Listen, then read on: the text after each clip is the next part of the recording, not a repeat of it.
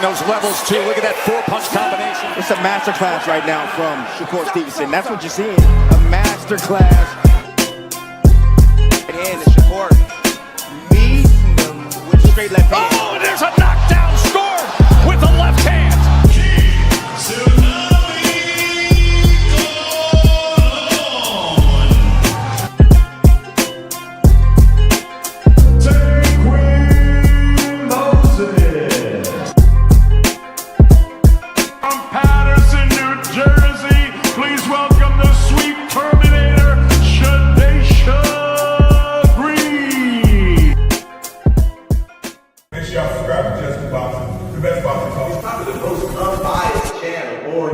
Right now, we're going to give him his just due. Shout out to my brother, Just Due.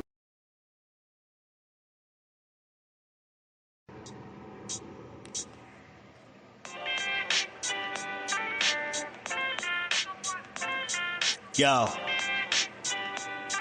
you know the deal. We back again. We never slacking. Word 'em up. Ladies and guys, whether if you drunk or you high, it's time to pay respects to the illest man alive. If you think you got a point, he'll shrink you down to size. And from there it's downhill like a slinky or a slide. Open your eyes, got a deep connection with the rise, so you might see him jump in whenever they go live. Peep it, his channel blowing up now, it's not a secret. With tons of exclusive interviews to listen to. Them other channels I hate, but yo, they missing clues. They start narratives, sip the goose and twist the truth. It don't take a rocket scientist to get the proof. Just click the live at 4 p.m. Eastern time. But when you chime in, make sure you keep it kind. But if cowards want to debate, then it's feasting time. My man Just Do shine busy all the time. Grind 24/7, 365. Videos he might have 365. My rhyme's sick, they make you do a 365. You get a rich if you think you fit to survive. It's Just Do boxing, time to click the live. Ain't no beginners, if you soft, you ain't down to ride. I crush you, respect too, it's Just Do. He got the illest boxing show on the internet. The boy been a threat and he ain't even had dinner yet. Word 'em up. Yeah. You know what time it is.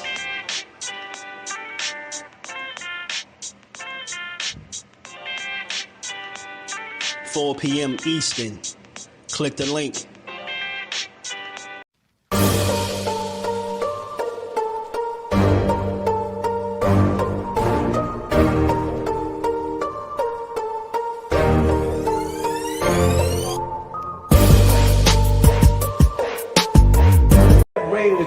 Or tell on your ass what you doing or what you're not doing every single time.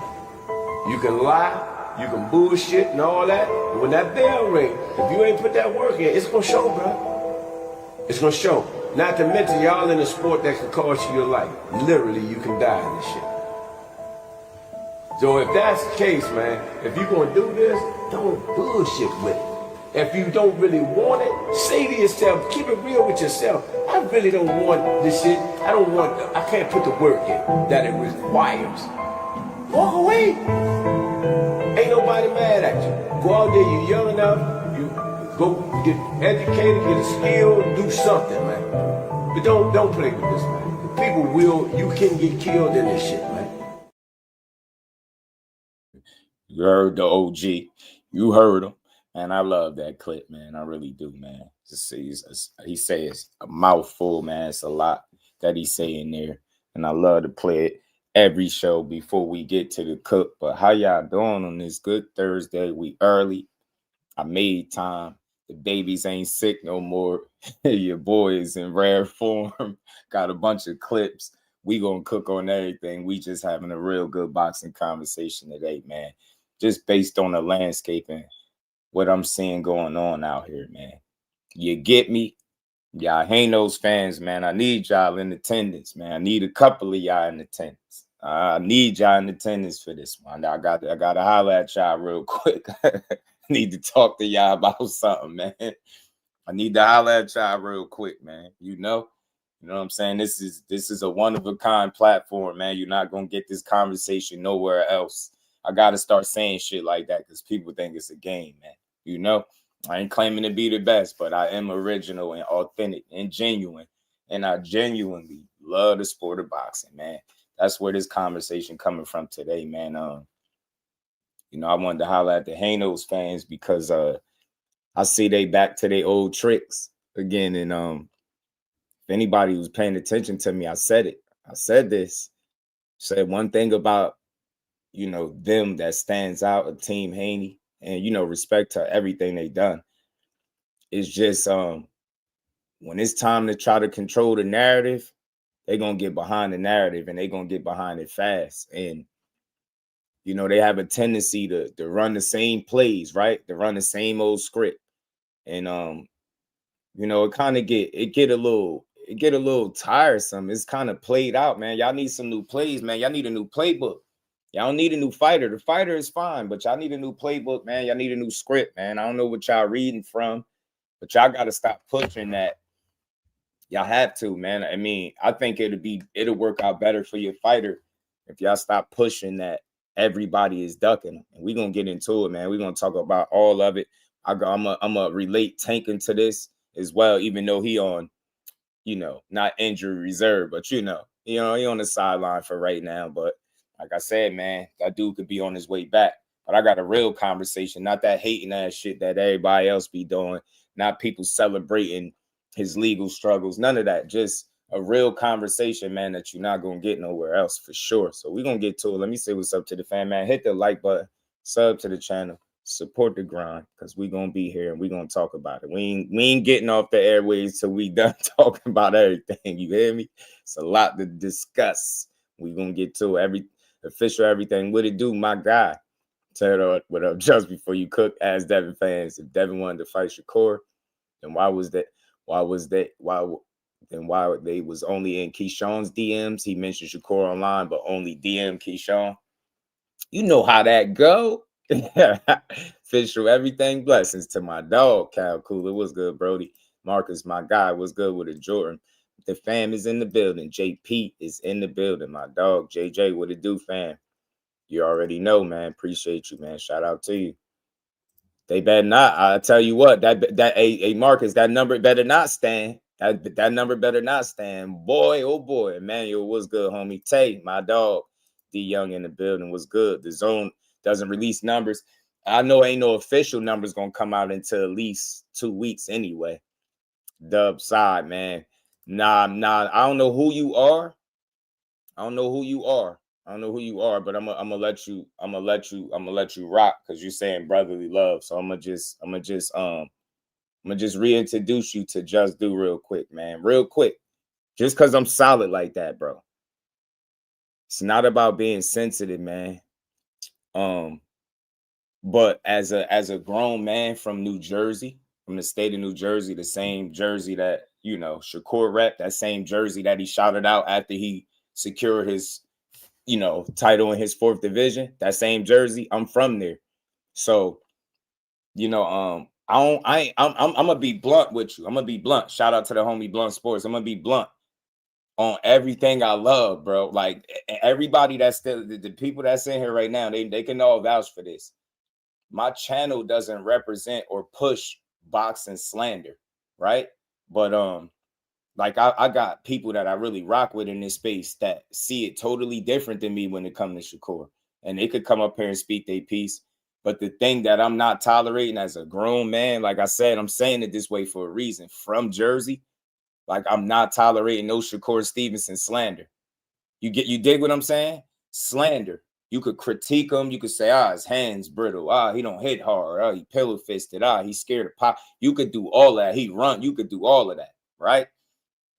But when it get to the point where it's slander, you're going to really hear me step in and I'm going to stand on business because I'm from here. We represent the same area, man. It's deeper than boxing, man. It's about respect, man. And a lot of times these boxing conversations, they don't be about the sport, the X's and O's, man. People get to dissing the fighter personally. They start attacking the fighter hometown, where he from.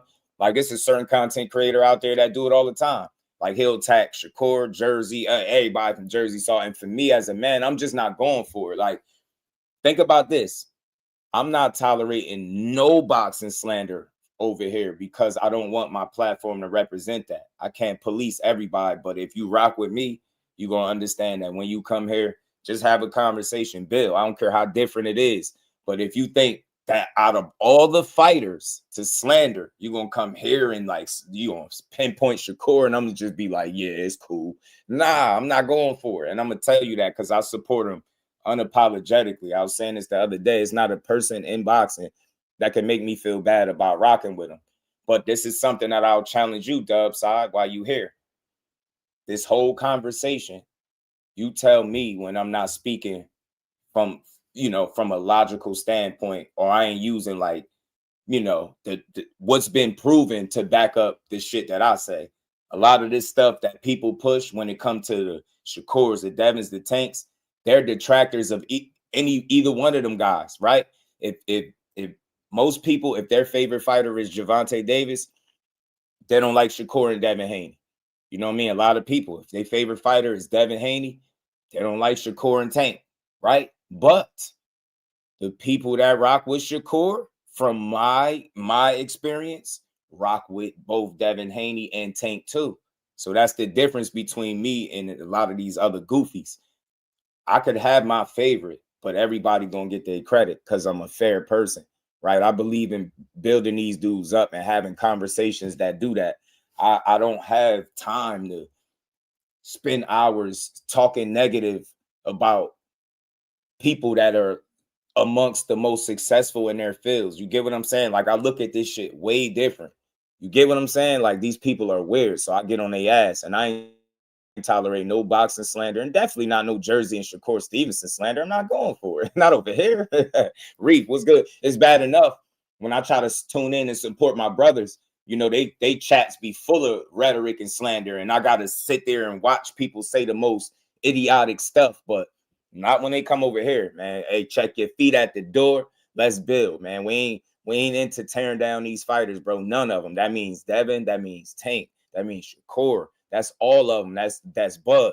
That's Canelo. That's Benavidez. That's Ryan. That's Conor Ben. That's Rolly Romero. Like, the list goes on and on. You could call out the worst fighter that you think is in boxing, and I guarantee you there's nowhere amongst this YouTube space where you could find me hating on that man or pushing slander. So I'm very consistent. This is why I stand for something, right? I really stand for something. Most people don't care about integrity. They only care about growing channels and subscribers and super chats. For me, I'm going to be real with you, man. I'm going to talk real boxing, and I'm going to breathe life into these dudes while I do it. And I don't give a damn who don't like it. You get what I'm saying? That's what make me different than everybody else. You get what I'm saying? Nowhere else are you going to get the kind of conversation that you're going to get over here with the intent behind it that you get over here. You get me? Shout out to Reef. What's good with it, man? Because they know rock with Corey. Yeah. And again, think about John Wick. It was about maybe 2 years or so. Maybe 2 years. Maybe about 2 years. A little less than 2 years before I let anybody know who my favorite fighter was. And I did it for a reason. And I'm going to say it to y'all again. Find me a time where I'm going to bat for Shakur and the shit that I'm saying ain't from from stats, from things that can be proven, and from a logical standpoint. It's no fanboying, it's no cheerleading.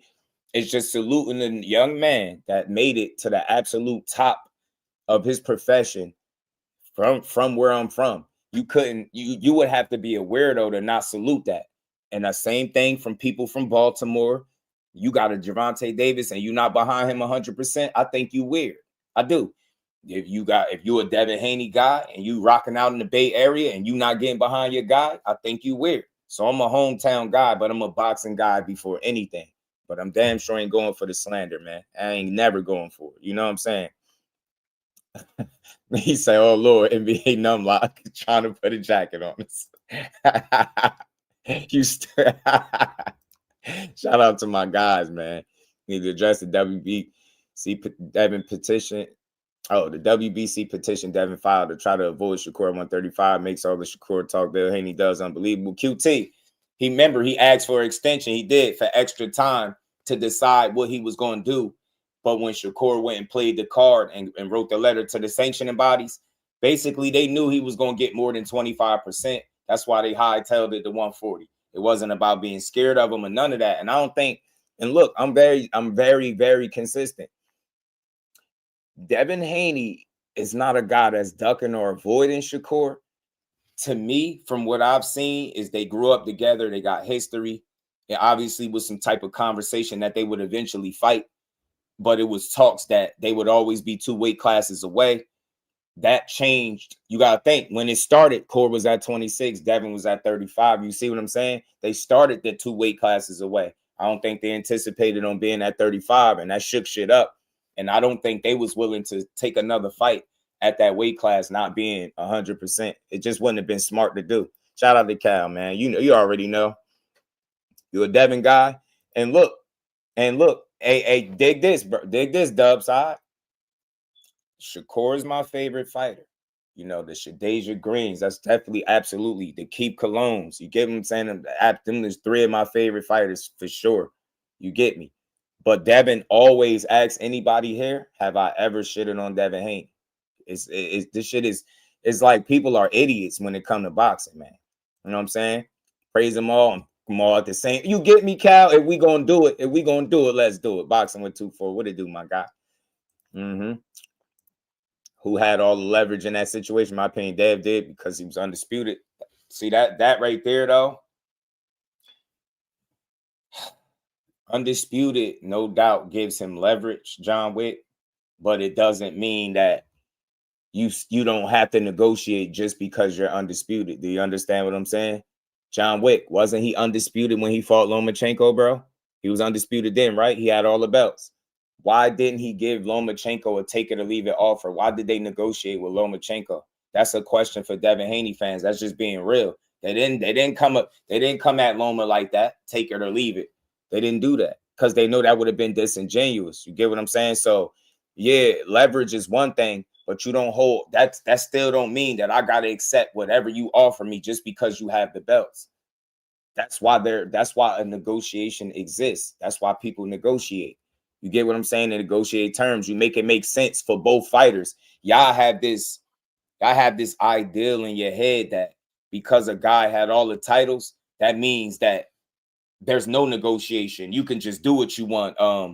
You know, just take it or leave it. Nah, don't go like that, bro. That's not realistic. And how do you know it's not the way that he moves? Because he's never done that to nobody else. Why would you do it to a guy like Shakur? And furthermore, think about it. This is after you went back to Australia where you said you had a slave deal. Remember? People like me was on YouTube going to bat for you when they was trying to paint you out to be a thug and Cambosa's a patriot, right? He was trying to call you a thug with all your chains and get what I'm saying? And then they lowballed you. This was Just Do Boxing going to bat for him saying that's wild, but I know Devin going to go over there and beat his ass because I really rock with boxing more than any one fighter. You get me? So I'm able to see things the way I feel like they need to be seen, bro. You know what I'm saying? And I ain't no fool, man. 35 and moved on. Hey, look, I got something for y'all. This is perfect conversation. We're going to get to this. We're going to get to it all. Shout out to the queen, my baby girl. Miss Just Do Boxing is in the building. Debo with school. Shakur, shit, I doubt it. Object Just Do. Yeah, they don't get it. Hey, Marcus, they don't get it, bro. But we're going to get to all this. Hit that like button, man. Support the build, man. We got a long one today, and we're going to get to all of it. I'm going to kill all that 35 talk right now. Shout out to my dog, Jordan, because he sent it to me. Shout out to Official Everything, Mag 7. What it do, my guy? Know what I mean? You already know we going to build, man. We're going to have some fun, but nobody getting shitted on is the aim of this conversation today. But we just going to talk about some things, though. Hold on. Where is that? Boom. Look, I gotta speak very specifically to the Team Hanos. You know, I rock with Team Haney the whole way. You ain't never heard me say nothing bad about the man. You ain't never heard me push a narrative that he's scared of somebody or he ducking, right? You know what I mean? But look, dig this. What do that say up there? What do that say? Read that tweet, y'all. Devin lied about coming back to 35 to fight dude. Fight should have been happened. Hey, man. Y'all remember this Team Hanos? I need to holler at y'all. I'm trying to get to the bottom because this when it pertains just to this 35 conversation. I want to put this to bed once and for all. What did he say right here? Ninja, F out of here. What was all that negotiation when you had that offer? That's the problem. You see that? You see that? You see how you shoot yourself in the foot, y'all? Do you see that?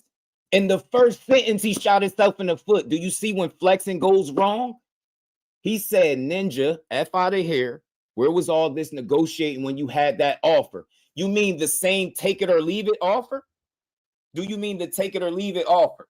Are you serious? What you mean negotiating when you wasn't willing to do so?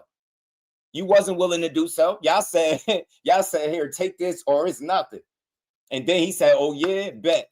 WBC, what's up? WBC, what's up? Hey man, these are my numbers. I read the letter on the channel. These are my numbers. This is how well my numbers do on Top Rank, right?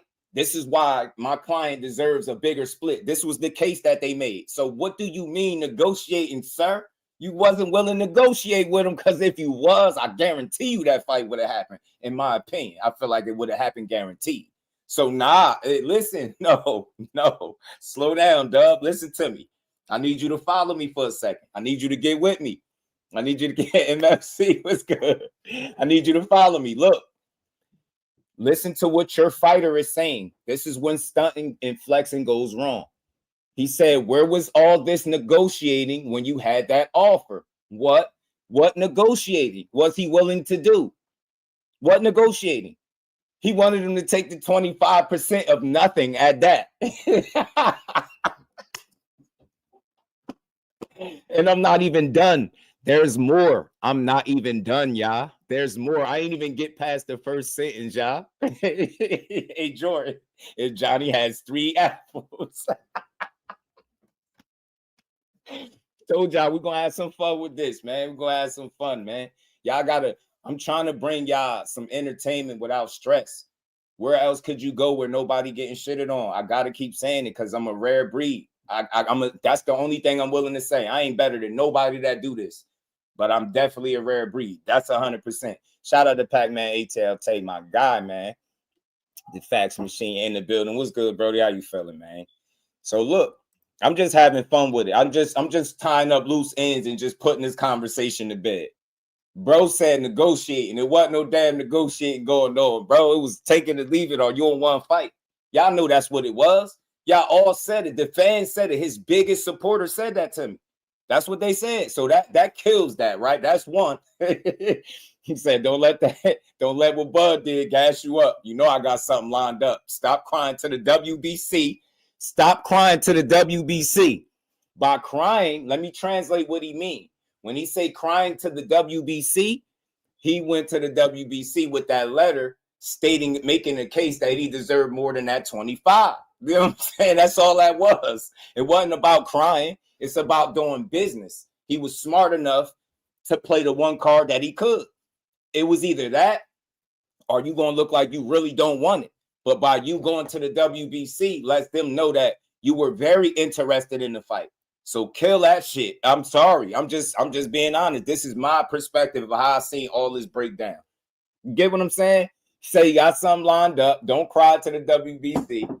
And then look what he said, y'all, at the very end, y'all. What that say?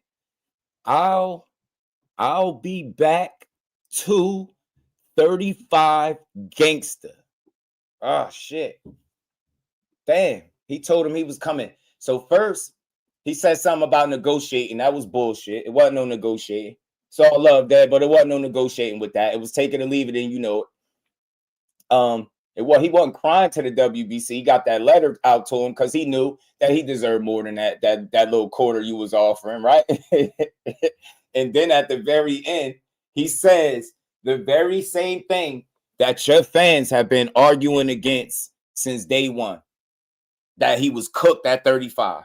So why in the hell would he sit on Twitter and tell the world that he's going back to 35?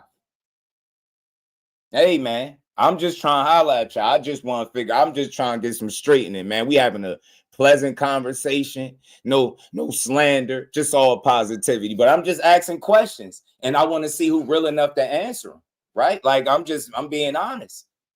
He said a lot of things in there that's suspect right there, man. They ain't looking, it ain't looking right. It ain't looking right. Their whole argument was the only reason he wanted to fight him was because he knew he was drained at 35. This is what the fans was. I personally had several people argue with me about that. And I don't even argue, mind you. I don't even argue with people about boxing. I just talk and move on. But they was arguing me down. I'm telling you, he know he was done at the weight class. He know he was cooked since Cambosis. He know he been drained. He know he outgrew it and he too big and man, all this shit. That's what they was doing. Just saying, bro. That's what was going on. Gee, they ain't being very consistent today, man. So can we please, can we not only put the 135 conversation to bed? I think we could definitely put the 25% BS to bed. It's cool if you interpret it a different way, but I see what I see, bro. You tell me where he gave him any room to negotiate with an offer that I thought was in bad faith. That's just my opinion on it. The WBC move, that was smart. And then he said he was going back to 35. I never really, I ain't going to hold that to him because I feel like a lot of times when these dudes be on Twitter, they're responding as an individual, like a fighter. You know what I'm saying? And Devin got the heart of a lion. So it's not a matter of him being scared to get in the ring with Shakur at all. You will never hear me push that. But it's about comfortability. It's about being comfortable. And you can't tell me it's not. I mean, even to this day, Devin's at 47 right now. And what weight class they talking about the fight happening at? 147. So in order for that shit to happen, he gonna have to go up there and be a welterweight to get the fight. You get what I'm saying? But I just wanted to put that to bed, man. I think, this is clear as day. Maybe I'll keep it in the files just in case y'all get out of hand again. But this shit is self-explanatory. It's not like it's nothing really to over-explain. It's clear as day. You see this shit right here, right now. Them dudes said, take it or leave it or no fight. There ain't no negotiating. You was unwilling to do that. You get what I'm saying? Yeah, the hell no, they ain't about to fight for no pennies. And that's what it's all about. They know that. And Tay Jones know better than me. At the top, it's a business, not the sport, right? Those dudes been operating at the top for years and years, swarming around each other. They've always been successful. You get what I'm saying? So I want to make it clear. Anybody that's listening, this ain't no Haney smear campaign or nothing like that. We just tying up some loose ends. I'm just shooting some stuff down because people don't argue me down about it. So you see me and look at what Tay said. It's a business. Those two guys are at the top, no longer a sport. Facts, bro. Facts. You get me. And he know firsthand experience, bro. So that's all, Shout out to Fate. What's good with it? One thing, Shakur, don't lie. I don't think he do. I don't think he be lying per se. I don't. I really don't. But shout out to Dev. I'm gonna still bring it back to the conversation that initially brought me here. You know what I'm saying? But look, I just wanted to, put the end to that. I think it's clear as day. You know what I'm saying? They wasn't what clip we talking about, Tay? They wasn't I think once you went up, especially if you already was done at a weight class, you go up, have a fight, and you realize that weight class, damn, it's a little tough to make that weight. It was no way in hell he was going back down to 35. So do I hold it against him that he said that? No, because I feel like in this moment, in this instance on Twitter, I think he was responding like a fighter. And you get me? He has gotten in the ring multiple times and had to kill himself on the scale, right? We seen him do it and still went out there and fought his ass off. So, like I say, he got all the heart in the world, but I think, you take calculated risks when you do shit like that. I think it's a big difference between fighting George Kambosos weak on the scale and then fighting a Shakur Stevenson. You get what I'm saying? After multiple fights, and you add the Loma fight on that too. So I just always thought it was a bit much to ask Devin Haney to come back to a weight class that we seen him look sick on the scale, right? There was all the jokes, the memes, Thriller special and all that stuff. So I ain't hold this against him, but I just needed to ask his fans that, like, what's up with that, man? Like, y'all been talking all this shit for so long and it's not adding up. That's all I'm saying, G, it's not adding up. And look, this the only reason why I have this energy, because I came on here saying I wanted to holler at y'all. Y'all running the same play that y'all was running at 35. Y'all doing it at 47 now. Y'all doing it at 47. When you was at 35, when it came to Tank Davis, when it came to Shakur Stevenson, the fans across YouTube and the Twitter space, the social media space, they were so on hell bent on the fact that Shakur, not only Shakur, but Gervonta Davis was both ducking Devin Haney. That's why none of the fights happened at 35. And when I say y'all running the same play, now y'all up at 147, and you doing the same thing. You did it real quick for a second with Brian Norman. You tried that real quick, but that shit got, put to bed. Y'all was about to go that route with him too, trying to say the duck shit with the drug testing when they was talking about drug testing. Remember? So what I'm saying, pay attention, y'all. They pushed that duck narrative at 135 as to why the biggest fights didn't happen. They said Shakur was scared and ducking. They said Tank was scared and ducking. They moved up to 140. They fought a couple times there and go up to 47, and it's the same old play. Now is he make a hit list from 135 to like 147, and you telling me everybody's ducking him? He got a damn hit list with with 3 different weight classes on it. You got guys that was at 35 that just got one fight at 40. You get what I'm saying? Dudes, 47, 54. I got to look at that hit list again. He all over the place. It's a hell of a list. But again, y'all problem that y'all going to run into is y'all always kill the fights for y'all fighter. Now, I'm not saying just the talk alone is ruining fights, but why do y'all want to push that everybody is ducking them instead of encouraging these dudes to get in the ring? Like, you get me? You have no proof that none of these fighters that y'all deeming ducks have actually ducked them at all. And you about to literally do the same shit. How the hell could both Keyshawn and Shakur be ducking a guy that they not in the same weight class with? Like, seriously, like, all jokes aside, like, all seriousness, like, my boxing heads, my family, I need to hear from y'all. How can you duck a fighter that's not in your weight class? Seriously, like, logically, how do it make sense? How could you duck? I'm seeing it everywhere. I'm like, damn, a couple of the people come here. They like, damn, I'm seeing it everywhere. Keyshawn and Shakur. He got their names on the list. Y'all should want him to get in the ring with either one of the guys. You get what I'm saying? But y'all running the same play all over again, and it's played. You get what I'm saying? Everybody's scared of Devin Haney. And that's why the biggest fights in the world ain't going to happen, is because everybody running from him. Shit just don't make a lot of sense, man. I think the biggest deciding factor as to why these fights are not happening has absolutely nothing to do with fear or ducking. Is what my guy just said. It's business. And clearly it's a lot of ego involved. You got guys not even willing to get on the phone. You got guys not even willing to, you get what I'm saying? Got guys not even willing to be open to fights. You get what I'm saying? So you could shout out to official everything. Pardon me, my guy. Let me read the super chat. Appreciate the love, man. He said, when Corsair fight Devin at 140, guess what Devin said? Not a thing, man. Yeah, I mean, that could have been a thing too. I mean, Mickey Bay did say he could come down. Mickey Bay did say he could still make 140.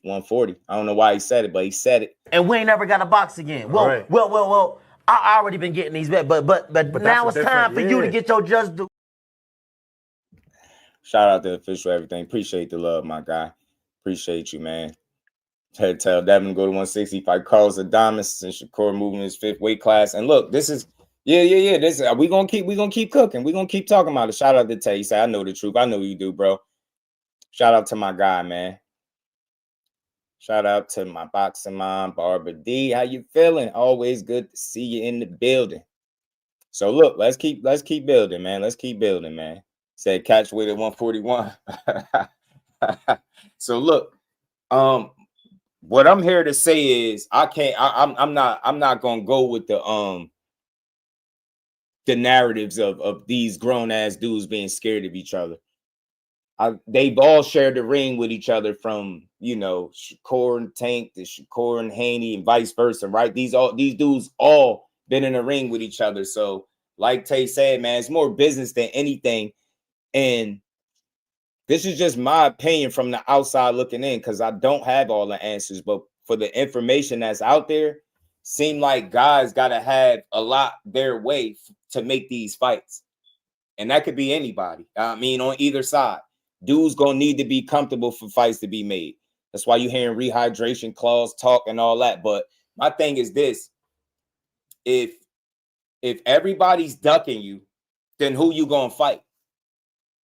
That's my biggest issue with the narrative that people are ducking. If everybody's ducking you, then who are you gonna fight? Right? That's the story you're gonna run with. So what are you gonna do? What do you do if somebody is not willing to fight you and get in the ring? Right? You got to move on, right? So how long are y'all gonna run with the narrative that the Bash Brothers is ducking you? You get what I'm saying? Just got to make it make sense, bro.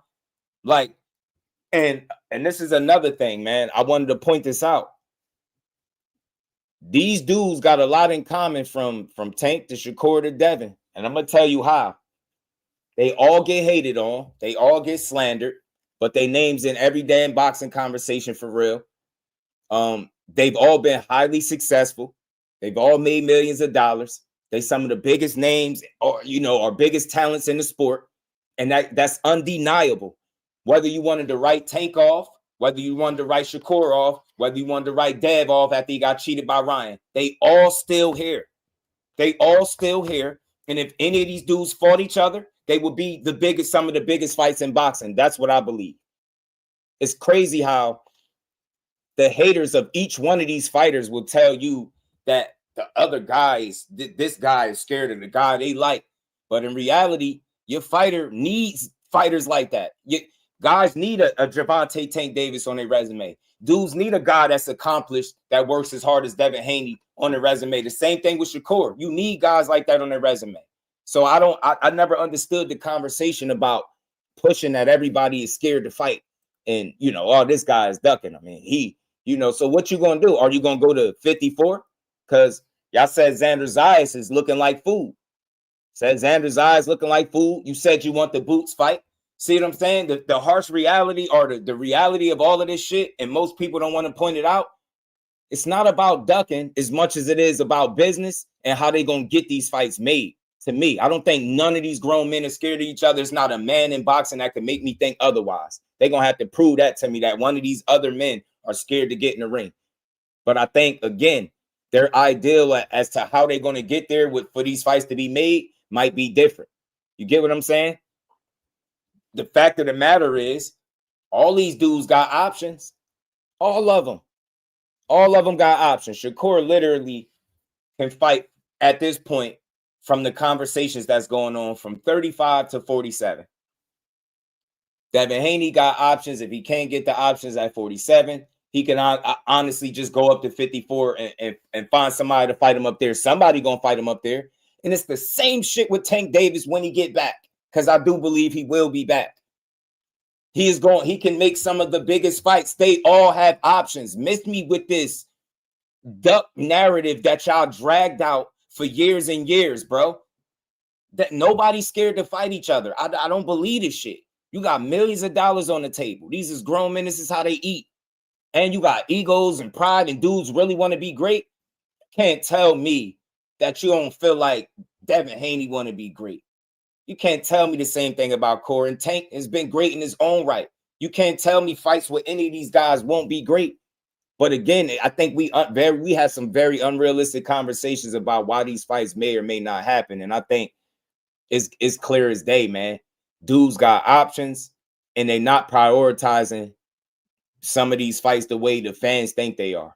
You get what I'm saying? Think about something. You got a guy that just fought at.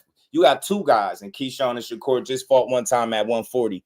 And already they both being labeled as ducks for a division that they don't even compete in. That logically doesn't make any sense. At least allow them to get there and they reach out and he go another direction. Then by all means, push the narrative. But all this premature duck narrative talk, it's bad for the sport. It's toxic and it's confusing to the people that ain't willing to do their homework. These guys ain't scared, man. You got dudes in different divisions. Everybody got options, man. Haney got some options, man. It might not be the ones that people think, but he gonna have options. The man is undefeated. He got a world title at 47. Somebody gonna want to fight him. And if it ain't the fight that he won at 47, like I said, he's big enough. Like his dad said, they can go to 54 and chase or pursue a Xander Zayas that they said looks like food. But that's the reality. Shakur Stevenson, same thing, from 35 to 47. If you decided to go all the way up there and try to fight Devin Haney up at 47, because that's the only way the fight happens. So let's be real about it, bro. Only way that fight happens, he got to take his ass up there and to 47, no clauses, no strings attached, and fight him like I would love to see. Let's just see what happens, man. But I'm gonna be real with you. I don't think Keyshawn and Shakur is the next fight for Devin Haney or vice versa. I can't tell you what I think Shakur gonna do yet. I really don't know, especially with him being stripped. But he got options. That's what these dudes all have in common. So to the haters of all three of these boxers, bro, I hate to break it to you. They ain't ducking, in my opinion. And I don't think you could prove that any of these guys are scared of each other or ducking. They got options, bro. They got options, man. And we're gonna have to sit back and see how these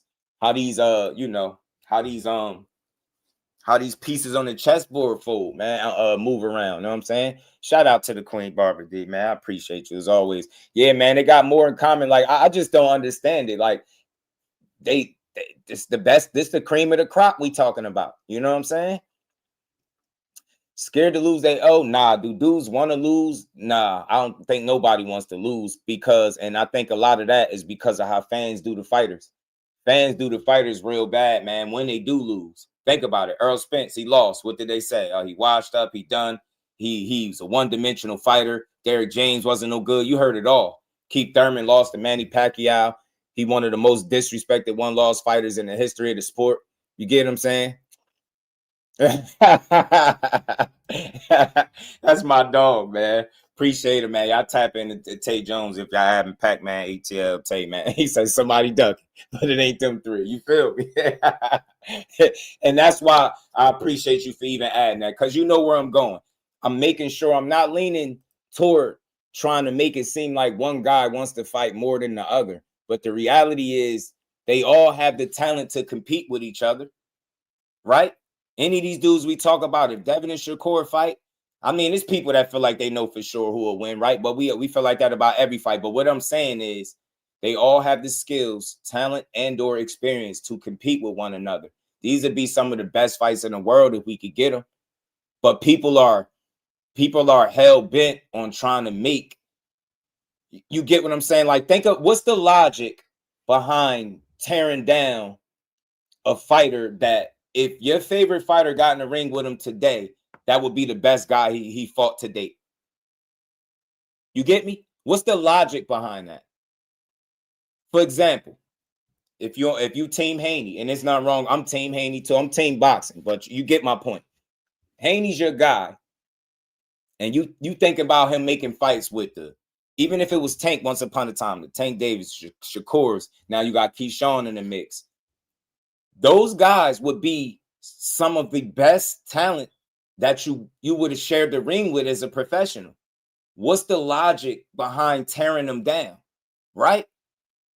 But then if the fight gets put together next week, next month, next year, you're going to want all the credit. You're going to want to give, you get what I'm saying? Imagine the way I've seen people go at Shakur when it comes to Devin Haney. Imagine if they make that fight and Devin, let's say, and we hypothetically speaking, say Devin Haney was to win that fight. How much shit would his fans talk the next day? How much shit would they talk the next day? They would go crazy the next day. They would not stop bragging. And that would be, in my eyes, that would be the best guy that you beat to date. The same thing if you was a Tank fan and you was fighting Shakur, it's the same thing. If you a Shakur fan and you thinking about him fighting a Tank or Devin Haney, if you're taking part in it, what's the logic behind tearing down the best opposition that these dudes could possibly get in the ring with? Do you know how many fighters that Devin Haney fought that's lesser fighters than Gervonta and Shakur, and vice versa? Shakur fought that's lesser than Gervonta, Haney, Tank fought that's lesser than Shakur and Haney. Always around the board. I've never understood this overly, anxious crowd to push the next narrative on the internet. Yeah, my fighter is the big bad boogeyman. Nobody wants to fight him. Everybody's scared to fight him, and nobody wants no smoke. And like, what you gonna do? Because after a while, I mean, you're gonna have to stop pushing that narrative and fight somebody. You get what I'm saying? Is that gonna be Is that going to be the excuse every time you fight a lesser guy? Is that all the better talent is ducking you? Shit is pretty lame when you think about it, bro. It's pretty lame, bro. It's pretty lame, bro. So I would have to cancel all my internet. The internet might freeze. Twitter might break down for a second or something. I'm telling you.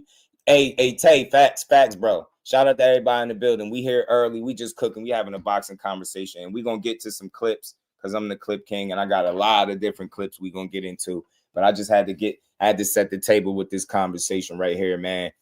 And I just truly hope people get back to pushing boxing and not narratives, man.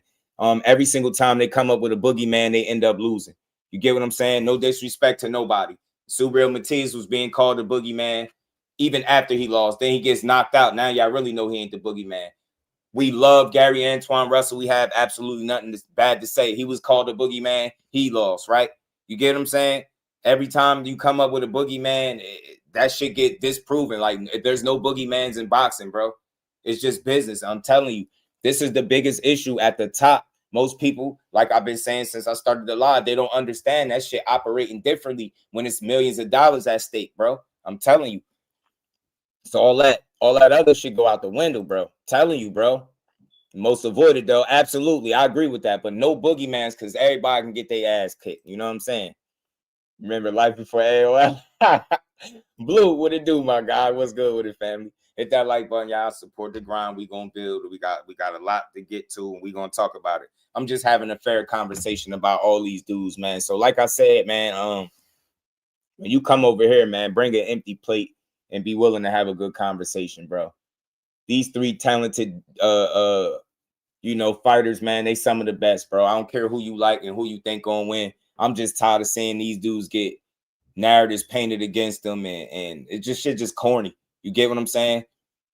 Devin Haney can't say Tanker Shakur ducking him, and vice versa. None of these guys are ducking, bro. They just haven't sat down to iron out no business to see how they gonna fight. And that's just really what it is. A lot of pride, ego, and business in the way, man. That's what I think. And we gonna see though, man. I do believe that it's possible that we could get some of these fights out of these guys, man. We just gotta I think we just gotta sit back and enjoy, man. Enjoy the show. You know what I'm saying? But I think look, respect to everybody, but I just don't see, like, is there anything like about Keyshawn Davis that says he's not willing to fight somebody? Like, he just fought the best guy he's been in the ring with to date. They were saying it was a 50-50 fight. It was a dangerous fight. Some people were saying they didn't know how it was going to go. He just got out there and shut out Jermaine Ortiz in a way that Lomachenko and Teofimo was not able to do. And he stopped him. Not only did he beat him more convincingly than both of those guys who are far more accomplished as professionals than Keyshawn, right? And I get it. It's the older version of Jermaine Ortiz and some wear and tear, but still, the way he beat him was very impressive. Does anything about that make you scream duck? What about Keyshawn would make him scared to fight anybody? It's either you got it or you don't. The dude was a silver medalist, right? He was a world champion at 35 with like 13 fights. I don't think nothing scary about Keyshawn Davis, bro. They say he got some of that shit bug got in him, right? He mean, like, I don't think he's scared to fight nobody. But I think when it comes to the biggest fights possible, I think dudes, it's like money rules, bro. I think situations got to make sense on both sides. Y'all got to stop being fans of your favorite fighter and stop thinking that they hold all of the cards and they don't have to negotiate. It's either their way or the highway. Then he going to miss out on a lot of other big paydays and other big fights if you're not even willing to negotiate. And you think, you get what I'm saying? Your guy holds all the cards and he could just, make all the demands. It's not going to work like that. It's not. Fights will never get made like that. In my opinion, if only one side is being taken care of, we won't never see none of these fights. People will be holding their breath forever, bro. Shout out to Big Dog Willie. Appreciate the love. He said, Devin Haney fans doing it again. Of course they are. And it's all love, right? But I'm tired of the duck narrative, bro. Y'all been doing that since 35, man. He at 47. He in his third division, bro. Y'all still trying to convince the world Shakur scared of him? What would make y'all think that? Seriously, like, and I hate to play the clip on them. I hate to keep playing that clip because they, but it's like, bro, How the hell would you be scared of somebody that you share the ring with so much? And neither one of them dudes scared of each other, man. Ain't neither one of them scared. Neither one. Ain't no way, man. Ain't no way, bro. Ain't no way. When I look at Devin Haney as a fighter, I don't see a scary dude. I see a smart, strategic dude. And I think all these guys are smart and strategic, by the way. If I see a smart dude, I don't see a scary dude. You know what I'm saying? I don't see a scary fighter, bro. Shout out to Big Dog. Let me roll a clip one time for the people. Hit the like button, y'all. What? This not funny. How am I supposed to get home? Hold on. Hold on. Here. $2. Take the train.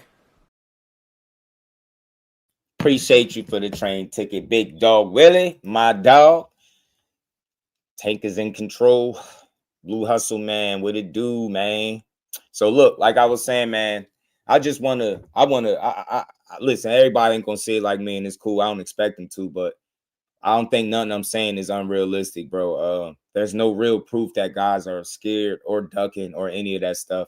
It's business at the end of the day. And then you got guys that been separated by weight classes and different things like that as well. So it's a lot of business and yellow and red tape to get through, comb through before you gonna convince me that either of these men are scared of one each other, man. That's what they do for a living, man. They box, bro. So if you tell them that they got to fight one another and that money right, they getting in the ring, if you ask me. You know what I'm saying? Jay way too cool said Tank is in control. I guess. But that's the problem, man. We can't be so much fans of a fighter that you be unrealistic about how business is supposed to go. Just because, you know, he is the big ticket seller, you know what I mean? He will receive the lion's share and all that, the A side, as they like to say. But at the same token, he needs a dance partner too. And that's what his fans sometimes kind of ignore. Tank can't fight Tank. Tank need a great dance partner. Get what I'm saying? You see what happened when he put him in there with Ryan, just the intrigue alone. Look what they was able to do. So yeah, he's the man in his own right. He earned that shit. He earned it, right? So he the man. But same token, he need a great dance partner. He needs somebody to fight. And if you think it's supposed to go all his way, then good luck getting an opponent that the people really want to see. You know what I'm saying? Devin landed 70 punches for 2 straight fights. Now he's Debo. People scared of him. Yeah, that's funny. That's funny. We were talking about that the other day. About what the punches landed and stuff like that. And I just had, because I remember that stat with Shakur and De Los Santos. I remember that's what his numbers was bad like that. He landed like 65 punches or something like that. And I was saying that, and that was him on a bad night. So I've never seen him that inefficient or inactive in any other fight, right? Ever. So that's crazy. That's crazy. So yeah, man. Look, talking about the numbers. Yeah, look, he the guy, man. He the guy.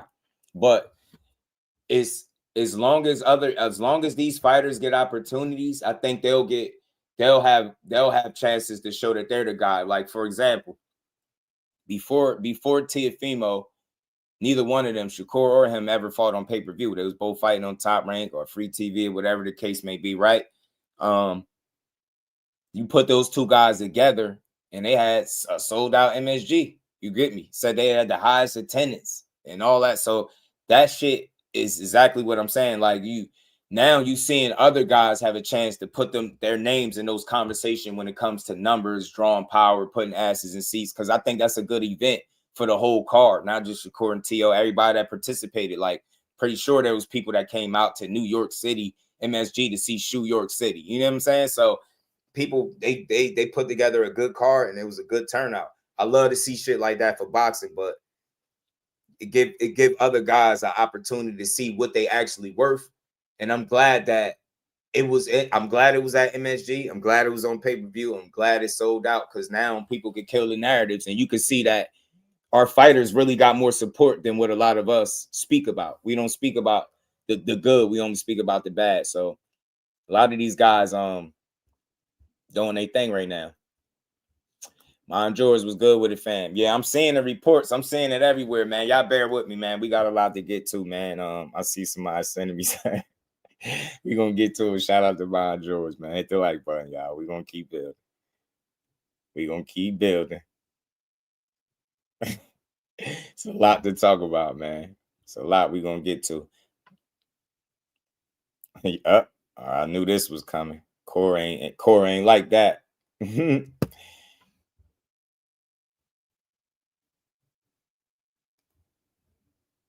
Man, boxing dad, what it do, my guy? Hold on, give me a second, child. This is funny. This is gonna heat up. Like, and some of the stuff we're gonna talk about is just gonna validate a lot of what I already said earlier. These dudes have options, all of them. You Tank, when you one of the biggest names in the sport, you have options, and you always do. Shakur has put his name in a really good spot, conversation with the win over TL and what they was able to do. You see, he has plenty of options. Devin Haney as well, plenty of options. Like, you don't know what it's gonna be what's gonna be next for him, but I'm just sick of the narrative, man. Tank not in control, nothing, not in the mix. Tank, my guy, man. Shout out to Tank, man. Shout out to Tank. Can't wait to see him back in the square circle, bro. You know what I'm saying? I know he's gonna be back. It's gonna be a good thing for boxing. Getting back after everything's settled, and you know what I mean. Good, just to get a chance to move forward and breathe, man. Breathe for a minute. But first things first, get the business squared away and get back to business. You know what I'm saying? But again, y'all, the narratives, they gonna keep pushing them, I guess, man. I don't know why, but I think it's kind of silly to keep trying to convince people every single year that the best fighters in every division is somehow scared of your fighter. It's just weird, man. It's weird energy. It's pretty damn weird, man. It's pretty damn weird. But one thing, like I said, a couple of things they got in common is choices, money. They've all made themselves, I don't know how people call it, but big names, but they're all impactful fighters. They all matter. Every time Devin Haney fights, they're gonna tune in, whether they want to watch him to lose, criticize him, whatever. They tuning in every single time. Like, think about it. Wasn't they on the Benavidez and Yard same card? But what fight was being talked about like it was a main event, right? Whether it's good, bad, or indifferent, whether it's because people thought he was cooked, whether he was gonna get knocked out by Norman, it don't matter what you thought. You was talking about that fight. You wanted to see those guys. You get what I'm saying? And Devin Haney was a part of that. So same thing, TL. People showed up, showed out. People want to see these fights. Tank, you put his name next to any quality fighter, people gonna want to see. See what I'm saying? So just gotta sit back and see what makes the most sense for these guys, man. But shit, I don't think it's nothing easy about competing in 5 weight classes. You know what I'm saying? 3 weight classes, 4, 5. I think that shit is all impressive. But we got to get to some stuff, man. We got a lot of clips to break down, man. Got a lot of little stuff we gonna get to, man. I keep seeing that. Hold on, y'all. Give me a second. Somebody, what is this? What my guys sent me.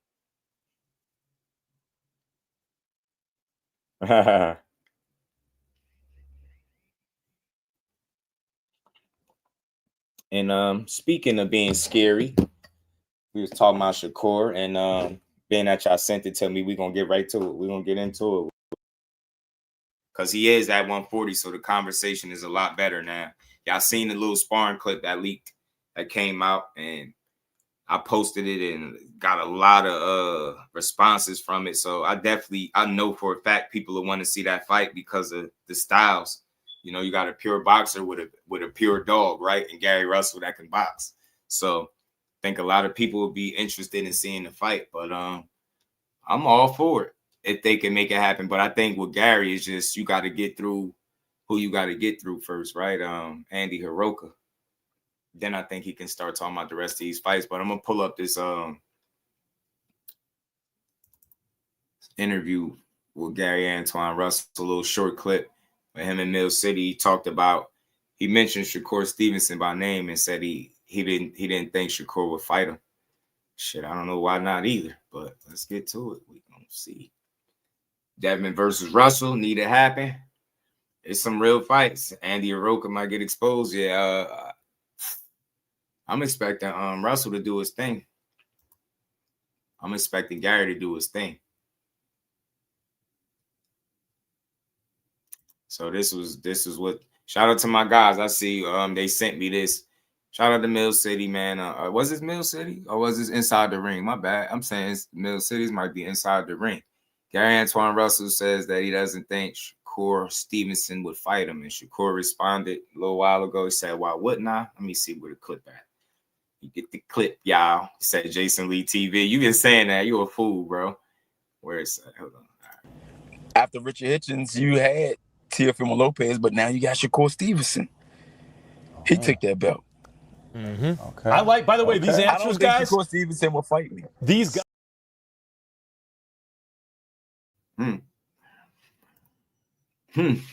I mean, look, yeah, it was Inside the Ring. He obviously has to have a reason why he says that. But for me, I feel like once you fought Tio, you could fight any champion at 140. And you know that's what the conversation gonna be. You know, one thing I would like to know about Shakur is, what do he think he's most likely to do? And that'll determine where the conversations really go. Southpaw Manny was good. Because, look, that's a hell of a fight. The styles, man. He a rough, rugged guy. He throw a lot of punches, not exactly as a Peta type, but his own style, but more power, more ferocious, right? He a dog, man. People want to see that. I know right off the bat, it's a lot of people that think that'd be too much for Shakur. I love to see it. I love to see the matchup. I like that Core jumped on it fast. Like, why wouldn't I? But it's no longer. Hold on, man, because he could have swore he was on Mill City too, talking about some stuff. Hold on, man, I ain't tripping. Stevenson versus Russell family is a great build-up. Yeah, I got the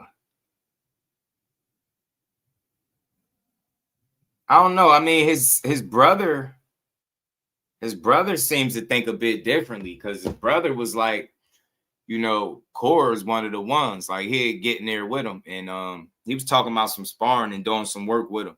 You know what I'm saying? And not everybody is willing to go get that work with him, but Core was one of the ones. So Big Gary sounded a little different. You know what I mean? I respect what Gary Antoine's saying, but nah, man, Core got to know these conversations was coming the minute you stepped at 140. And you know it. Because look, think about it. They wanted this fight before they wanted Tio. It was like, man, why did he pick Tio? He cherry-picked Tio. Why did he cherry-pick Tio? Why did he fight Gary Antoine? Remember, dude, the other day, he's like, why did he cherry-pick Tio? Give me Gary Shakur, Wells Fargo unification in June. Hey, look, bro, let's see it. I definitely think he'll fight him. I don't see why he wouldn't. I mean, he sparred with you. Why wouldn't he fight you? You know what I'm saying? They say, word on the street is anybody Shakur spar, he beat. That's just word on the street. I didn't say it. I mean, that's just what the word on the street is. You know what I'm saying? I didn't say it. So I don't want no smoke for it. You know what I'm saying? Who you for, Gary or Bud? What you mean, Gary or Bud? Jordan C, my dog, said, did you hear what Wiley said about sparring in his Twitter interview? We gonna get to that. I got that queued up, bro. We gonna get to it. I got you. We gonna get to it. We gonna get to that too. I thought I had a Gary Antoine Russell clip. Hold on. Oh, all right, bet. I thought I had one that was a little bit longer than this one. Where is it at? Did I put it in here? It was a little bit longer than that, but he basically. Hold on. If I was to say I had to fight someone that's going to bring me to that top tier, of course, it got to be a Shakur Stevenson. He moved up to 140. He's down there as the third place holder for pound. And he just beat kind of like the most extravagant type of fighter at the 140 division, Teofimo Lopez. I feel like he's the most exciting fighter for real at 140, besides myself. If I was to have a true hit list and I was to go down in a line in order, who would I deal with first? It definitely will be a Dalton Smith first, because he beat the boogeyman and he got the belt that I want, Matias. After Richard Hitchens, you had Teofimo Lopez, but now you got Shakur Stevenson. And there you go. And that other part was him saying he don't think he'll fight him. So, but the first name you said was his, but then when he said as far as after this fight, you see, he got dudes be having picks or like a route that they want to go, plans, right? He said Dalton Smith. Hey, he got his reason for it. He just knocked out the boogeyman that we just talked about. It ain't no such thing of, but yeah, you get what I'm saying? So, hey, man, look, I don't know how y'all heard that. He did say he didn't think Shakur would fight him, but it did seem like you said you saved him for last. I did. Seemed like you saved him for last, man, but I don't know, man. I think all guys will fight if the situation makes sense. That's what I like to believe, right? Now, I know there's some cases where guys just, avoid and don't want smoke, but I don't think you accomplished what Shakur has accomplished, being scary and ducking. That's just my opinion. You could try to say it was top rank, it was just matchmaking, all that all you want, but you know what I mean? I just don't think you accomplished what he's accomplished, just being scary and not being willing to challenge yourself. I mean, I get it. Gary looks like the tougher fight on paper than T.O. stylistically, but you just never know how to play out. You get what I'm saying? I think the fact that he jumped right up to 140 and fought a top guy there says a lot about him. So it's very hard for me, especially based off him doing something that I truly, genuinely respect seeing him do. You know what I mean? Jump up there and go fight a top guy there, arguably the #1 guy there, right? You hear what Gary just said. You just beat the most extravagant, exciting fighter outside myself. He almost got caught slipping. I'm about to say, damn, you're saying this man more exciting than you? Sheesh. Okay, what you saying then? What you saying? So, yeah, man, I just think it's a matter of it making sense, bro. You know what I mean? He's entitled to say what he feel, but man, I don't have nothing that would suggest that he wouldn't be willing to get in the ring with him. You know what I'm saying? Shit, be great. That's how you be great. You know what I mean? You going to eventually, shit, you at 140, this fight is going to come up. They're going to talk about this regularly. Like, this is going to be the fight that people want to see you win the most.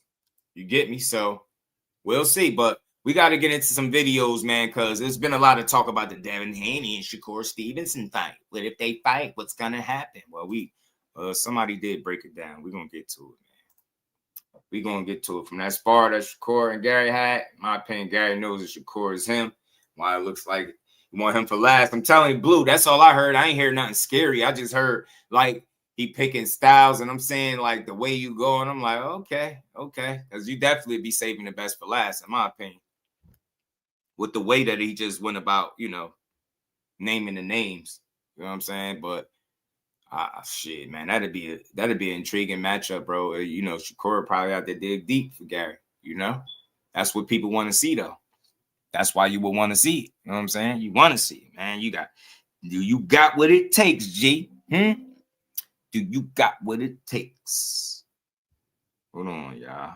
Let me see, shot.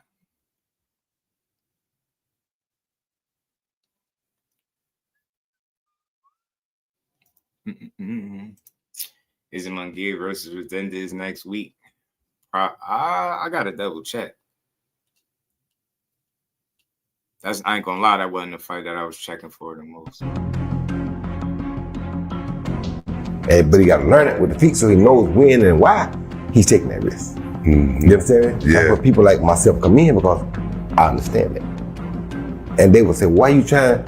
The reason I don't say much more, Steven, because Tony was good. I don't never want guys to think I'm trying to. You hating on him. I'm trying to take this is knowledge. That's all it is. Was particularly anxious to fight Shakur because. Hold on, y'all. I think somebody need me to call him an Uber, bro. Hold on, y'all. He need his Uber, bro. Bro need me to call him an Uber. I got you. Just give me a second, bro. 2 seconds, bro. All right, there you go. You was lost, now you found. Know what I mean? Your Uber just arrived, fam.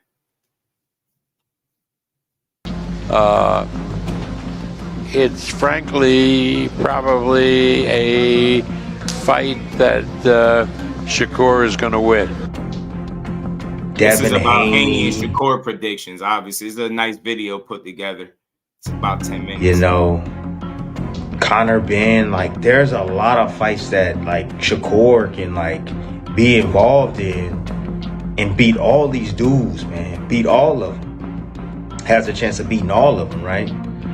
and solidifying, his mark in the sport, being, the great of his generation. Boxing pros are split on who would win the potential Shakur Stevenson versus Devin Haney fight. Both are young, skilled, and unbeaten champions with smart style. Stevenson is known for defense and sharp time, while Haney uses speed, jab, and ring control. I actually don't know. I mean, my mind says Shakur probably win, but then I see the great work that he did with Loma, or that he fight with Loma, and overcome a lot of different obstacles in that fight. It could be hard for Shakur. Yeah, he got you coming to a boxing podcast running your mouth. Shut your ass up. Shakur, right? Shakur Stevenson. That's that call. It'd be hard for him for the long range, the height, the how big he is, stuff like that. And then what makes me think even more is when Shakur say spar with Crawford, and he had lots of problems with Crawford. No disrespect, Sugar Shane, you the legend, not me. But damn it, that's not the same kind of challenge, respectfully. I just don't think so. And I don't mean nothing, There's no diss at all, right? But I think Bud Crawford and Devin is that shit different, man. It just is. I just think it is. Even though Crawford wasn't punching him hard or whatever, but you know what he had problems with? He had problems with the long arms and the height of Crawford. So he couldn't counterpunch like he wanted to. Crawford not even that tall. Crawford probably would have hit him hard, but it's different. It's a different, he's longer and stuff. It's harder. Definitely got so long that could be a problem for Shakur that we don't know. Devin Haney publicly called out both Shakur Stevenson and Keshawn Davis as his next big fights, saying a matchup with Stevenson would be the next biggest fight in boxing, and then targeting Davis as well. Haney shared this challenge on social media after Stevenson's latest win. The Dream confirms what I've been saying. There you go, Blue. Cameo, Blue. 3-division world champion, former undisputed lightweight, former WBC junior welterweight, and reigning WBO welterweight world champion, first ballot Hall of Famer once he retires, superstar boxer, top 5 pound for pound best fighter. Like, listen to how Blue just ran that down. First ballot Hall of Famer. And that's the guy that they be trying to tear limb from limb. And it's like the same thing for Devin Haney. These young men are two of the more hated guys, depending on what side of the spectrum you looking at, right? But definitely two of the most accomplished pure boxers in the sport, and their names constantly ringing. You can say what you want. Pick who you like more, who you think will win. They're at the top of their games, man. Is in the world. Devin the Dream Haney, 33 wins, no loss and no draw, 15 wins by way of knockout. He calls out another first ballot Hall of Famer of his era. Ironically enough, Devin Haney is 27, and the person he calls out is 28 years old, who's another first ballot Hall of Famer, Olympic silver medalist, 4-division world champion, former unified super featherweight, who simultaneously up until yesterday held the WBC 135-pound title and the WBO 140-pound junior welterweight title.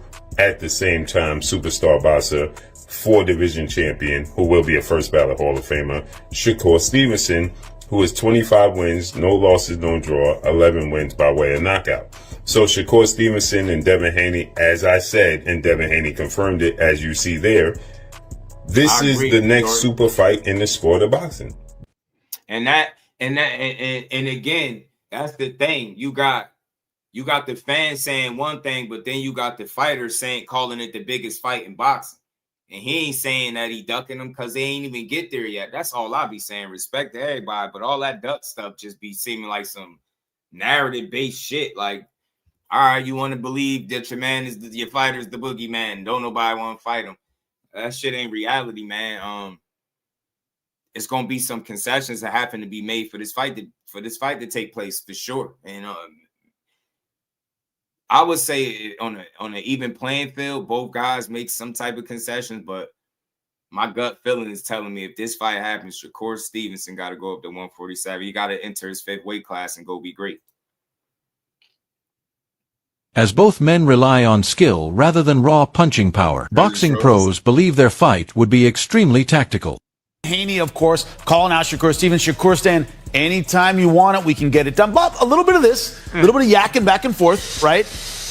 I mean, how awesome would that be? These two names, we've been talking about this fight for a while. This fight for a while. Tantalizing. It's tantalizing. I tell you, it's juicy. I tell you, this fight now is even more juicy than it was the first time around when they were talking about it. When they were talking about it the first time around, Haney was red hot as undisputed lightweight champion, and Shakur was the boogeyman who was very good, but was having trouble locking in those big insider games. boogeyman. Right. I gotta be honest, man. Like this could, if this happens right now, this is the right timing too, because both are at a good moment in their careers. Very high. It's actually simmered better than it. Paulie Mullen AI believes this is the right time for a fight between Shakur Stevenson and Devin Haney because both fighters are champions and established stars. He says their styles and achievements make the matchup big enough for fans and meaningful for boxing. It was really, really something. It's crazy how much both guys have been able to grow over the last couple of years or so and really put themselves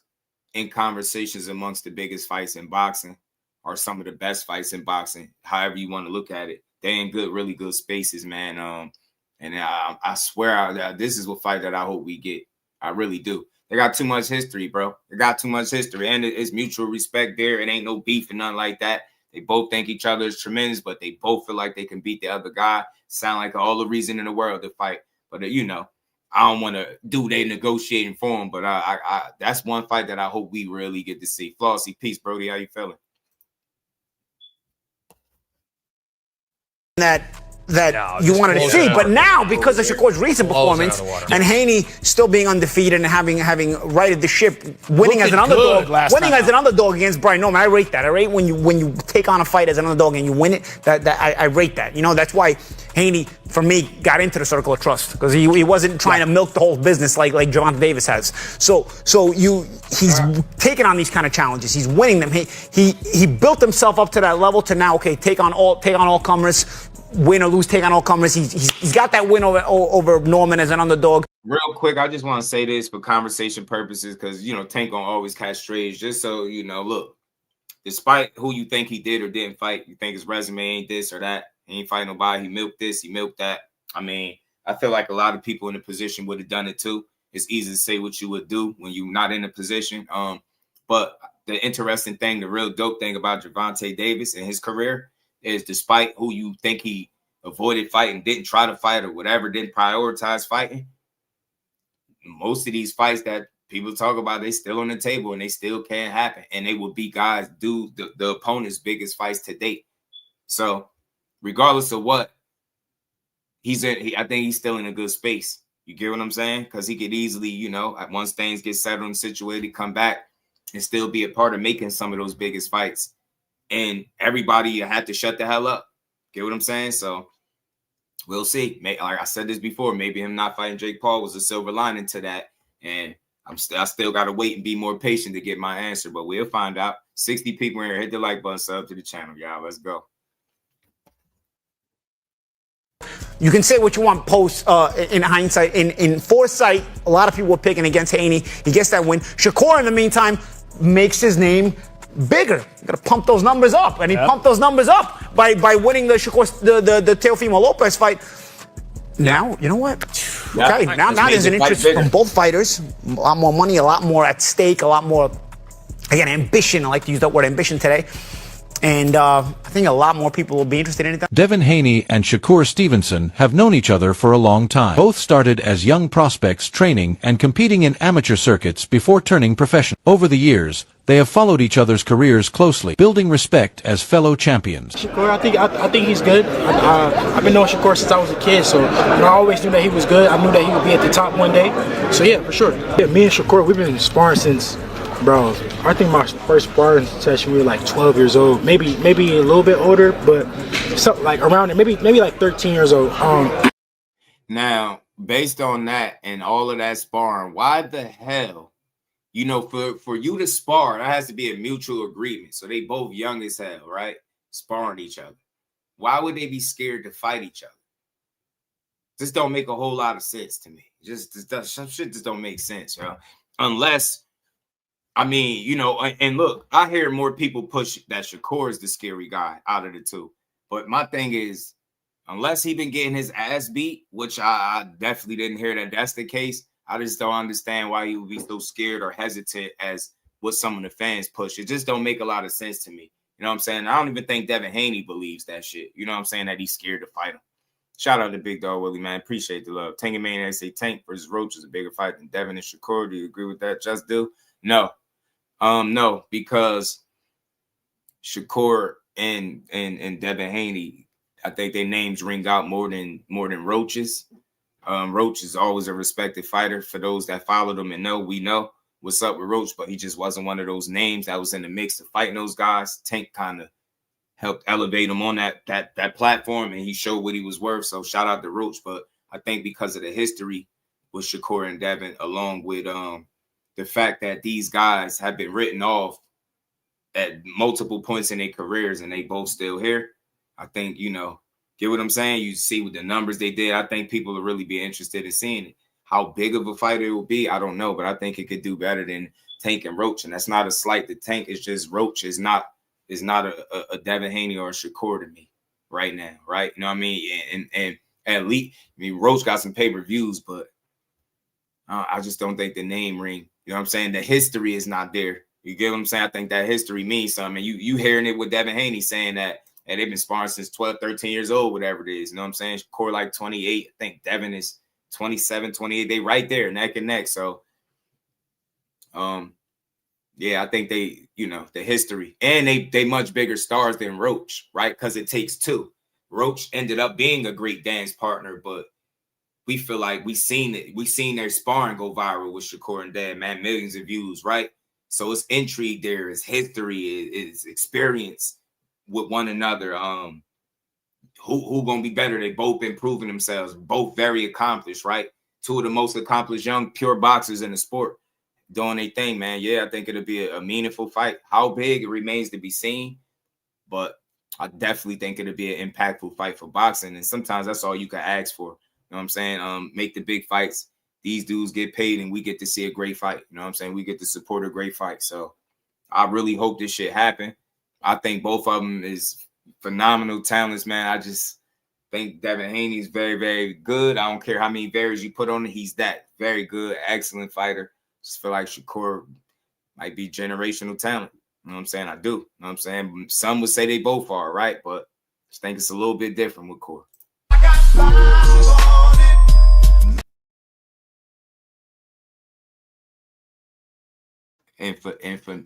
And for me, I've always said it like for people to beat Shakur, the game plan to beat Shakur, I think is going to be harder than the game plan to beat other guys because, again, he simply just don't make the mistakes that a lot of these guys make, and he do it consistently, right? You can see him doing it at the highest level, so it's going to be really hard to deal with that on a consistent basis. But Devin is strong. He looked comfortable at 47. He looked like he got respectable pop. I don't know why people even push the pillow fist narrative. I thought that was always stupid. Hey, dig this, y'all. They'll tell you Teofimo is a puncher, right? They'll tell you Devin Haney pillow fist, and then this Devin Haney got 2 more knockouts than Teo. Crazy shit, right? Crazy. You know, Bill told us, I felt like that tape said a lot. Make a dead fight. Turkey gonna give you your bread. Nah, it ain't that simple. It ain't that simple. See, you, I don't know what you come from, J-Man. Blunt Sports, my dog. What's good with it, family? Ain't nobody, who, so again, watch this. Just watch this real quick. Watch this. All right. So who ducking? When you say these MFs is ducks, like who you talking about? Who ducking? Because we talking about Dev, right? You saying it ain't hard to make a fight with Dev, right? Turkey gonna give you your bread. Okay. All right, who's ducking then? And where's the offers as to what fights is Turkey talking about making? Shout out to Blunt. My dog was good with it, man. You know what I'm saying? Talk to me. Who ducking? I just need to know. You know what I'm saying? I need to know who ducking. But let's keep playing this, though.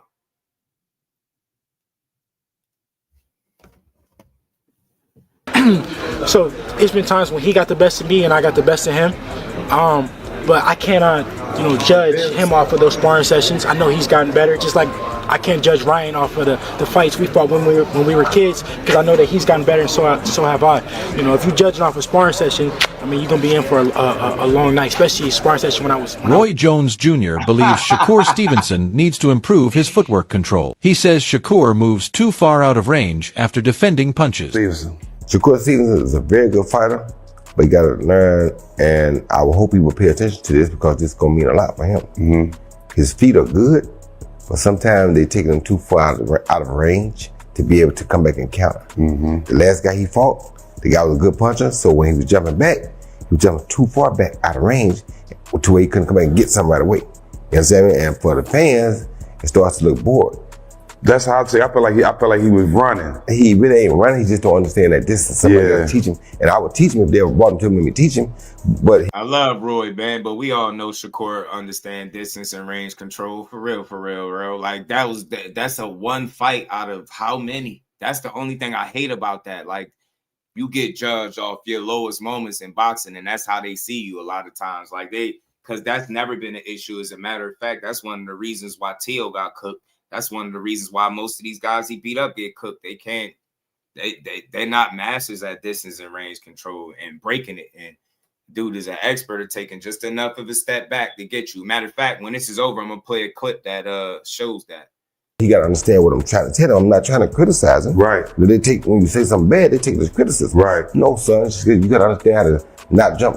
Okay, people know what the thing that dig the hole, the excavator, right? Yeah.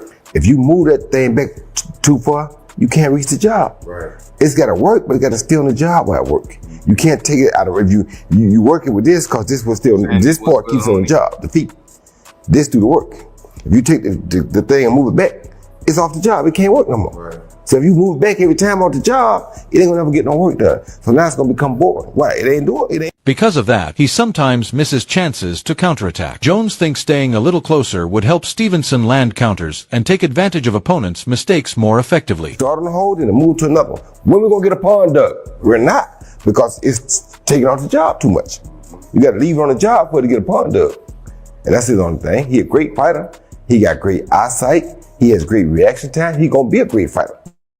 He just gotta figure out how to use them feet a little different. Is he the best defensive fighter out of all four of them? Right now, defensive, yes, because his defense is with his feet. That's what people don't understand. Defense isn't with your hands, it's with your feet. And he has the best foot defense of the game. So if he uses it for defense, when it's strictly defense, yes. But when you want to make it offensive, you can't do the same. You gotta cut it in half. And that's the only thing he had a problem with. Once he learns that, See how easy that was? figure that out, he gonna be a killer. With the skill he has now, making the best out of them four? Right now, no. Because some people gonna say, boy, and the reason the rest of them don't want to fight him is because they know he know that back foot game so well that he's not going to engage until he wants to engage. And that's a good thing too. Yeah, just like that, bro. You see how quick that worked? You get what I'm saying? Go, bro. Listen, I wasn't trying. I was making the point earlier. What fans have to realize, stop being so much fan of a fighter to the point where you think that there's no negotiation period that takes place. There's no negotiation. It's just, oh, you want to fight? Yeah, you just do whatever he say. Like it don't go like that, bro. Now in some cases it might, but not with these guys. I think if it's gonna be that situation, it ain't gonna happen. But I'll say this, man. If either guy wants to fight, they'll be willing to sit down, to discuss, to hash it out, right? To figure it out. If either guy wants to fight, you know what I'm saying? I won't say, I don't feel like Haney got to concede to whatever Shakur say or vice versa. That's why the people negotiate. We can't do it for them. They got to do it. But it'll be interesting to see how that plays out. You know what I'm saying? Joe, what's good with it, my guy? Let's keep going, y'all. Let's keep going. But for the fans, and to be not right now, the ratings, you got to be able to engage when they need you to engage. You can't, then you're gonna become. But Shakur Stevenson is confident he can outbox Devin Haney. He believes his defensive skills, speed, and precise counter-punching give him the edge. Stevenson has said that by controlling distance, avoiding Haney's jab, and picking his shots carefully, he can dominate the fight technically and prove he is the superior boxer in the ring. Me, personally, I'm on a different level than everybody. Yeah. And when it comes down to boxing, because Devin, he's a boxer. I heard that clip. He a boxer. Shakur was saying, I'm a boxer. He was saying it ain't like he gonna try to fight me. He gonna box me. And he was like, I'm the greatest boxer. Like, you know how Court talk. He feel like he the best boxer in boxing right now. So I also think that's an element that sometimes people might not take that into account with them. With Shakur, think about what a lot of people say you gotta have to beat him. I'm not saying Devin don't got it. He got tools and skills to beat anybody. He's a disciplined guy. He know how to box his ass off. He long, he rangy. You get what I'm saying? He's a smart guy, being shaped. All those things are true. But I think what I'm saying is this. This is just my opinion. Based on what I've seen from Shakur Stevenson, if you're going to box him, that's a chess match, right? That's what I call a chess match. You're giving him his best chance at beating you. And I think that's a dangerous game to play. I think if you want to beat him, you got to do something different than what he typically does, if that makes sense. You got to have something that counters what he does great. And everybody got different opinions on who's better and who does this better or that better. Look, if you're going to box him, you give him the best chance at beating you, in my opinion.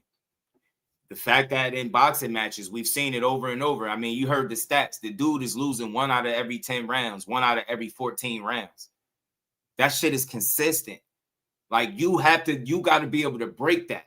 And I don't think you do it with just boxing, because I don't think that there's nobody that he's going to get in the ring with that skill for skill so much better than him that, you get what I'm saying, he's going to be at a disadvantage if it's a boxing match. I feel like that's where it's an advantage for him. You get what I'm saying? Think about it.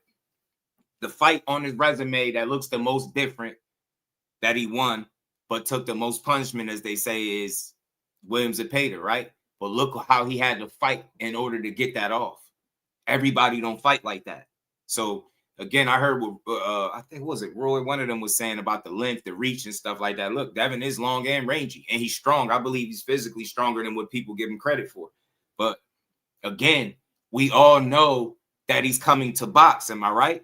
Like, do anybody think it's going to be different? It'd be a chess match. And all I'm saying is I think you give Shakur really his best shot if what you're trying to do with him is box. Because now you're allowing him a chance to think. And from round to round, he's proven to be more efficient and make less mistakes, far less mistakes. Like, you've seen the plus minus. Devin is top 10. That's high. That's in the world, Craig. Top 10 in the world, Craig. But then you got Core sitting pretty at number 1. And that shit is very consistent. If you can break distance and range and you could be the guy to frustrate him and hit him more than anybody else, then absolutely, man, that you give yourself the best chance. But, bro, you ain't never heard Shakur say somebody figured him out in the boxing ring, even on his worst night. His worst night was one of the fights where they felt like his worst night in the ring is what the fight that they bragging about now with Devin, with Brian Norman. He landed 70 punches, Shakur landed 65. You probably never see that again in a fight with him. Telling you, not healthy anyway. So, no, it's a great matchup, intriguing. Not going to sit here and make it seem like Devin don't got a shot at winning. You ain't never hear me say that, but I just feel like one guy is higher pedigree. He's proven to be a better amateur. And it's up for grabs is who going to be the better pro. But I think he's been more efficient and consistent with his approach and losing rounds and things like that. And that's why I give him the edge. You get what I'm saying? It's off of what he's shown me he can do. And if you can't change that, then you're going to lose. You're going to lose. You got to be a guy that can hit him more than he's ever been hit. And even the dude that hit him more than he's ever been hit and threw way more punches than him, he was way more accurate, far more accurate. And you get what I'm saying? And beat him at his own game. So that shit just, man, I don't know. Pick your poison, man. Young and smart as hell. That's what I always say. It's the brain for me, man. He got that processor up top, man. He be figuring it out. But listen to this. Elite fighters don't run from range. They manage it. They stay about 1 arm length away and only move when it's necessary. If an opponent steps forward once, they step back once.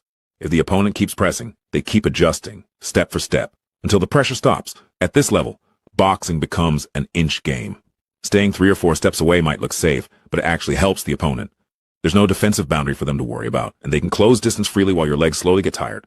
Control comes from being close enough to punch, but far enough to evade. To do this, you have to stay alert and anticipate movement. Use your lead arm constantly to measure distance. Don't stay too far, don't get too close. Always be ready to attack or counter. That presence alone discourages aggression. When opponents feel threatened, they hesitate, and hesitation is control. This is how elite fighters own the space without running around the ring to survive. So, do you see that right there, man? That's what Roy was talking about. That man got a handle on that, as you can see, man. I don't think it's too many people that do it better. You know what I mean? Controlling that distance and range and doing it consistently to the point where, you know what I mean? You make it very hard to be hit. My bad, Joe. I see you said something. I'm gonna read that in a second, man. Let me just pull this up real fast, man. Now let me pull up Blair Cobb. Blair Cobb was talking about, and look, I'm playing this because it's relevant. Never mind what I just think. We try to play and hear from people that been in the ring with these dudes both, right? So shout out to Mill City, but he was talking to Blair Cobb, and Blair Cobb sparred both. Losing basically every round to Shakur Stevenson. Nah, real talk. Taking his WE belt in the same process. But I just because some people will hear it and they'll kind of, their comprehension skills don't be up to par sometimes, right? But again, when I make an assessment, it's based off what a person is showing me, not what just feelings and emotion, right? It's opinion based, but it's also fact based off what the fighter is showing me to be able to consistently do in the ring. You know what I'm saying? So shout out to Blair Cobb in Mill City, but he talked about being in the ring with both guys. So let's see what he had to say, man. Debo. And just very much expected. Very, very much expected. You called it. You called it. Yeah, I called it. There was no way. Hey, look, Shakur Stevenson is a technician in that ring, and he's very hard to fight, bro. I've sparred him one time, and like Debo, the things I had to do to get the better of each round is unheard of. Listen to what he's saying. Like you'll never listen to what he said. I want y'all to hear each this round clear. Is unheard of. like you'll never see that shit again. Like that guy is incredible. That guy is incredible. Like I gotta say, Shakur Stevenson is incredible as a boxer. As a showman, not so much. But as a fighter, as just a pure boxer. Yes, he's the I can't say that he's not the best. That's the thing. If he says he's the best, I can't say he's not. You know what I mean? At boxing. Okay. So we got my man saying that he's the best. So you believe that right now, Shakur Stevenson is our modern day Mayweather? No. Too much? I pushed it too much. Pause. He said too much. I pushed it. He's everything that he's good. See, the problem is, right? When we say the modern day Mayweather, right? Mayweather was far more than just boxing. You know what I mean? He was a culmination of a lot of things where he created an image. He created like a persona. He created something that was bigger than just boxing alone. And it's a shame because people don't actually take those things. We haven't seen a fucking 24/7 forever. And then even when they when they make something, it's not really that great. They haven't really done much. But when they did it at that time, it was revolutionary. Floyd is the best because of a lot of things outside of boxing, Yeah. And yeah, I like what Blair is saying. I understand his point completely. Yeah, Floyd was the personality of the show before the show, like must-see TV, man. They loved him just as much as they hated him almost, right? You know what I'm saying? And that shit just was always must-see TV. Like everybody wanted to see him fight. People that even like boxing would watch Mayweather fights, man. That shit just it's hard to compare people to him in full without providing context. You can't just throw it out there. He's the modern day Mayweather. You got to make it make sense because fluid is fluid. That's one of one to me. You know what I'm saying? As great as Shakur is, they still different, right?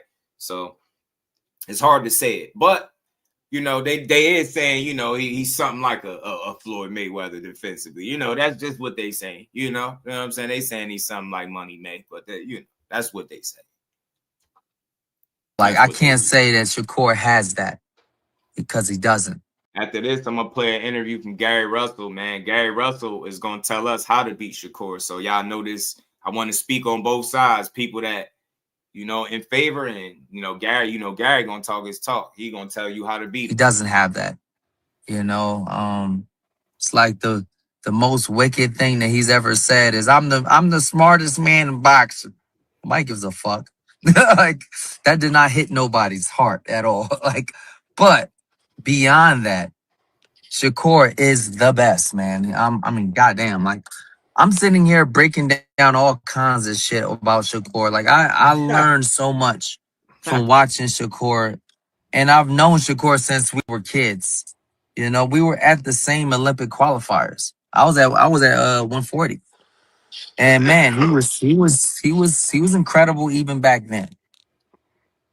You're gonna talk about Devin Haney too when he sparred Devin. You were saying that not necessarily the most entertaining. Do you feel like he could have stopped him? Is that what you're saying? Like, did you feel like he could have possibly stopped him? No, I think that what he does is already brilliant. He'll never need to stop a guy. Stopping him. He's losing every fucking round. What is better than stopping a person like that? It's infuriating when you fucking can't win a round. And now you're like getting antsy because you're losing so many rounds that things look bad now. Like now you got to do weird shit just to get off a round. It's He ain't lying. Blair ain't lying though. You start nothing to do with you start getting your ass beat the wrong way. You start having to do shit you ain't got no business doing. It start getting worse, bro. Because there was a couple sequences in there. It was like a sequence with core hitting Till 3-4 jabs straight. I was like, he lighting his face up with that jab, bro. With the entertainment side, was a lesson. He gave him a lesson. He's the best. He's up there. He's definitely up there. Do you see him possibly being the face of boxing one day? No, unfortunately, no. Because he doesn't have the overall package. No. I will be the face of boxing long before he will, and it's because of that overall package. Hold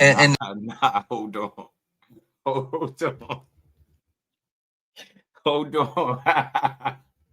Hey Blair, I was trying to let you cook, bro. But you always gotta go laugh. Bro said he'd be the face of boxing before he will. No, the hell you won't. But look, to Blair's point, we talked about this. I talked about this before. Look, man, that face of boxing thing is tricky. I feel like the fans determine that to a degree, not the fighter. The fighter, any fighter could feel like they the face of something, but ultimately, like I said, it's the fans that decide that shit. I don't think Shakur is missing something where that won't be the case, but he's already, you get what I'm saying? You see what he had to go through. They just now spinning the block to get his man credit, and still to this day they trying to take it from him. So I think it's been too much of a concentrated effort to make him look like one of the worst fighters in the world, when in reality he's one of the best fighters in the world. And I think anytime you could piss the people off in that way, they'll never fully get behind you and be like, oh, well, he's the face. But I'll say this. He'll be one of the most notable names and absolute best talents in the sport and most highest paid. I think that'll be the case.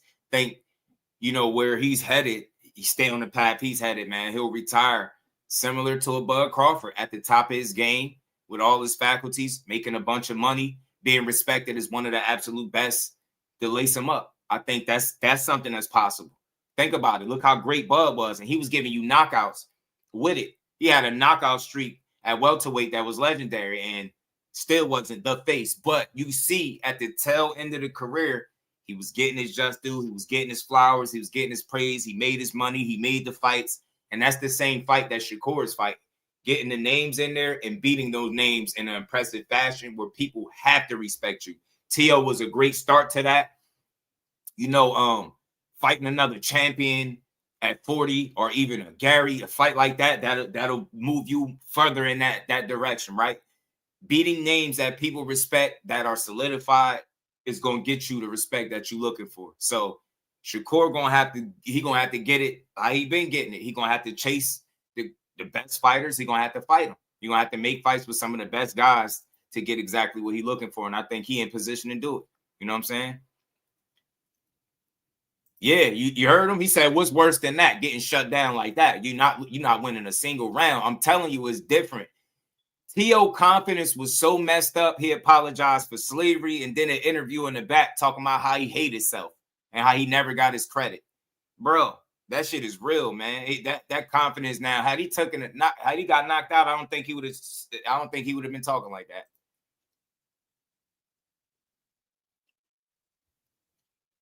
The thing is, right? I'm gonna tell you what the real people want. They might not say it. They might not say it, but they want it. They want to see a piece of vulnerability. Good point. They want a man that's great. They want a man that can stand and say, "I'm the best." Why? Because that touches the nature of humanity. That touches that childlike nature that we all have. That would be the face of boxing next. Whatever the face of boxing is going to have to be something that's bigger than just politics. Politics ruined boxing to a point where now we got fucking Jake Paul. We got motherfuckers that can just pay for a belt. Oh, that was funny. That was funny, man. That was funny. Yeah. His wig popped off, you know what I mean? He had the Negro toupee. It was great. It was fantastic. It was something that I did not see coming at all. I want him to To a get back. loss. You know? Sometimes it's not about what's going on. I became a hero because of the way I reacted to the loss against Rocha. It wasn't about the Broner fight. It was really Nah, your ass ain't no damn hero, that fight. Blair. So it's really all about how you react. And I love seeing that. I love seeing people that's got something bigger than just these. That part. Yeah. Yeah, man. So when you look at that mega fight do you think that Shakur Stevenson and Haney's a mega fight? Who? Shakur Stevenson and Devin Haney. Is that a mega fight? I don't know. Nah. I don't know. Devin Haney and Shakur are not great at promoting. And Teofimo was able to sway a lot of people with his charisma. And No, the hell he didn't. He wasn't showing no damn charisma, Blair. He was being super weird, bro. He didn't sway shit. He didn't sway nothing. He made it weird. I don't know if you watched it, bro. If you calling that charisma, man, we gotta have a conversation. That's not charisma. That's left field, bro. He wasn't overly promoting the fight either. Look, man, talent sell itself, man. You know what I'm saying? You know what Core gonna say. You know what Core coming to do. He coming to win, bro. You know what I mean? Even despite him not selling the fight, it still did what it did, right? So, you don't need to do his nothing. showmanship, his newly found showmanship, rather, and also having a strong background with, let's say, the Puerto Rican crowd, that definitely helped. and of course New York. And like who don't love New York? So that's gonna get into when that's all I gotta say about that. I don't like Teofimo was a mega fight. But that's because Teofimo was doing all the promoting. He was doing all the shenanigans. Nah, he was just saying a bunch of weird stuff, man. Like he didn't sell that fight. Teo didn't promote the fight in a way that was like, I think they had some good moments, some cool moments before he took it left, though. You know what I'm saying? But neither one of those dudes got like, Core just gonna tell you what it is, man. He ain't gonna really put on no show before the show. He gonna say that for the ass whooping. Yeah, that's promoting and being charismatic. Then I don't never want to be that. And sometimes that's what we want to see. That's what we want to see for a build up for a fight. You've been in the room with both of them. Who do you think would win? Who? Teo or Shakur? Shakur or Haney? I don't know. The dynamics of what I had to do for both of them were very, very different. Haney, I was focused on 1, 2 punches. I was focused on making him do things that he don't like to do. I was focused on overwhelming him, doing the things that like he got other people doing outside the ring and doing it to him with mental warfare. There were so many like things that I did to Haney that like could never work on somebody like Shakur. And then like the thing with Shakur is doing the things that like he got other people doing outside the ring and doing it to him with mental warfare. There were so many like things that I did to Haney that like could never work on somebody like Shakur.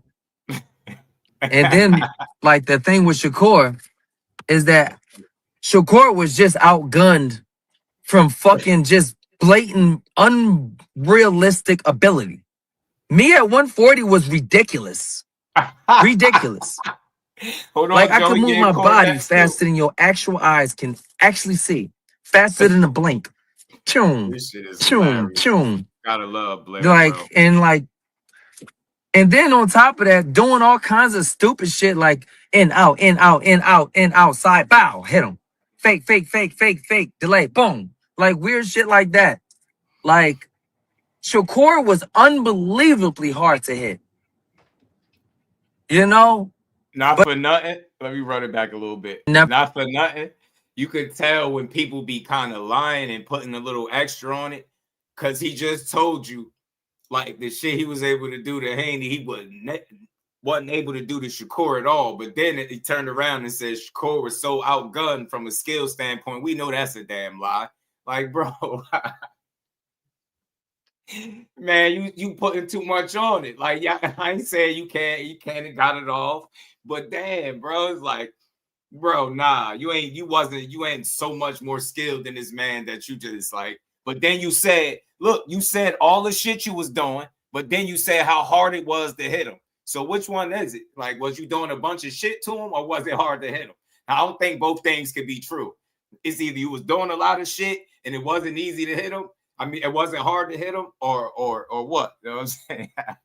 I like Blair though, man. Shout out to Blair Cobb. Let's keep going though, y'all.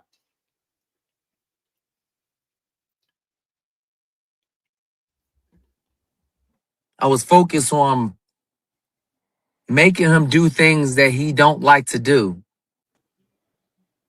I was focused on overwhelming him, doing the things that like he got other people doing outside the ring and doing it to him with mental warfare. There were so many like things that I did to Haney that like could never work on somebody like Shakur. And then like the thing with Shakur is that Shakur was just outgunned from fucking just blatant unrealistic ability. Me at 140 was ridiculous. Unrealistic. Ridiculous. Crazy.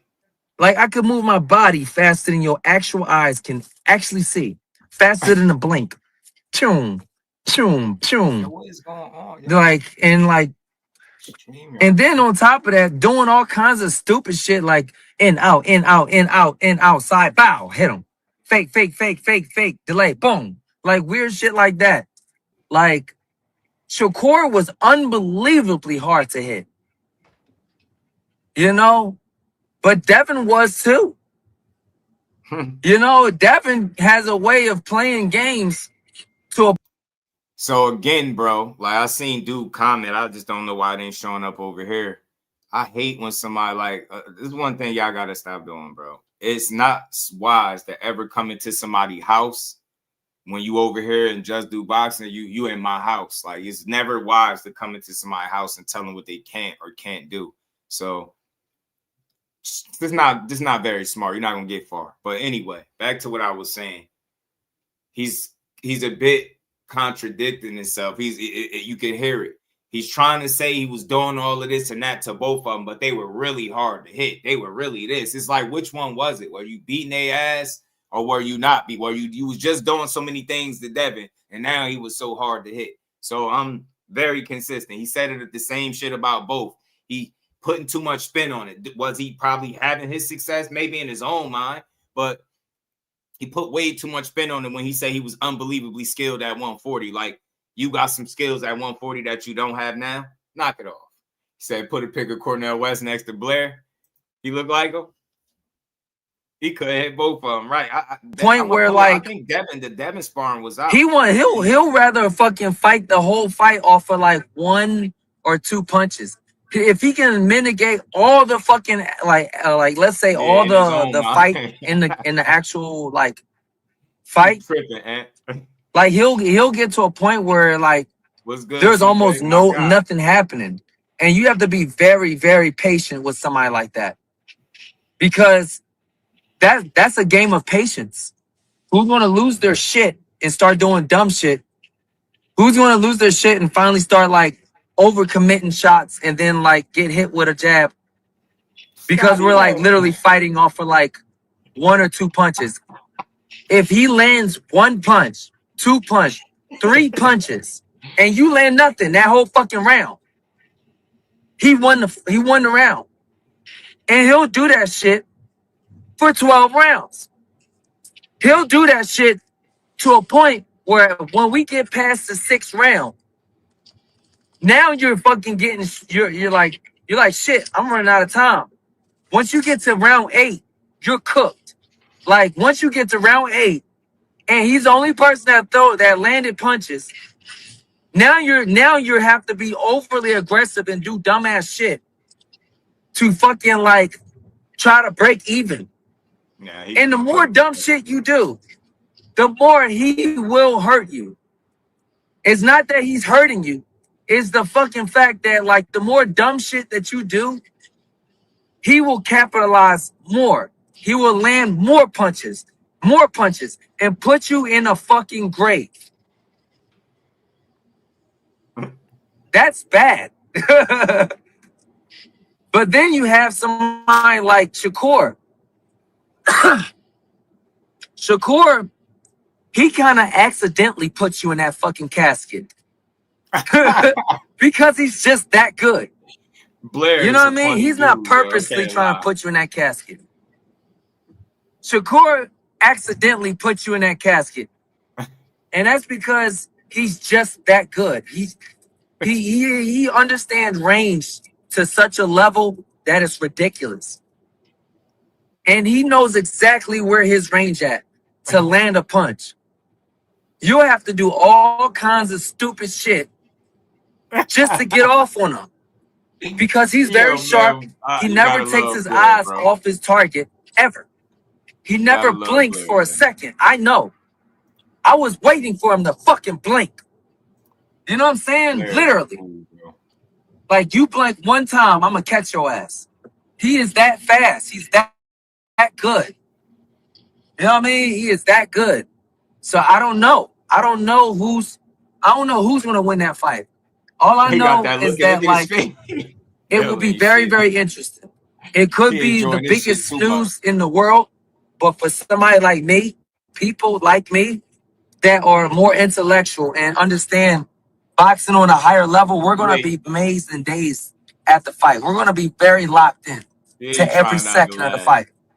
But that's not the normal. That's not gonna be like the average conventional. consumer. Yeah, the average consumer. That's not gonna be them. And like the average consumer should never be me. It should never be people like me that's out there focused on all the strategic little things. They're there to fucking see a fight. They're there to see a show. Yeah, nah, I'm They're good. not there I'm to good, fucking Blair. see. Nah, we good. Nah, I ain't gonna lie, we good. We appreciate your time on Middle City. You just start. He start dragging it after a while, bro. I ain't want to hear no more of that shit. I ain't gonna hold you. He was just he was just bitten after a while.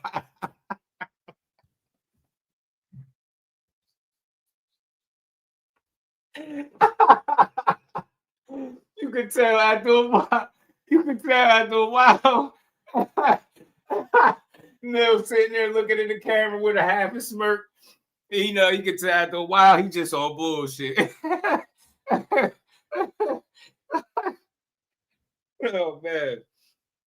Oh man. Mill was checking his DoorDash order. Oh my God, yo. Shout out to Blair Cobb. I love boxing. These dudes are damn entertaining. They characters, yo. If nothing else, Blair Cobb is a character, and I'll watch him fight, bro. And he'll get in there and fight. I like Blair Cobb, bro. I like him, man. I like him. And man, he said he said it turned into therapy, yo, bro. Bro start taking it another direction, right? Here go this little short clip of Devin Haney and Blair sparring back in the day, and then I'm about to pull up Mr. Gary Russell telling the people how you actually beat Shakur. At least that's what the title said, right?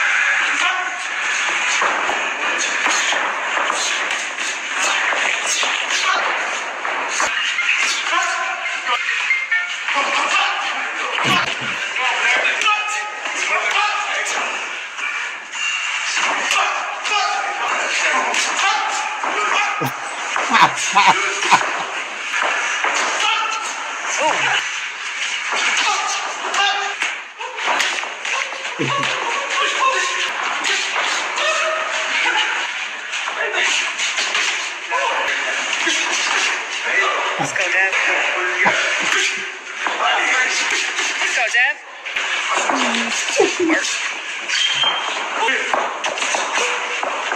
What's that? Mayweather. He said Mayweather. Dad was tired of Blair, bro.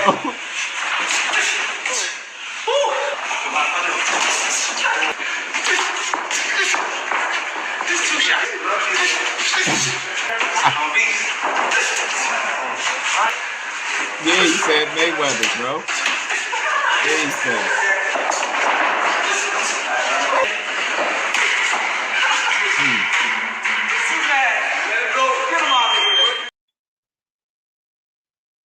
Man, yo, that's funny, bro. Now, do that look like now again? With Buddy with this smart Alec, I just don't like people that just don't know how to shut up and listen. This is why I was critiquing what he was saying. It wasn't like I was saying everything he's saying is a lie. You can tell when somebody's putting an extra spin on it, man. Like I ain't got to be there to know that. And then by the sparring playing that, do that look like he was hitting Devin with all types of shit?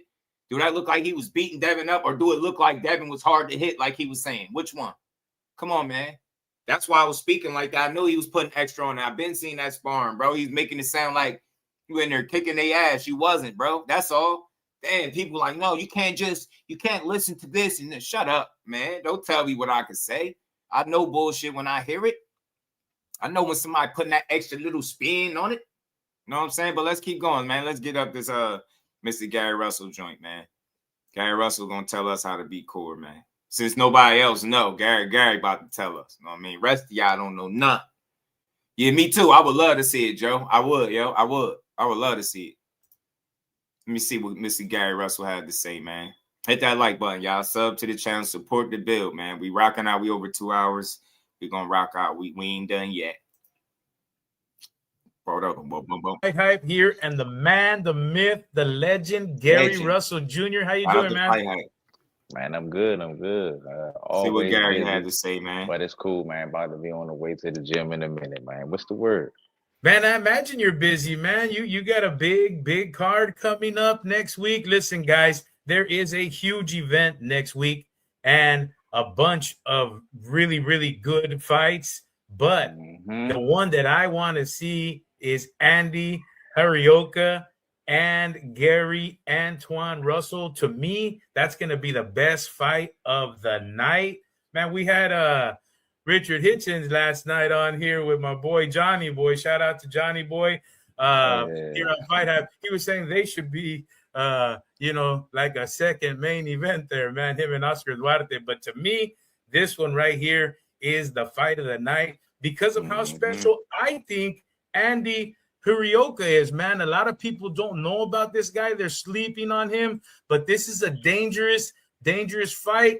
The dude has 10 knockouts in a row. The guy hasn't even gone to decision since July 2019, man. He's 24-0 with 19 big knockouts.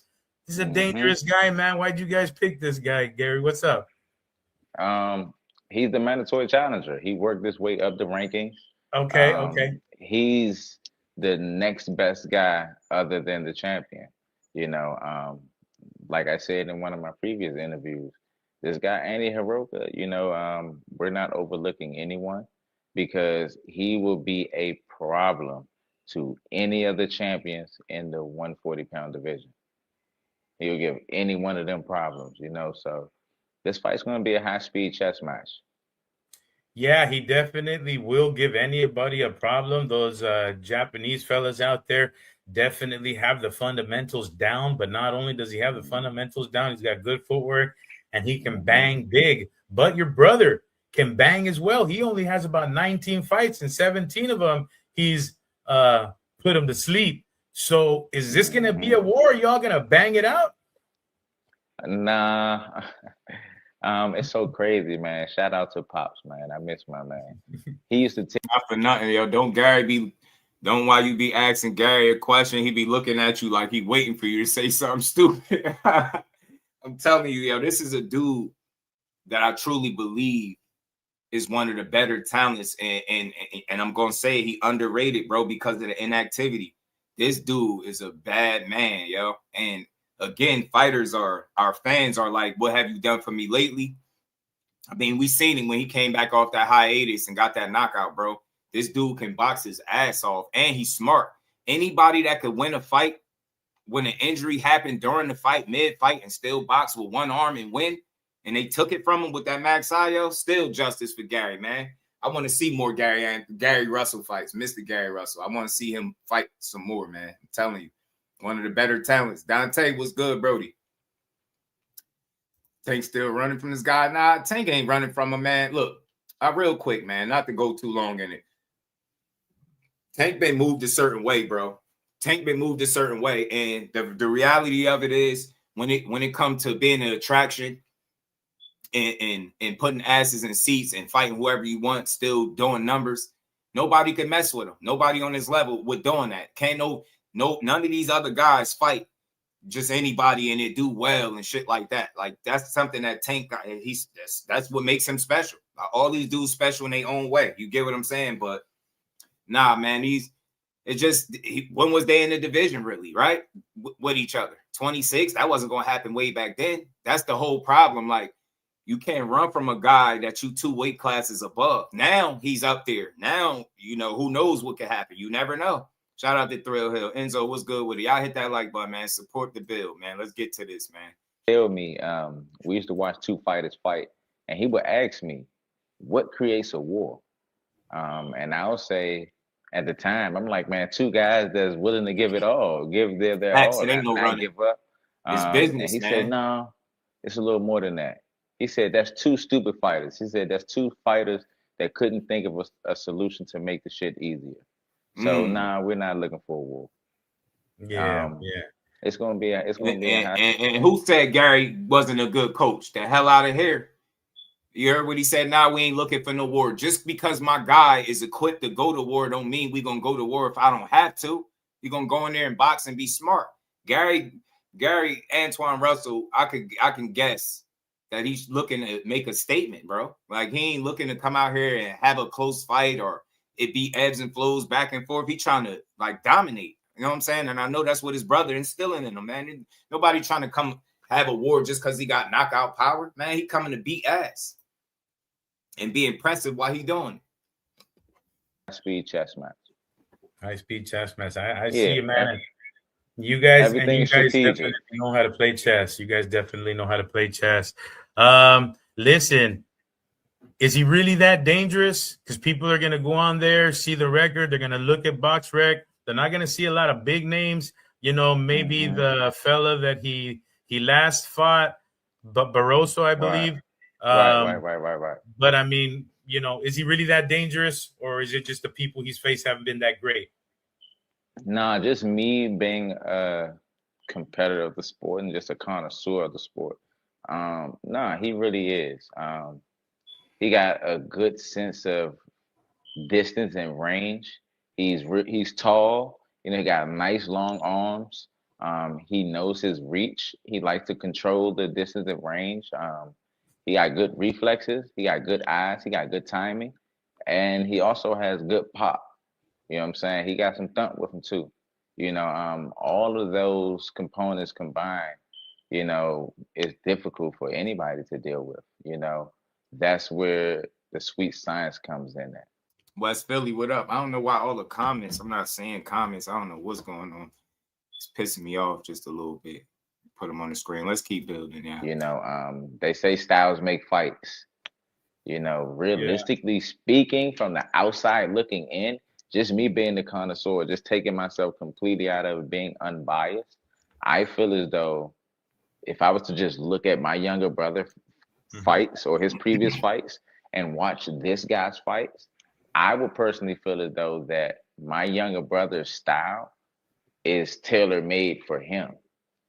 You know, he wants someone that's going to walk straight in, come forward, so he can You see move on that? the back foot. Again, man, I'm gonna highlight the shit that people gonna skim over. You see that, man? He said, man, he feel like the older version of his brother would be tailor-made for this guy. So it wouldn't even be smart to try to, you get what I'm saying? You telling me this dude don't know what he doing? He know what he doing, man. He just needed the opportunities, man, and the time to be able to gel with his brother to get it done. This is one of the best boxing families in the sport. And I think people need to put way more respect on the Russell's name. All of them. They all could fight. How many people could say they got brothers and they all could fight? For real, though. Professionals and shit. Come on, man. Telling you, he's one of the best fighting families in the game, man. Win, lose, or draw, I'm rocking with the Russells, man. Shout out to the Queen Lisa. How you feeling today?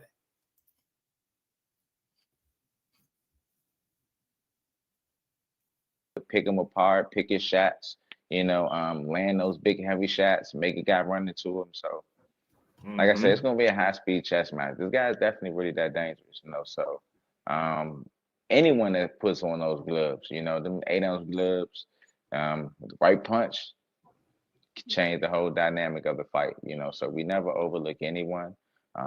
This is a tough fight for both guys. I think to be real quick, y'all, before we get back into this, you hearing what he's saying? He's talking about approaching the fight from a strategic standpoint, boxing and being smart, strategy, shit like that, not just going out there banging out because your guy got knockout power. And we know Gary Antoine Russell could punch with the best of them. We know he ferocious, but that don't mean you go and approach the fight like an idiot just because you got punching power. Do that make Gary Russell? Is Antoine Russell scared now because he ain't just trying to go in there and go to war? Y'all be asking pure boxers to stand there and go toe-to-toe with punchers. The most ignorant shit when you got punchers that don't even go toe-to-toe with punchers. Make it make sense, bro. Come on, Gary. Keep dropping gems, man. Facts, Reef. Honest with you, this is both fighters. I believe they're both best opponents. I agree with you. I agree with you, man. I followed this guy's career. I'm of the opinion that this guy's extremely dangerous, and maybe a lot of people didn't really want to fight this guy. Your brother as well. He's a guy that a lot of people don't mention, and you know, and then your brother decides to fight another guy that's very dangerous, and nobody mentions. Well, it wasn't, like I say, it wasn't a thing of us just deciding, to fight a guy. Like I say, we want all the other champions. He's the mandatory challenger, correct? He worked his way up the rankings to be able to challenge the champion for the title. So this is what's being done. My younger brother has made it very clear that he wants to be undisputed. He wants all of the titles in that division. So we gotta get this out of the way first. Yeah. Right, man. That's how you do it. Pugilism, my guy. That's how you do it, bro. You know what I'm saying? Be smart. Take the fights to satisfy your mandatory obligations. Meanwhile, still having your eyes on the rest of the division. That's what Mr. Gary Russell talking about, and that's what Gary Antoine Russell talking about. They both locked in. That's why I think we could potentially start to see some of the best performances out of Gary Russell, Mr. Gary Antoine. I keep saying Mr. Gary Antoine, man. We could potentially start seeing the best of him. I think him and his brother gelling. They win in fights. Like Reef mentioned, they learned a lot from that Pueblo loss. And he came back stronger than ever, looking good. And I want to see how he look against Andy Hiroka. This is going to be a good fight, I think. The Butcher was good with it because Andy Hiroka got some talent, man. So he going to make it a fight, I believe. But I want to see what kind of statement Antoine made. You know what I'm saying? Stressed out boxing. My dog was good with it. Yeah, man. Yeah, definitely. But don't miss that fight, man. And speaking of that division and going undisputed, it seems like it got a little bit harder because now with Shakur being stripped, it looks like he's probably going to stay at the 140 because that's his strap. And then also you got Hitchens up there who never mentions you guys at all. he was here last night. He mentioned the card, said him and Oscar Duarte could be a main event as well. I don't know, that's questionable, but yeah, he didn't mention you guys at all. He mentioned Shakur. He mentioned moving up to 147 pounds, getting out of the division, but he didn't mention you guys at all. Why doesn't he mention you guys? Here's the real question. Did you ask him that? It wasn't me. Johnny Boy interviewed him. But I believe that might be some of the reasons why these fighters try to dance around certain people, because the platforms these platforms that have the ability to shed light on certain things, they don't ask the tough questions because they're willing to just get these guys on just so they can get these numbers up or get these views or get the interview, and I think honestly that's somewhat food poison, the sport to a certain extent and the fans.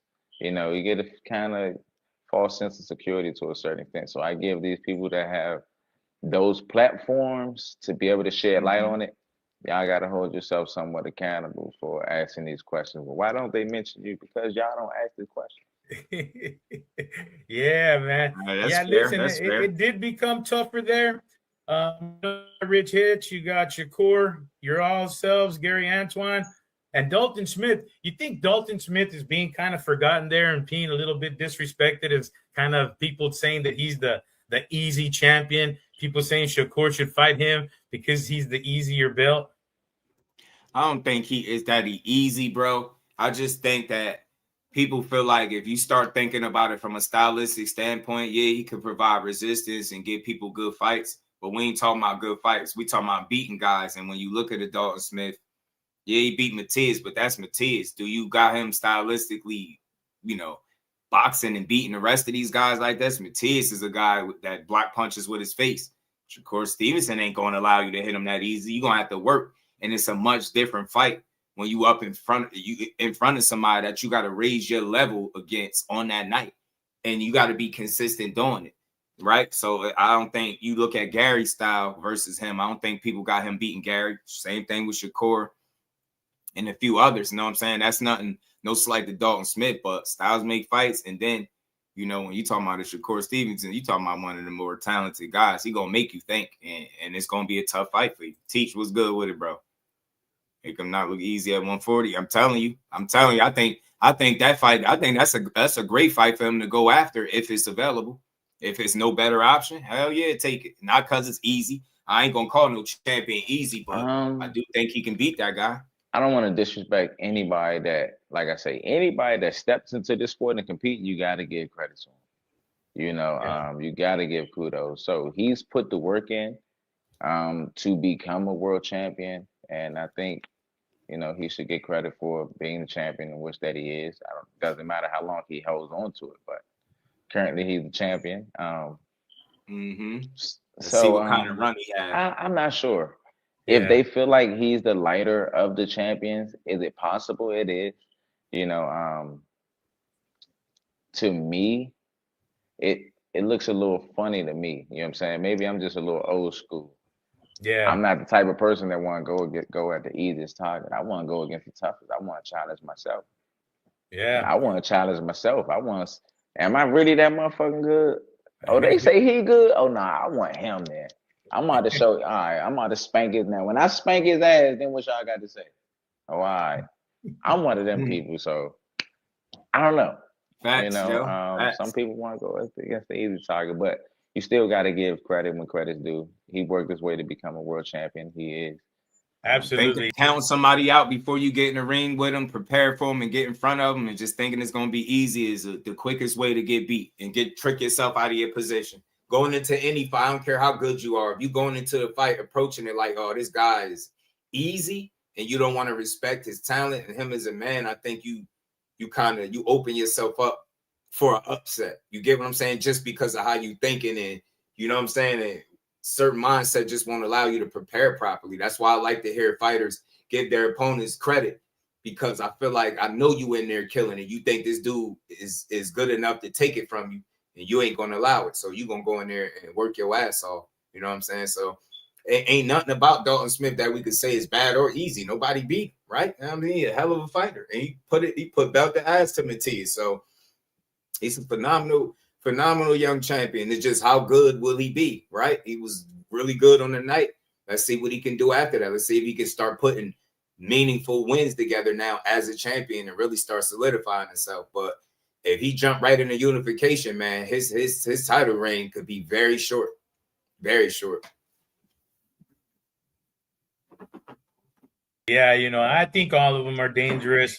Now, you know, Gary's there, Shakur, Rich, Dalton. How do you beat and we'll go through the three of them. How do you beat a Dalton Smith, a banger like that, that comes and seems to have a chin that's indestructible? I mean, he walked all the way through the punches of Subriel Matias. How do you beat a Dalton Smith style, those wide banging punches, and seems like he's got concrete chin? I mean, you probably got to touch his ass downstairs a little bit. A lot of times, people that got good chin, you got to touch their body downstairs a little bit. He's a little slow on his feet. He's lethargic. You don't always have to knock a person out to win the fight. Right. You know. That's a fact. Rozier, it's supposed to be on for April, bro. It's supposed to be on for April. I could double check with my guy, man, but it was supposed to be locked in for April. It's looking good. Everything was on track. So I don't know if they officially made an announcement. I know people spoke about it, but it's looking like it's going to happen this year. You can take advantage of just his lack of, somebody with decent lateral movement, stuff like that, a decent punch selection. They would probably give him problems. Right. Yeah. The IBF champion, Richard Hitchens, seems to have a really Richardson good Hitchens, jab, man. Y'all be messing my boy right name up, I man. think one of the best in the business of that 1-2 combo. Great footwork. He's really good with his distance. How do you beat a guy like that? I think Richard Hitchens, he's a good boxer. He is a good boxer. You got, once again, you gotta give credit. Roots by destruction. Yeah. You know, he's a world champion, and he won his right to beat that. I think he would just have deficiencies just in his punching ability. I don't think he has the real thump to keep a person off of them or to make a person actually respect them. Now, sometimes this might not even matter because like a Shakur and Teofimo Lopez, you know, Teofimo Lopez is definitely the bigger puncher, but he couldn't really find Shakur the way he wanted to. You know, I think it'd be a combination of someone with a decent level of athleticism, explosiveness, and a little pop. They'll probably give Richard Hitchens some problems. Somebody that can close the gaps quick, that can close them distances quick, and when they get there, they got some thump on it, and they can really send some pressure. I think he'll have problems. I ain't mad at that. That sounds fair, man. That sounds fair, and I think his brother might fit that mold. That could be a potentially tough fight for Hitchens, but I'm gonna say this again, man. Hitchens is a really sound boxer, man. Smart, and I think what makes him as good as what he is, despite what people say he don't got, is I think he understands who he is as a fighter, and he don't go out there trying to be something or somebody that he's not. And that keeps him in position to win fights, and you know what I'm saying, makes him a very consistent guy from fight to fight, man. It's gonna take a real fighter to beat Hitchens, man. Ain't no running the mills. I don't think running in there, getting no upsets, none of that. If you ain't on his level, he beating your ass. I'm telling you. So anybody got that like plans on beating Richardson Hitchens? I don't know why y'all keep butchering that man's name, but shit ain't gonna be easy, man. I know he a boxer and they think he ain't got no punching power, but I don't know, man. He ain't easy to deal with either. Core would shock you out, Gary. George was good with it, fam. Yeah, and finally, Shakur is crazy. Is probably right now considered the most unstoppable man in boxing. He's unpenetrable, and man, he can turn that jab into a weapon. And he's showing us that he doesn't really have to run anymore. How do you beat the impossible one to beat Shakur? To be honest with you, I think the same with. Hold on, baby. I'm not baby. Look, my baby just walked in. I'm doing an interview right now, and that's not yours. Shout out to Gary, Papa Gary. To be honest with you, Shakur, he's another one who has a very good jab, a good sense of, you know, distance and range, good lateral movement, and etc. I think it would take someone that has a similar level of athleticism, you know, as well as punch selection, you know, when it comes to competing against Shakur. You know, I think he's a good fighter. I think Richard Hitchens is a good fighter. I think Richard Hitchens is a good fighter as well. You know, I think Richard Hitchens, they butchering my boy name.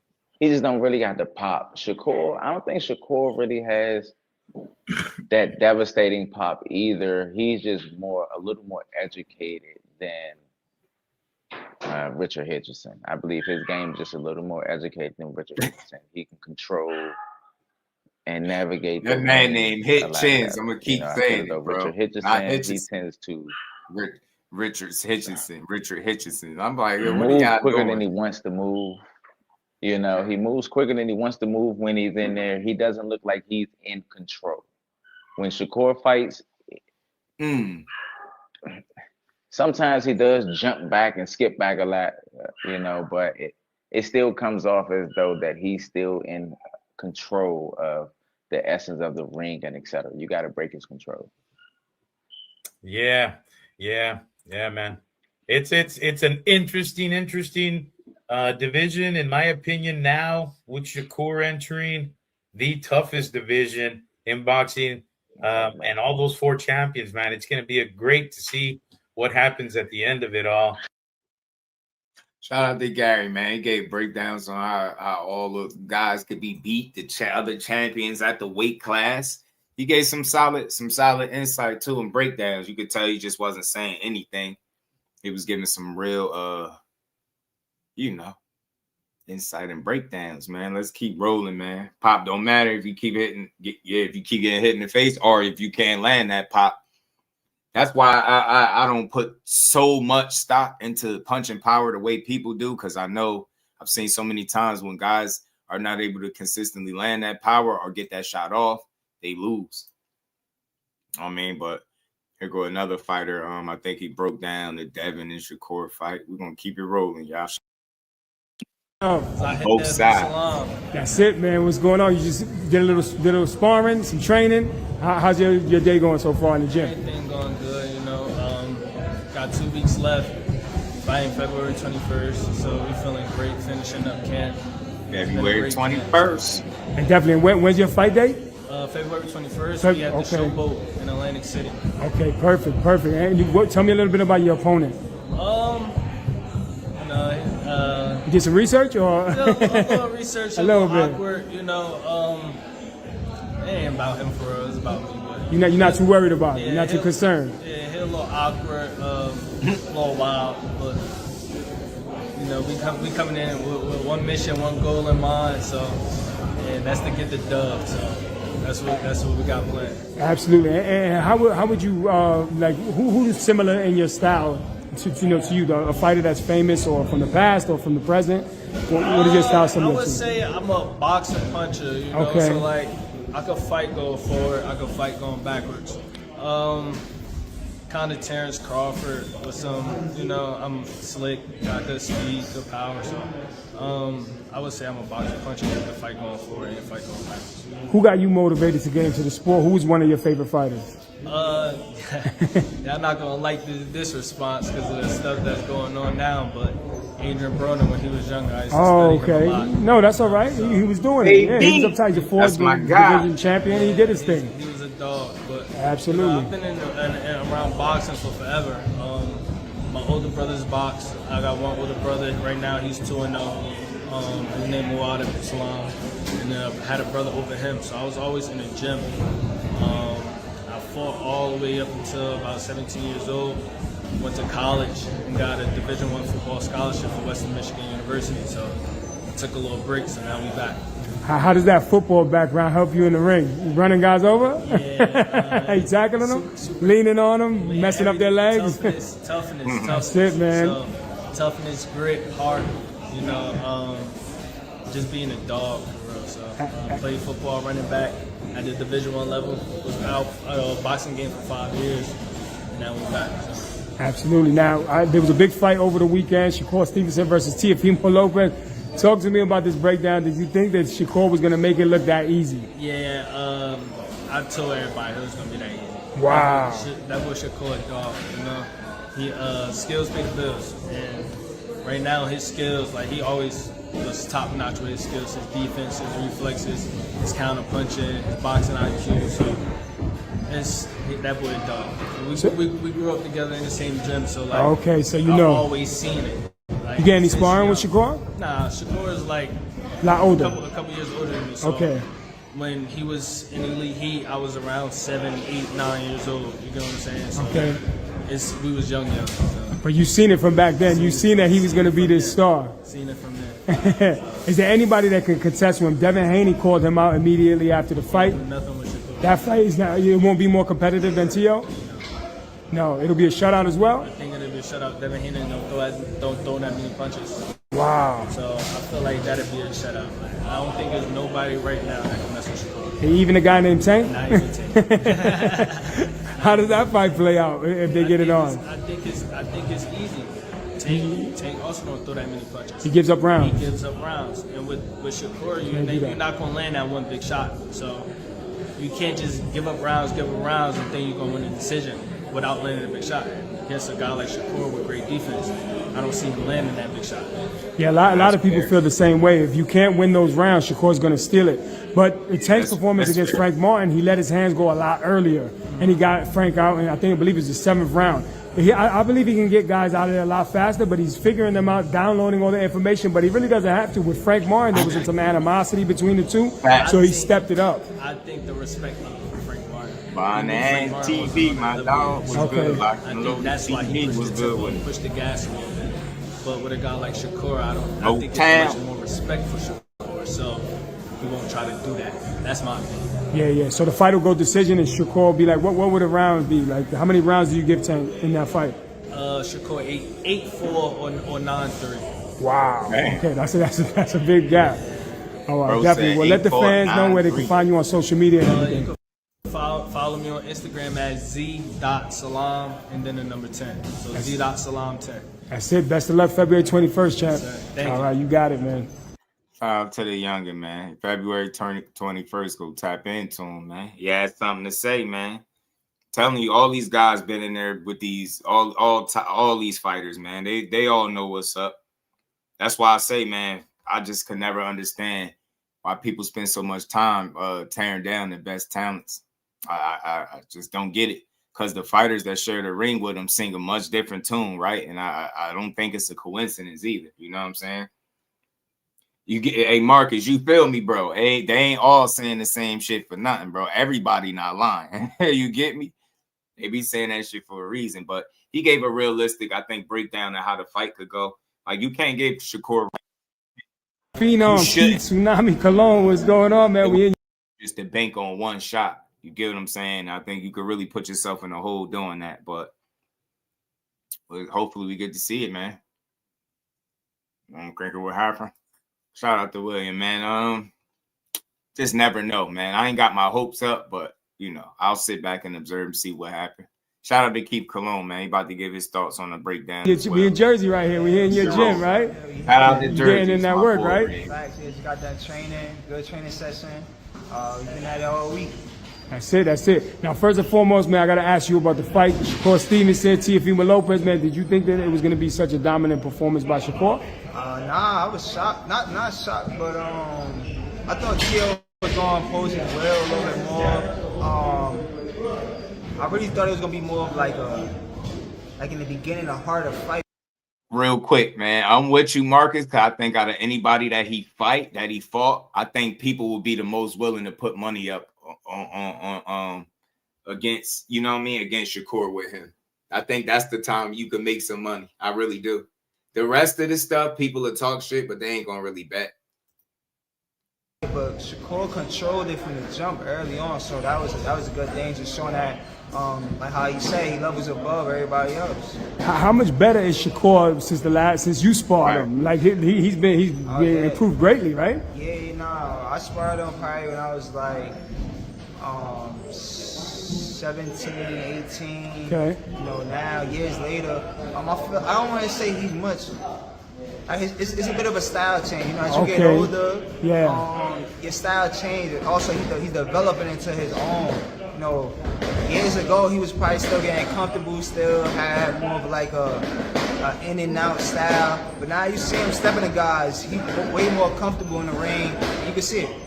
Definitely. He just levels above everybody else. How does a fight, like Devin Haney called him out immediately after the fight, how does that style match up? Because Devin's a pure boxer, Shakur's a pure boxer, but maybe who has the better IQ of the two? A lot of people are saying Shakur's the future. He's the next great, face of boxing. Yeah, what do you think? I feel like in that fight, even though Devin is a boxer, because Devin is much bigger, he'll probably find more success coming forward. Okay. But I feel like it's gonna be the same thing. He probably had more moments than Teo, but overall in the fight, I feel like Shakur overall it'll kind of be similar. But Devin will probably have more moments. He'll probably take more risks. And just attack it a little bit more differently, educated behind the jab, not having one foot come in front of the other, probably won't be leaning as much as Teo was.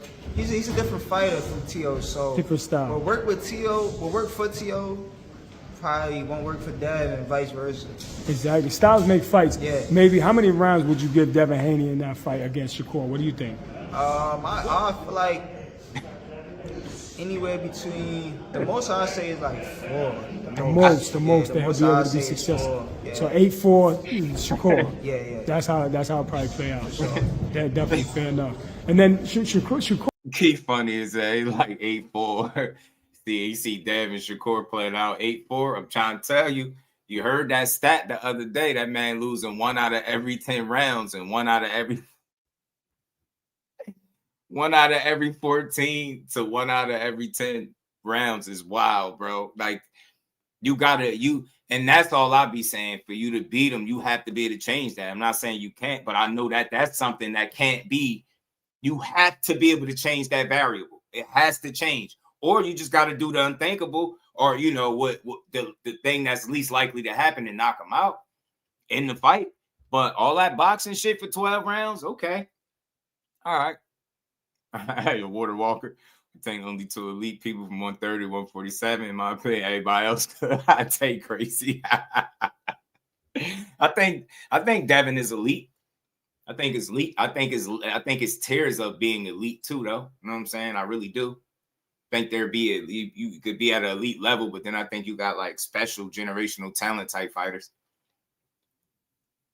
We're gonna bring. I'm gonna talk about that too in a second too. The Keyshawn and that Devin shit that they keep talking about. Fighting Conor Ben. Conor Ben entered the ring, and how does that fight play out? The weight difference. He wants to have a hydration clause on him, the way he did with Chris Eubank. Yeah. What do you think about that? You know, that fight will be huge in England. You know, 90,000 fans going crazy. I feel like that fight may be a little bit tougher than his last fight. Okay. I feel like T.O. is more skillful than Conor Ben. Absolutely. However, Conor Ben is a little bit more rugged and physical, you know. Like, when T.O. get hit, he'll stop in his tracks. Conor Ben the type of guy that he'll still keep coming, and you know, he'll have, you feel me? He don't care. He'll be cut up.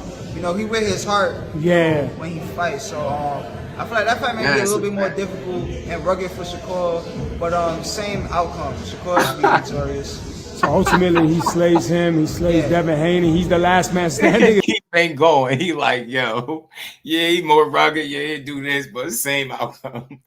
keep Jersey strong. He ain't beat. He like, nah, Core got these dudes. I'm telling you, Conor Ben only shot is to be rough as hell and knock him off his pivot, knock him off balance, be rough, muck the fight up, and try to get a knockout. But I feel like at some point when you get hit, you're gonna have to be smart about it. You know what I'm saying? You getting picked and poked that, and somebody hit you with sharp counters.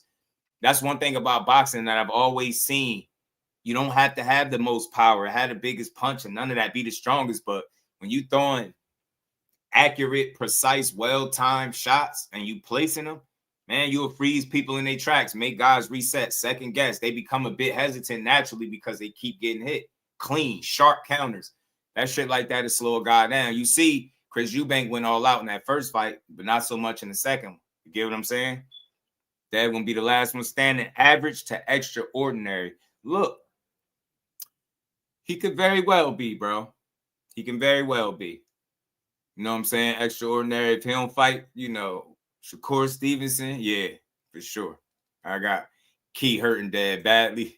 Damn, behind the hand say he got Key doing the thing to him. You hear Is there anybody that you think could pose Shakur a threat to him? I mean, like we said before, the biggest fight in reality is like Shakur and Tank. Exactly. But you know, with Tank, he got real life things going on right now. Exactly. So, you know, like I guess he out of the conversation for now, but you know, like if it was like a year before all of this stuff happened, then I would have said Shakur and Tank. Definitely. So if that fight plays out, maybe down the road, that's going to be the huge fight, maybe the biggest fight in boxing. That's a mega fight. And the winner of this will be the face of boxing, I believe, right? So how does that fight play out with Shakur facing Gervonta? That extreme punching power. He never faced a puncher like him. He is fast. He has speed, just like Shakur. He can match him. He has a high IQ, probably the best timing in boxing. He always gets that home run knockout. How does that fight play out? I feel like it could play out multiple ways. It could even look the same way how it looked with Shakur and T.O. Oh, okay. It could be a play out like that. It could look exactly like that. Exactly. But it could also be a much closer fight. At the end of the day, these is two men with great IQ, great boxing ability. Like, we got to stay down where none of these guys are bums. You feel what I'm saying? Exactly. So it all comes down to who's the better man and who won it more that night. And that's what it's up to. So like for that fight, I can't even give a prediction because like I really don't know. You feel me? Like Shakur and T.O., I feel like going into it, I feel like it was a 50-50 fight in the aspect of like T.O. could be unpredictable, but look, he ain't show no unpredictability. Like Shakur said, I've seen it all before. Exactly. So it's like we really won't know until they get in the ring. Yeah, but he sparred multiple times with Gervonta, so they know each other. You know, just like the way Lamont Roach knew Tank, right? Yeah. They sparred. They were familiar with one another. Yeah. Obviously, their style had evolved and got a lot better. But you see some of the tendencies from the past, right? Exactly. So if you had to just make a lean towards someone, who would you lean towards if you had to just pick someone? I'd say Shakur. Okay, Shakur.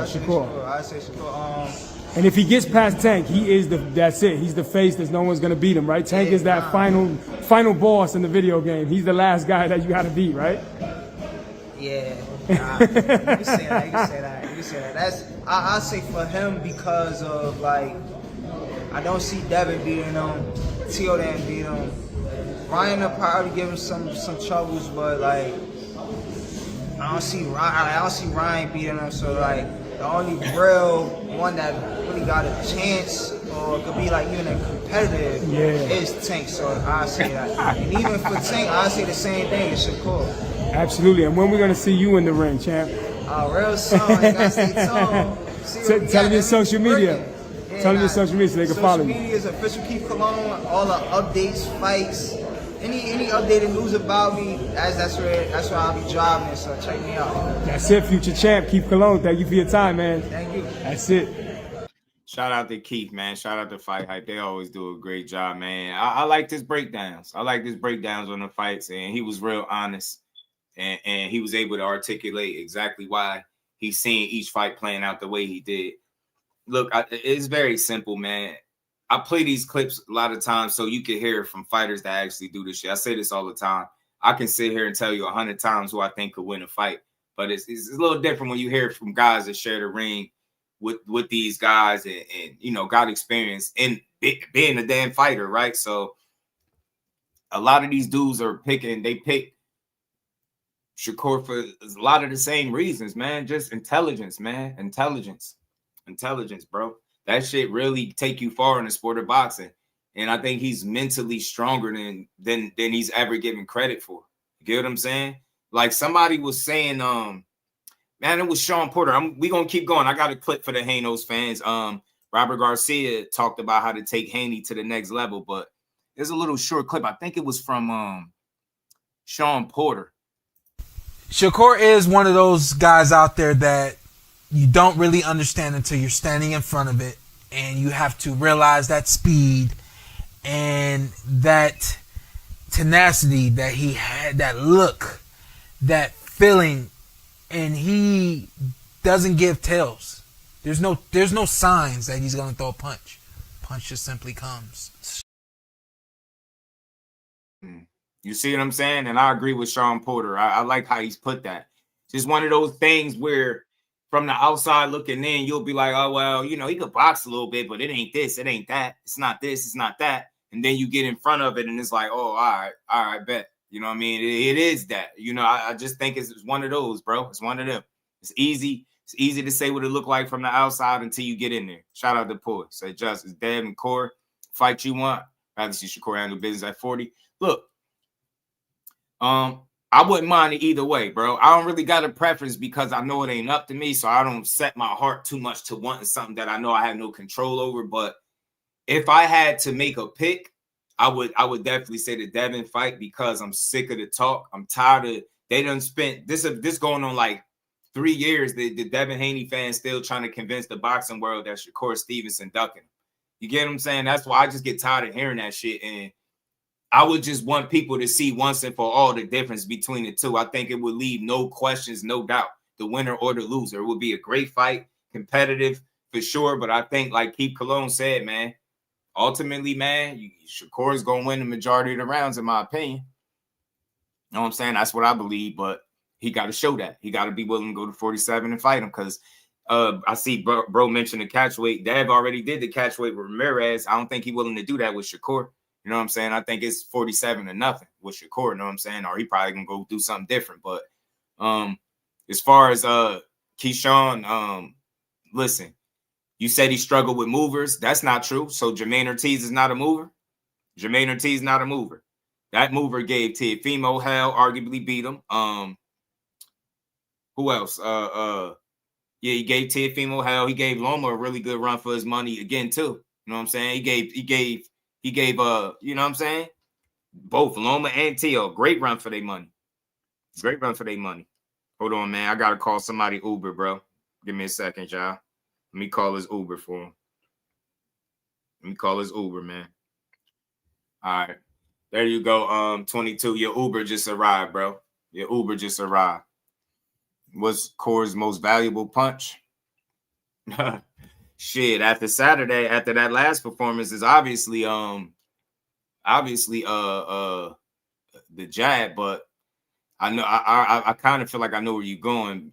Jab for jab. Like T.O. He said he didn't fight like Key like he fought T.O. He stood in front of Key. What are you talking about? Dev got a better jab. You might feel that way. You might feel that way, but not based on them. Based on the numbers, he don't. Based on the numbers, he don't. Based on the numbers, he don't. Get what I'm saying? ASAP, what it do, man? Key, what's good with it, bro? Everything boxing is in the building. What's good, my guy? Yeah, man. Dev got a better jab. I knew you was going there with it. I doubt that. I don't think the numbers back that up. Have you ever seen Devin Haney's jab be I've seen it. Now, don't get me wrong. I've seen him use it, but I don't know, man. That one jab performance from Shakur against T.O., I haven't seen him utilize his jab in that way. Core was rocking his head back. That shit was different, man. I don't know, man. I don't think he got a better jab. I think people feel that way, and it's all good, but Shakur is more efficient with his punches. He land at a higher percentage. He get hit less. He lose way less rounds. Like, you name it. Like, I don't know, man. I just don't know where all these advantages at for him. Maybe weight, reach, height, shit that ain't gonna be the deciding factor. But ultimately, intellect, IQ, pedigree. You get what I'm saying? Eyes, better feet, more educated feet. He's a lot smoother in there than me. To me, I mean, but it's crazy. Like, he got some wild ass stats. Like, I'm gonna play a shout out to Cash Sports, man. They're both great with distance. Yeah, but Shakur is better.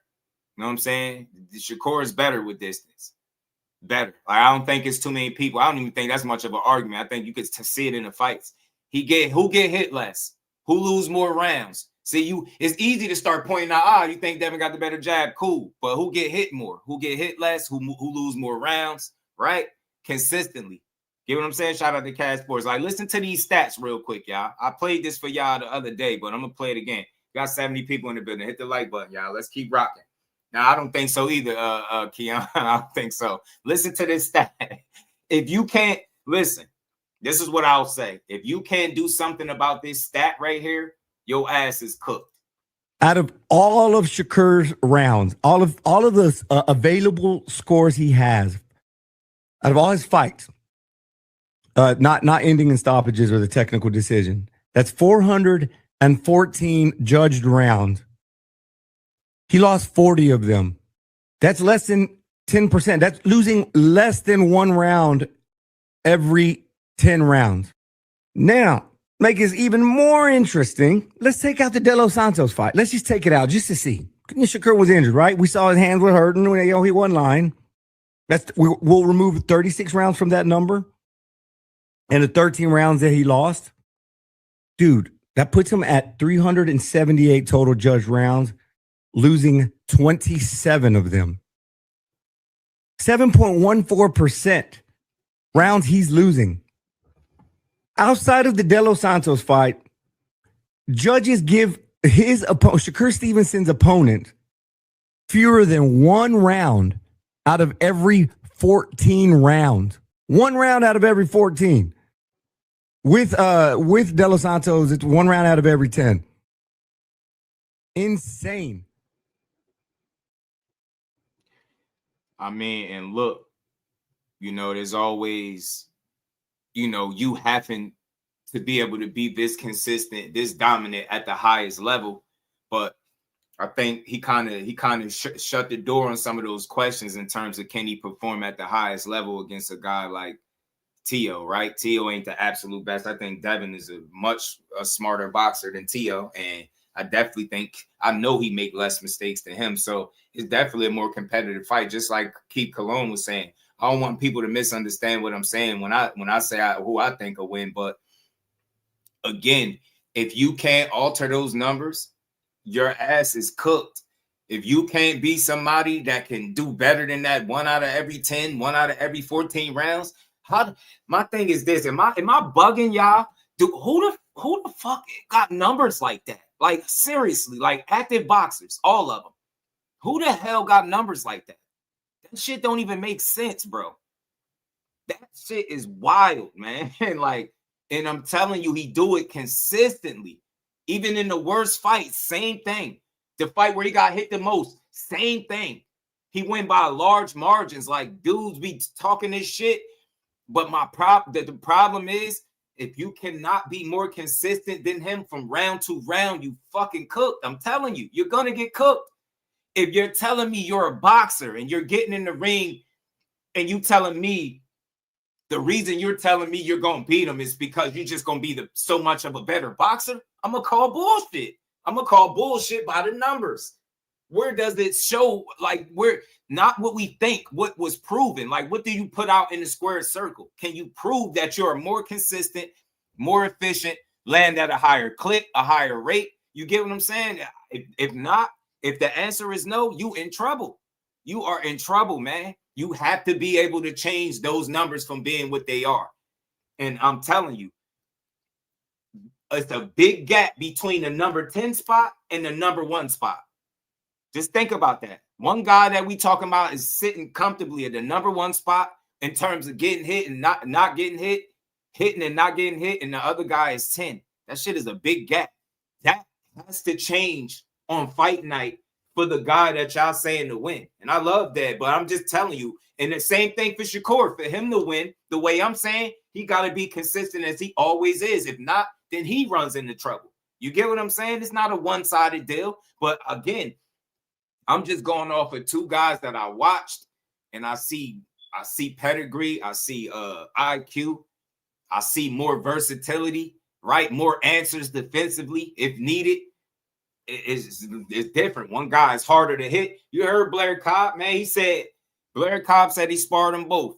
He said the shit that he was focused on with Dad was 1 or 2 punches and making sure, making him do shit he didn't want to do. He said the shit that he was doing against Devin, he couldn't dare do against Shakur. This is what the guys that be sharing the ring with them be saying. Don't take my word for it. Listen to the guys that fight him. You know what I mean? So, and look, what's Dad's best win? Average to ordinary. What's Dad's best win? You said he fight better opponents was his best win. Damon, what's good with it, my guy? Had to pay the fight or Nakatila fight or De Los Santos. We only not see you only start talking about it because it was on display. Anybody that's watched Shakur Stevenson known that he always had one of the best jabs in the game. If you ever heard Shushu break down Shakur jab, you would know that. This is years ago. Like, everybody knows that. You hearing about it because he put it on display, right? You get what I'm saying? So he didn't need it. Nakatila got cooked. De Los Santos got beat by a sick and injured fighter. Nakatila, that's a bad example. Why even bring that up? He lost every single round and got dropped. You ain't seeing guys put together them type of performances, bro. See him being similar level wise. Old Banger, what's good with it, man? I'm telling you, right now, look, Loma is Dev's best win. Now I don't like triangle theories, bro. I don't, and I ain't really trying to triangle theory you. But who beat Loma? Who beat Loma? And who Loma wouldn't fight? I knew you were gonna say that. Who Loma turned down to fight with? In the title opportunity and the most money he was going to get. Who did he turn down? To fight who? You get me? And then who beat Loma before Dev did? And who Shakur just beat? You get me? So when you say they fight better opponents, look, it's not by much. None of these guys are fighting opposition that's light years above each other. They're not. Maybe 1 name here, 2 names here. Up until the T.O. fight, Dev had that Loma fight where he could say, oh, I fought Loma, right? Loma ain't won Shakur. Didn't fight Tank either. He fought Cambosis. You get what I'm saying? And then T.O. beat Loma before Devin did it. And then he got cooked by Shakur. See how that worked? So I think they fought in or around the same level of competition. One guy has just been far more consistent by the numbers at getting his business done. Like, that's why I look at these fights playing out the way I do, because if you can't stop him from being consistent, then how do you win? If you can't change the fact that on these judges' cards, this dude is losing out of every 10 rounds, he's losing 1. You get what I'm saying? And then you take the anomaly off his record and it's 1 out of every 14. I haven't heard them type of numbers from nobody. That shit is crazy. I didn't even know it was that crazy. Yeah, he beat his ass. ETB beat his ass serious. Saying that Loma thing, so Loma wouldn't be even. Yeah, he wouldn't even fight Shakur. Loma was dodging Dev too for years. No, he wasn't. He fought him. No, he wasn't. When it was time for them to fight, they fought. 12 threes was good with it. He ain't dodge him. He fought him. He fought him for undisputed when it made the most sense. Charlie says Shakur the man. Shakur the Wild Loma would have never been that close. Hey, look, that's why I wanted to see that fight, yo. That's why I wanted to see that fight. Because I seen who gave him the toughest fight. He was over there in that corner talking about dad. He figured me out. I just know Shakur would have beat him. I know he would have beat Loma. I just know it. Man, I wanted to see it. At least I feel like I know, right? I think he definitely would have cooked him, man. I ain't gonna lie to you. Olympics is a big difference between Shakur, Key, and Dev. Dev got the pro experience, but they got world level experience, yeah, and the amateur level. And then you got to think Shakur is damn near every bit as accomplished, depending on how you want to call it, right? You got Devin being a champion in 3 divisions, him being a champion in 4. Dev got the undisputed. Shakur is unified. Like, that's what I'm telling you. I'm gonna say this. That's the part of that's the element that y'all don't take into account when you assess them to. Pedigree. One guy was brought up fighting much better talent. And I'm gonna pull up the audio from Wiley Moses. He was in the Twitter spaces. I'm gonna let him talk about some of the amateur stuff. Shout out to Educated Jad. I don't really think so, bro. I don't really think so. One guy been in 4 divisions, one guy been in 3. His best win is Loma. Shakur, I think Shakur matched that Loma win with a T.O. win. Outside of that, they fight in the same level of competition to me. You get what I'm saying? I don't really see his resume being better. His best win is Loma, right? Shakur best win is T.O. Get what I'm saying? What's their best win after that? Get what I'm saying? So I don't know. I don't know about that. But we going.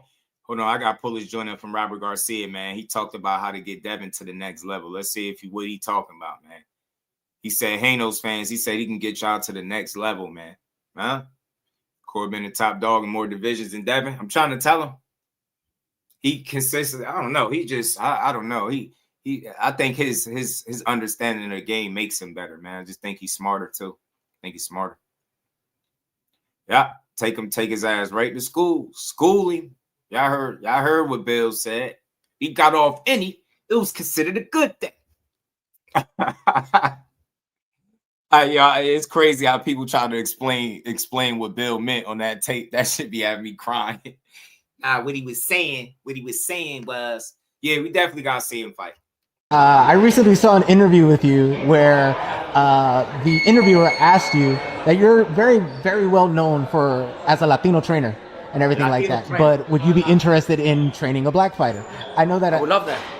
I know that there was rumor and word since you brought up Spence, that he was looking at you when the whole Derrick James happened. Devin Haney responded and he gave an ultimatum on that and everything. His ultimatum, I'll tell you in a bit if you haven't seen it. It's hilarious to me, but you said you would love that. I just mentioned earlier Brian Norman Jr. splitting from his father and everything like that. If you were to be able to pick a fighter that is not Latino that you would want to train, who would that fighter be and why? A fighter that is not Latino? A fighter that's not Hispanic. A fighter that is not Hispanic. And you were able to pick, like, let's say Brian Norman or Devin Haney or Earl Spence on the comeback, or maybe even one of the Charlos or anybody. If you were to pick a fighter that you would want to train that is not Latino, that is not. Y'all be trying to count champions when I'm looking at talent. We talking about better fighters. Being the champion don't make you a better fighter. I need y'all to understand something. I'm gonna try to let this video play through. It's tough. It's tough to brag about wins that a fighter has when some of those same guys he beat, when they got in the same opportunity to fight Shakur, they won't do it. Think about it. One of his biggest wins is George Kambosos. He won't dare get in the ring with Shakur because they already know from start to finish that's going to be very bad. I guarantee he wouldn't win a round against Shakur. Kambosos is not it, right? He would have cooked his ass. You know what I'm saying? That's a guy that y'all bragged about. Loma, same thing. He didn't fight him. Get what I'm saying? I'll give y'all that T.O. didn't fight y'all. He had the chance too. He fought Core, so very similar. But them dudes fought in or around the same level of competition. Who fought more champions to me be irrelevant. That's not really an argument that I'm gonna make because that don't make you better. You get what I'm saying? That don't make you better. I think he would have beat Loma. He'd beat Loma. He said he fought an electrician. You know what I mean? People got jobs, average to extraordinary. You know what I mean? People got jobs, Joe, in boxing. If you did, you wouldn't even say that. People that understand how many fighters work won't ever mention the reason a fighter lost is because he had a job. My guy probably still in here. He'll tell you about a fighter that had 2 jobs and was beating ass and undefeated while he was doing it. You get what I'm saying? So the job ain't no excuse to not be good in boxing, bro. You get what I'm saying? But let's get back to this, man. Let's see what Robert talking about. Tell him, hey, tell him, bro. Tell him behind the hands. He talking about jobs, bro. You hear me? You know what I'm saying? So don't make it true that who's fought better comp. Nah, y'all saying that. See the difference? I'm so real. I'm too thorough with this. I'm not just a fan of Shakur. I'm a fan of the sport. And being a fan of the sport more than Shakur allows me to say they fought around the same level of competition. What part y'all not hearing? Like nobody's fought fighters that's levels and levels above nobody. Devin's best win is Loma. Shakur's is T.O. Is T.O. and Loma not on the same level? And then when they fought, who won? That don't mean that Shakur fought the better competition because T.O. fought Loma, but you get what I'm saying. You can't disregard the talent that Loma was, right? But I'll tell you the difference. When Shakur fought the best fighter he ever got in the ring with, it wasn't close. When Devin fought the best fighter he got in the ring with, he had a rough time. He needed the last round to win. That's the difference between them, bro. I'm telling you, one guy is a lot more mistake-free from fight to fight. And even at the highest level, he did it. So I don't know why that's hard to understand. Devin Haney would have to force Shakur to make more mistakes than he's ever made in his career to beat him. The knockout is out the window to me. You get what I'm saying? Now you're telling me you gotta go tit for tat with one of the best chess players in the game. Good luck. Good luck. Good luck. You telling me that you about to give one of the best thinkers in the game, 3 minutes each round to see who's better? Please, man, I welcome that matchup any day of the week. Get what I'm saying? Top 5 fighters on each resume. I don't think the competition close. I don't know how y'all look at resumes, but y'all put way too much into resumes, man. Y'all putting way too much into resumes, man. No, I'm making it sound logical. You get me? I'm making it sound logical. Tell me when I'm not saying something that's reasonable. Yeah, it's a fact. It's a proven fact that the guy you're talking about beating, Shakur Stevenson, gets hit considerably more, loses far more rounds. And when faced with the best competition that he's been in the ring with in Loma, he had the roughest night of his life. Shakur just had one of the easiest with the best guy. Different fighters, different styles. I get it, but you understand what I'm saying. The point is proven. You get what I'm saying? You ain't seeing Shakur sitting in the corner talking about somebody figured me out. You're not seeing that kind of shit. Let me point something else out. Devin Haney's, one of his worst performances, I want to say worst performance. His last 2 performances, he landed around 70 punches. 70 punches. The fight that y'all talk about with Brian Norman that y'all said he outclassed him and did all this, he landed 70 punches to like 59. Shakur landed 65 punches against De Los Santos on an off night. They not the same, bro. 100% healthy. They are not the same fighter, bro. They got similarities. They both elite level talents, but one guy is the generational talent and the other guy is very, very good. I'm sorry. The elite, very, very good, world class, all that good shit. But one guy is generational to me. Light skin business. We got 90 people in the building. Hit that like button. Let's keep building. Lanier was good with it, fam. You know what I mean? Shout out to Educated Jazz. Resumes don't win fights. Tell me when you ever seen a resume get in the ring and throw a punch. Resumes don't win fights alone, bro. I'm telling you. Because by that logic, Tio is better than Loma. Because he beat him, right? Who's better, Tio or Loma? You would have to say Tio, right? That's the best guy that he's fought. That didn't want to fight Shakur. Just think about that. Brian Norman better than De Los Santos? I mean, you got to give Brian Norman credit, man. He's a champion. I rock with Norman. I rock with Team Norman. So you ain't about to get me to say nothing bad about B Norm. I like B Norm. Look, that's very subjective though, bro. Like that's why I try not to argue the things that's too tedious. I just try to make it make sense, right? Name their best wins on their resume. Name their best wins. But this is the problem that y'all running into. When y'all start talking about resumes, you got to keep in mind that one guy started at 126. He's fought people from 4 different weight classes right now.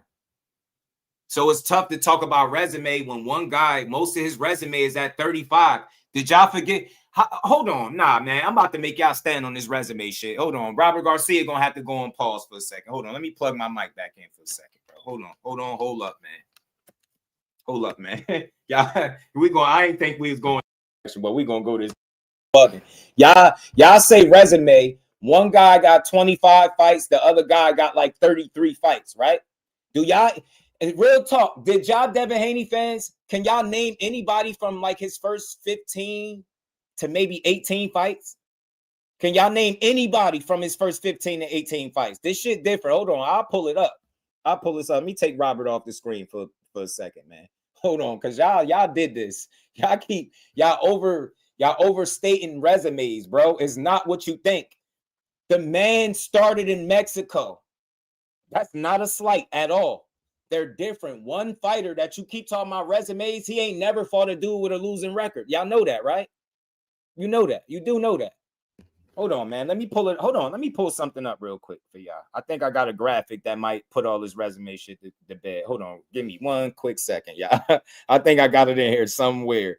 With all their numbers, with all their opponents combined, with all their wins and stuff. Give me a quick second. It's in here somewhere. Where is that shit at? Do I still got it in here? Let me see. Y'all look at resumes like the fights that y'all know. What about the ones that you don't know? That's part of the resume too. That's why I know when y'all talking about resumes, y'all not talking about the complete 33 fights because you don't even know who those guys are, a lot of them. And that's not me trying to diss. That's just me telling the truth. Like, do you know who these guys are? I got to find that picture, bro. Hold on. I got it. I'm going to find that picture with all their records and resumes and hold on, all their numbers combined. Let me find it. Where is it at? It's in here somewhere. There you go. Hold on. Let me pull this up. Give me a second, child. Y'all hit the like button, man. We still building. We came on early today. Having a good conversation. No boxing slander though, man. Just building, man. Just a friendly conversation, man. I don't like to be stressed out to talk boxing with nobody, man. But we're gonna see if this makes sense when I pull this up. We're gonna see. Let me see if this makes a clearer case at all. Let me see something, y'all. Shakur has fought tougher fighter by who he's faced record-wise. Yeah, that's why I say I know people like I ain't saying he fought all world beaters and nothing like that, but I think anytime that you want to talk about resumes, you can't forget to mention the fact that he ain't fought nobody with a losing record. You can't even say that. Most people can't even say that about their favorite fighter. They fought guys with crazy amounts of losses and shit like that. Let me see. Hold on. I got y'all. Miss.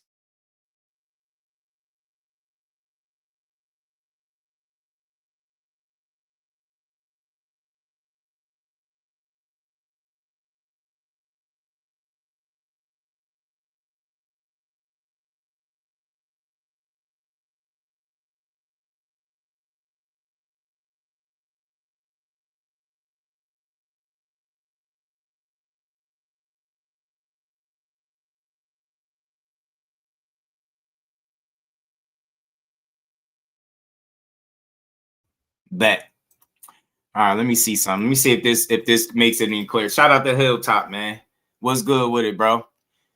This is Shakur, Tank, and Devin. This is Shakur at the top. This is Tank number 2, Devin number 3.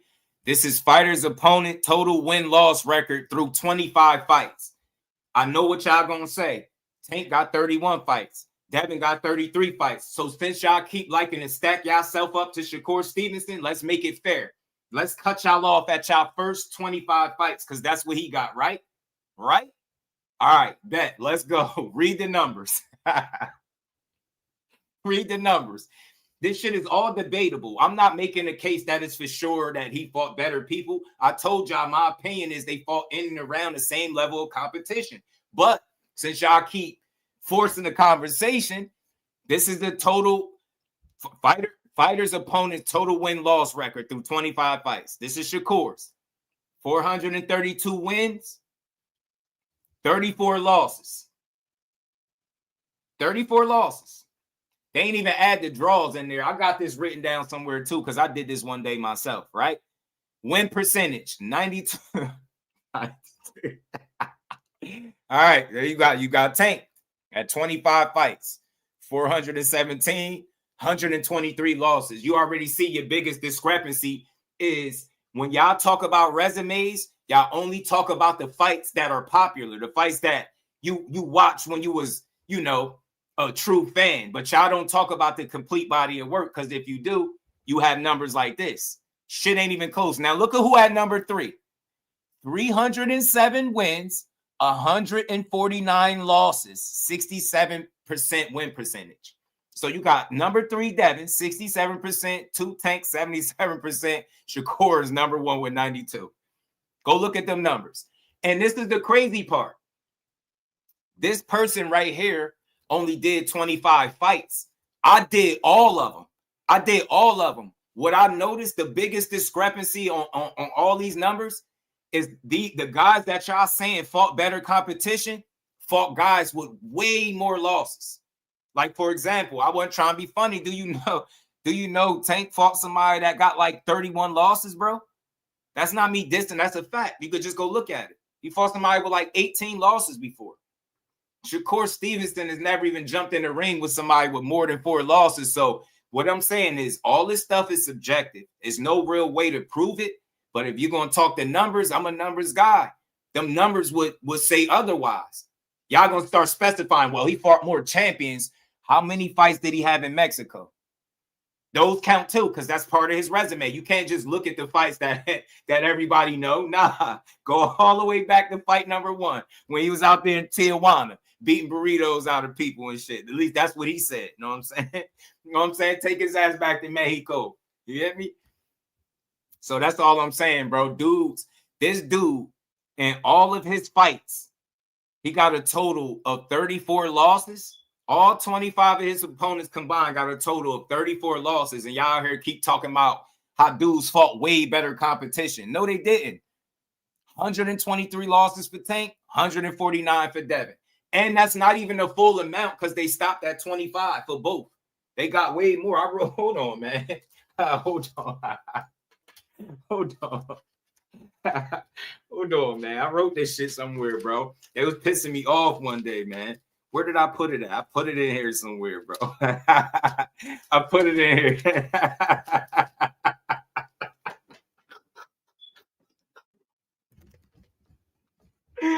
I'm only laughing, bro, because I know this shit changed everything. You can't talk all that resume shit when them numbers in your face. Now go ahead and tell me how many of them losses was champions.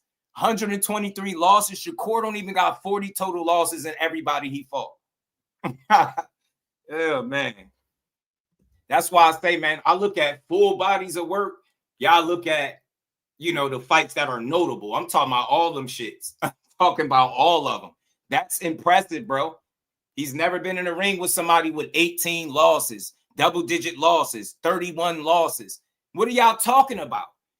He won't. That shit would be pathetic to see. You ain't put no silver medalists in the ring with somebody with no 31 losses, 18 losses. What? He ain't got to go to Mexico. He was in the Olympics beating ass till he ran into Robisi. You know what I'm saying? Boy was kicking ass. But nah, this is just a fun conversation, bro. You're not gonna get this nowhere else. Somewhere else, they're gonna hate on one of the fighters. I don't hate these dudes. All of this stuff is subjective. I think at the end of everything, all you got to go off are numbers to a degree, right? And how you break them down. You know what I'm saying? So it is what it is. And then look at the chart at the bottom. 432 and 34 is considered elite, extremely dominant.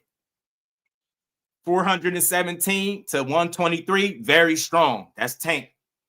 307 to 149, solid but clearly lower. That's what y'all missing. Y'all only thinking about those notable fights. Nah, we ain't talking about them ones. We talking about them early joints. You know what I'm saying? Nah, not the best names. Because look, shout out to my dog, Educated Jab. This is the problem that you're running into, bro. You can't just go off like the best names because you're saying resume. You see that this is why comprehension is important. This is why context matters. Y'all say resume, but really what y'all mean is notable fights.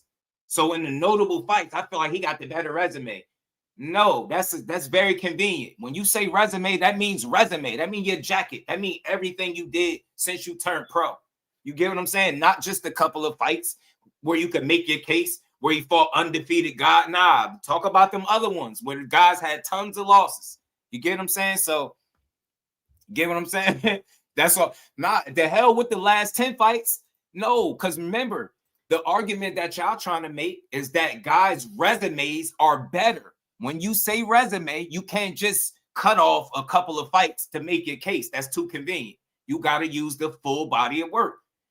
Even with Shakur having less fights, his numbers are still better, far better, considerably better. Y'all got double the loss. Y'all got more than double the losses that he's been in the ring against. Think about that for a second when you talk about resumes.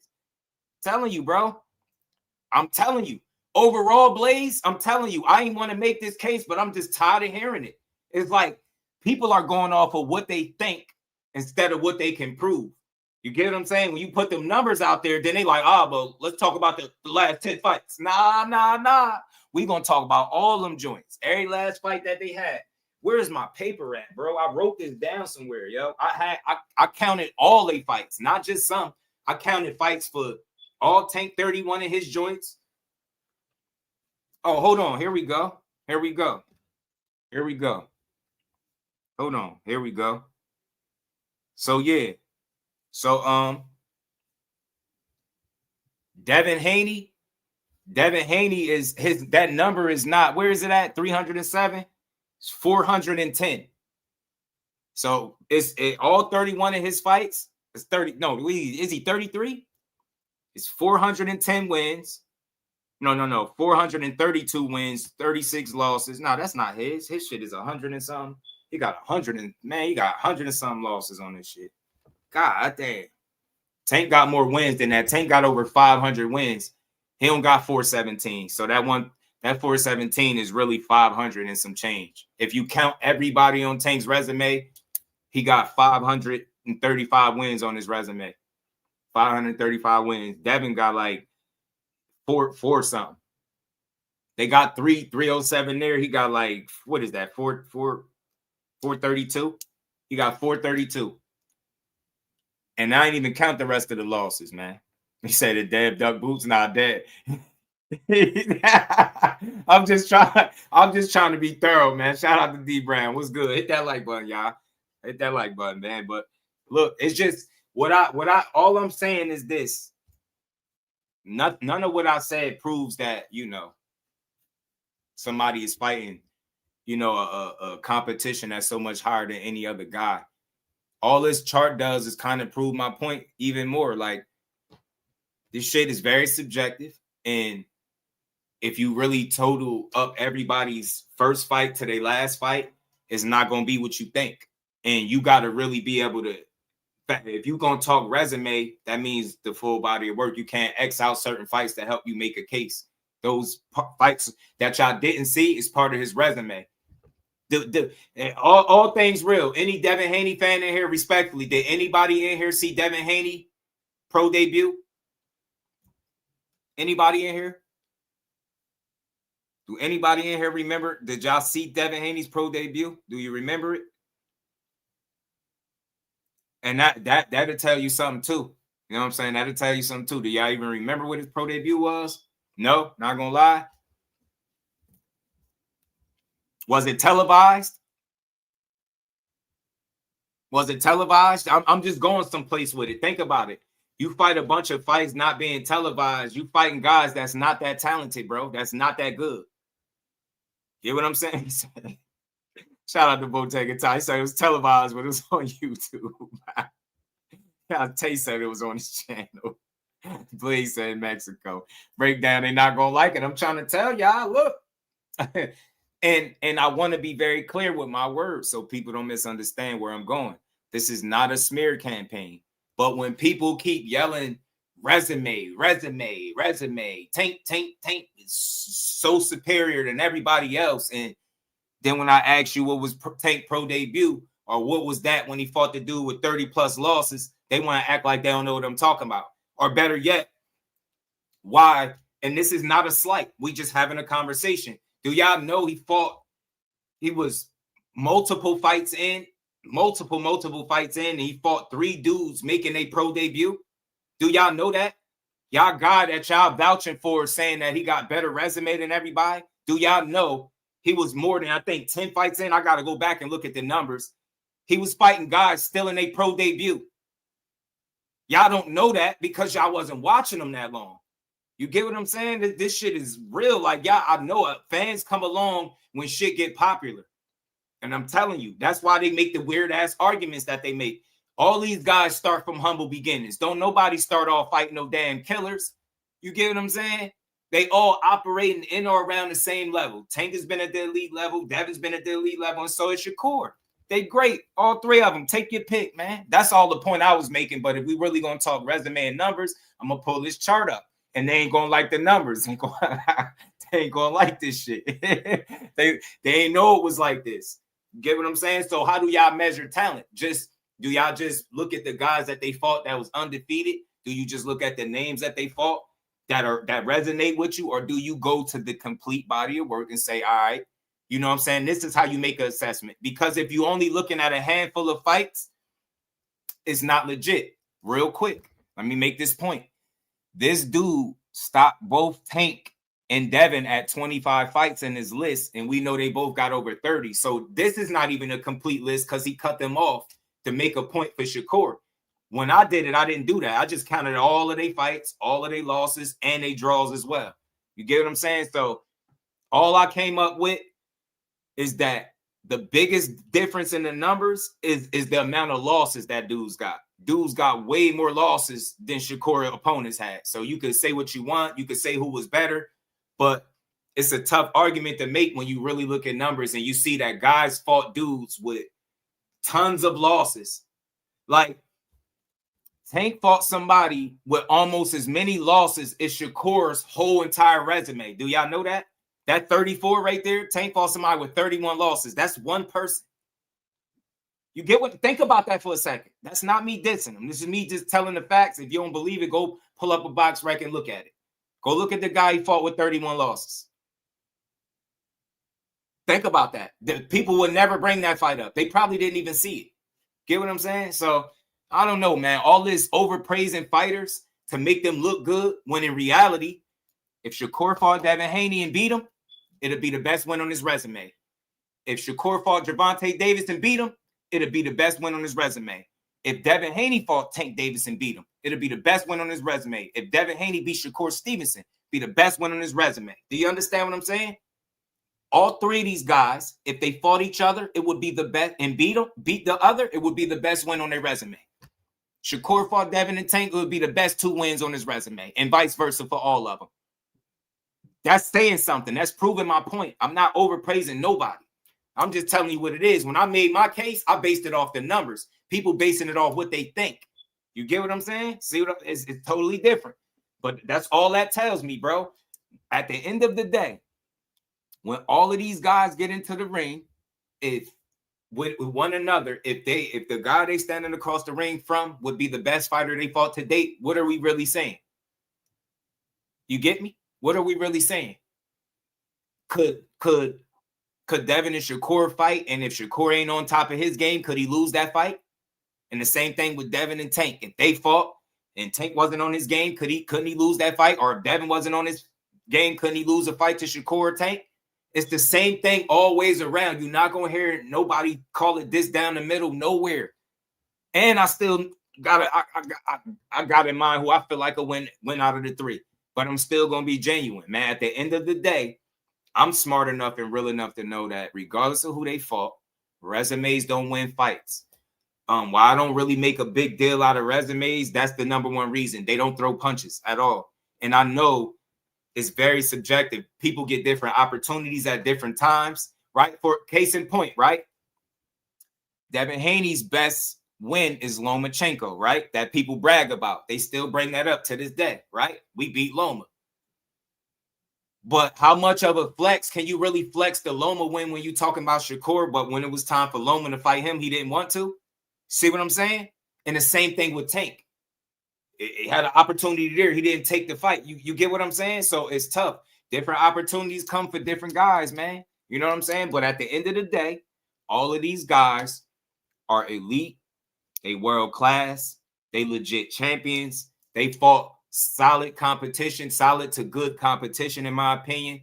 And not neither one of these guys have fought an opponent that's better than the other. None of them.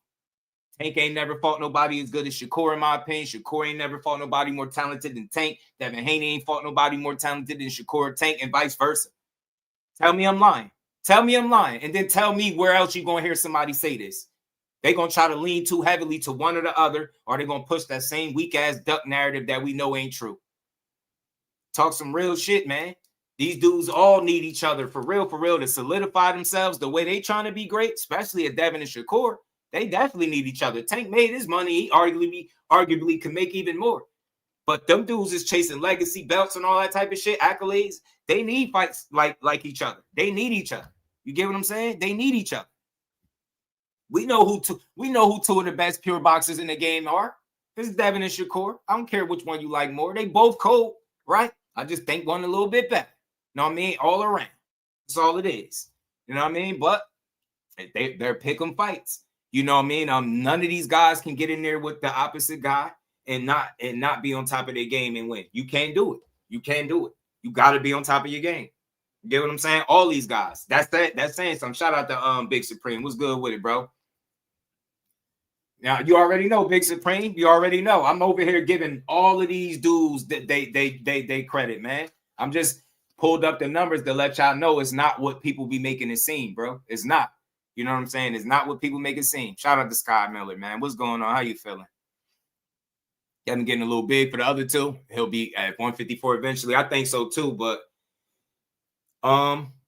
we gonna keep building though. We ain't done yet, man. We just gonna keep building, bro. Until we, like I said, when I'm done covering everything, that's when we gonna end the live. I don't know when that's gonna be, but we gonna keep building. We still got 80-some people in the building. Hit the like button, sub to the channel, support the build. Mr. Rex, I think Shakur better too, but he ain't fight nobody. He's scared to fight. Shot Foster.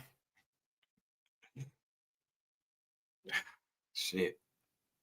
That's tough, bro. That's tough, Mr. Rex, man. That's tough, man. That's tough. All right, he ain't fight nobody. I mean, I don't know what you consider a somebody, right? I don't know what you consider a somebody.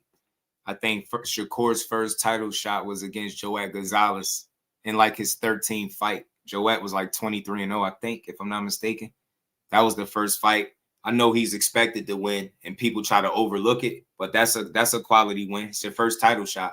He won it, right? I mean, he beat the absolute hell out of Jamel Herring, right? Stopped him. I mean, he took Oscar Valdez completely to school. He unified with him.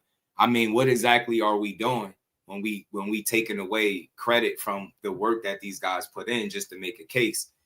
Can you say that he's fought everybody? Nah, it's the biggest fights I think can still be out there for him. But it wouldn't be real to bring up, like, you can't, with Shakur, it's not the same as your typical guy that's not getting the fights. We've seen him literally one of the only reason he fought De Los Santos is because he had Frank Martin on the hook. He needed that little extra umph. I don't knock him for it. He didn't get that fight. Tank did. You get what I'm saying? Like, think about if he would have got the fights that he was supposed to get. Think about if he didn't have to chase Valdez, right? If he didn't have to chase Zepeda, right? If he'd actually got a Tank or a Devin fight. Think about if these fights, a Loma fight that he always wanted.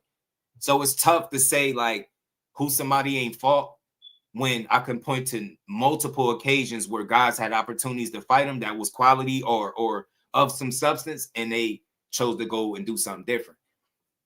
The only issue with Shock is he's not a 35-pounder. They made that fight an interim title fight. He beat Cool Boy. Impressive fashion. He shut him out, but he didn't keep the title, and he moved back down to go defend his belt. That's not a duck, but it's like, you get me? Like, I be trying to understand how y'all think. Like, what has a Shocky Foster done to just, Shakur should just fight him? Like, that's somebody to be scared of. Like, you seen this dude, Lou. How many losses he got? And I'm not dissing. I'm just talking real shit. Guys ain't scared to fight nobody, but I don't think he's put himself in position for that fight. And I've always said, do I want it? Would I like to see it? Yes, because I think Shock a real one. I think it's history there, and I think he really wants to fight. But him moving down to 130 when he had the opportunity to keep the belt and so-called press the button, he didn't do that. And on top of that, I just don't think it's going to happen. I think it's too much there, and I don't think their paths are going to cross each other the way people are expecting them to. And we could say, shout out to Scott Miller. We could say what we want about, what Shakur is scared to do. Did O'Shaquie Foster do exactly what he said he was going to do? He said he was going to go up to 35, press the button. They pretty much gave him the keys to the situation by making it an interim title fight. And he could have stayed there, kept the belt, and vacated the one at 130. What did he choose to do? So by that logic, is he scared to fight Shakur because he didn't do what he said he was going to do? Nah, he just probably got something better to do, and he probably know he wasn't going to get that fight. You get what I'm saying? So who knows, man? But I don't know. It's tough, man. I don't think these dudes be scared, though, man. Yeah, that duck narrative, yeah, they saying Keyshawn and Shakur is both ducking Devin Haney. And I've seen it at least 3 or 4 times, and I'm just like, damn. Y'all know y'all down bad when you at 147 pounds saying guys that just debuted at 140 is ducking you. If that's when you being a super fan. When you're accusing guys of being a duck, with no paperwork, no contracts, no offers, no conversations, not even being in the same weight class, you just looking to push a narrative respectfully. That's just what it is. That's what people do. Like, it's all this one ducking, that one. Nobody's scared, man. Nobody run around being scared of Devin Haney or Shakur or Tank. None of them. Nobody's being scared. These dudes put the money up and they'll fight. That's how I see it. Fight the fighter Shakur fought. I asked yourself that. Yeah, for sure. For sure. What did you say? Foster looked bad versus Nova, Conceição, a few others, and now you can beat Shakur based on beating a smaller Fulton. I tried to say it, Big Supreme, bro.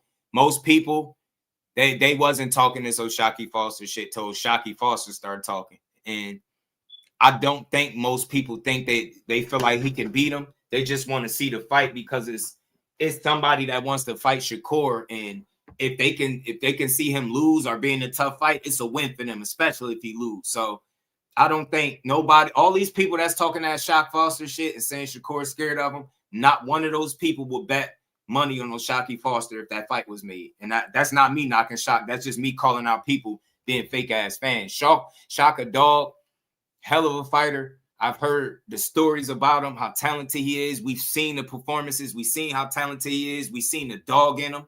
You get what I'm saying? We've seen all them things, but we also seen the inconsistencies. We've seen them struggle. They got a common opponent. I mean, Rocky Hernandez, Conceição, Abraham Nova. You get what I'm saying?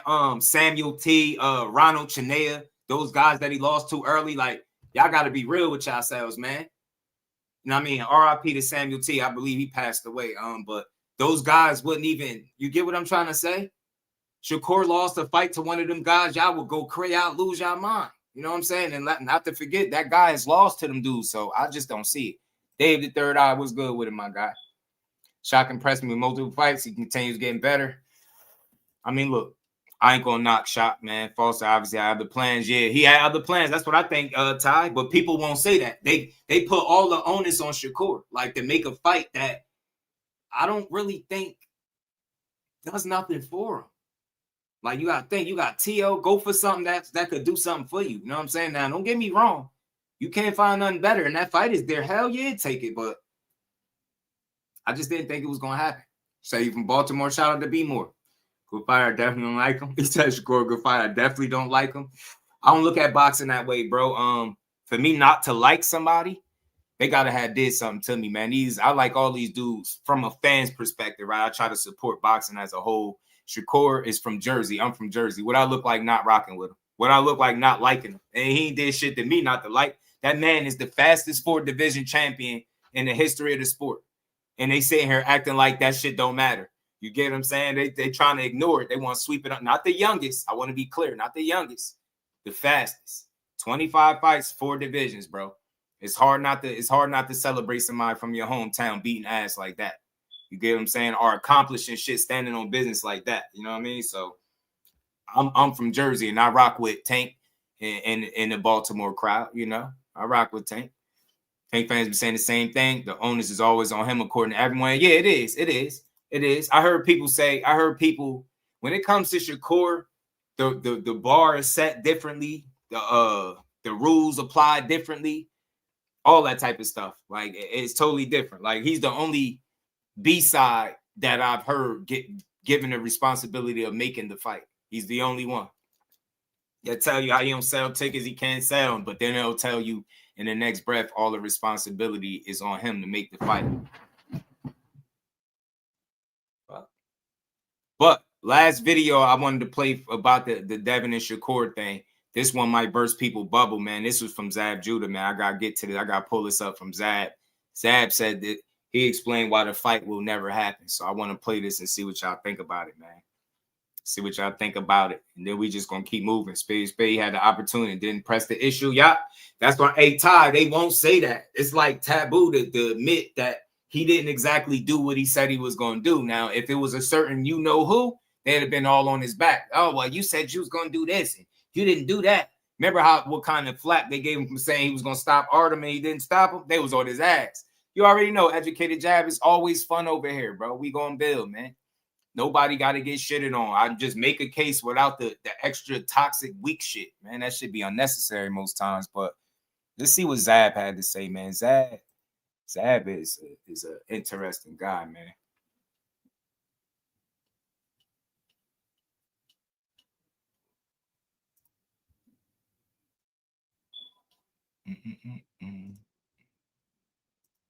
Watch out, niggas tell Zab he don't know what he talking about, right? How did that Educated Jab? Tanaka. Zab Judah. Super. Oh, my bad, y'all. I gotta play the rest of the Robert video too. I got y'all. You My guys bad, have we the got light all top. back. And we start talking that resume. You guys in the shadows. Oh, yeah. Look at that. Look at that. This don't make sense. Eli always puts us up. You look like he was your shadow. Try it again. This is my first time watching it, so I don't have no clue what he about to say as to why the fight won't happen. Let's see what he says.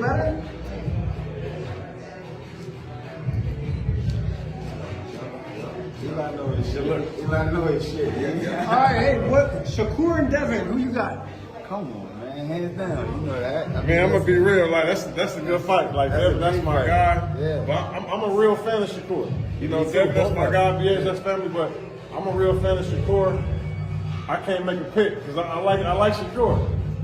But then that's my youngest, so I can't. You already made a pick, bro. You already made a pick. You saying it. You saying too much. You saying it without saying it. Love, joy. We know what's up. That's my godson, so you know where I'm going. I ain't got no choice. My godson. I like Zab. Zab is loyal to the soil, man, to the core, man. You gotta like Zab, bro. Gotta like Zab. Man. I don't care what his take is. I rock. It depends on what Ryan we see. You know, is he taking it serious? I believe he's gonna show up this time because he ain't got no choice. You know what I'm saying? Yeah. Everybody says that. This is it or nothing. He has to win it. He has to win this fight. The speed is deceptive, but Boreos is gonna be more calculated, man. He's not coming to play. So that's gonna be a hard fight. Byron never comes to play. Byron always shows up, gives his best. Okay, but look, Barrios world champ. He's been world champ for a minute. Yeah. Ryan never won a world title. You won undisputed. You won many titles. What's it like to fight for the title for the first time? The second time for Ryan. There is no words. The shit is it's unspeakable. It's like, wow, I did it. It's like you work your life, your whole life for this one moment, and then you accomplish it. And then right after that, new problems comes on. You got people coming after you that you have no idea who they are. You know what I mean? This shit is crazy. You know what I mean? So the shit never stops. It never stops. It never stops. I think Ryan got a chip on his shoulder because I saw him say the other day something like he turned down some big money for this fight, you know, for real boxing. And he really feel like he got something to prove. So I think he definitely come to fight. I think he got a shot. That's gonna be a hard. Shout out to Quay. He said, my fighters are Lamont Roach, Ammo Williams. Don't we call his first name? It's Austin, Ammo Williams. I got you. I like Lamont Roach and Ammo. Over here, man, it's cool to have your favorite fighters, man. But overall, I rock with boxing. But I definitely got my favorite group of fighters that I prefer to watch. You know what I'm saying?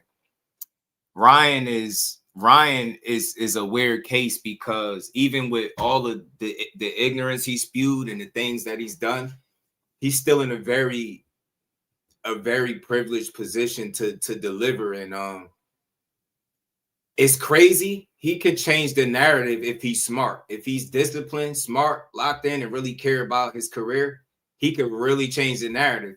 If he's fully locked in and beats Mario Barrios and becomes a world champion, despite all that shit, people got a tendency to stop bringing up your shortcomings, right? We always gonna know the shit he did, right? We ain't gonna forget, but winning cures a lot of that stuff. And if the dude is putting himself in a position to win fights, big, meaningful fights, people will stop bringing up that stuff. If he shows the ability to grow and mature, and we see it, people will allow him to do just that. That's what I believe. It's boxing, bro. We done seen some wild shit in boxing, and we've seen people, you know, still support him, right? So Ryan, it's really up to him, bro. Like, he's a strange case because he's the prime example of, you know, that saying, you know, hard work beats talent. When talent don't work hard, that's him.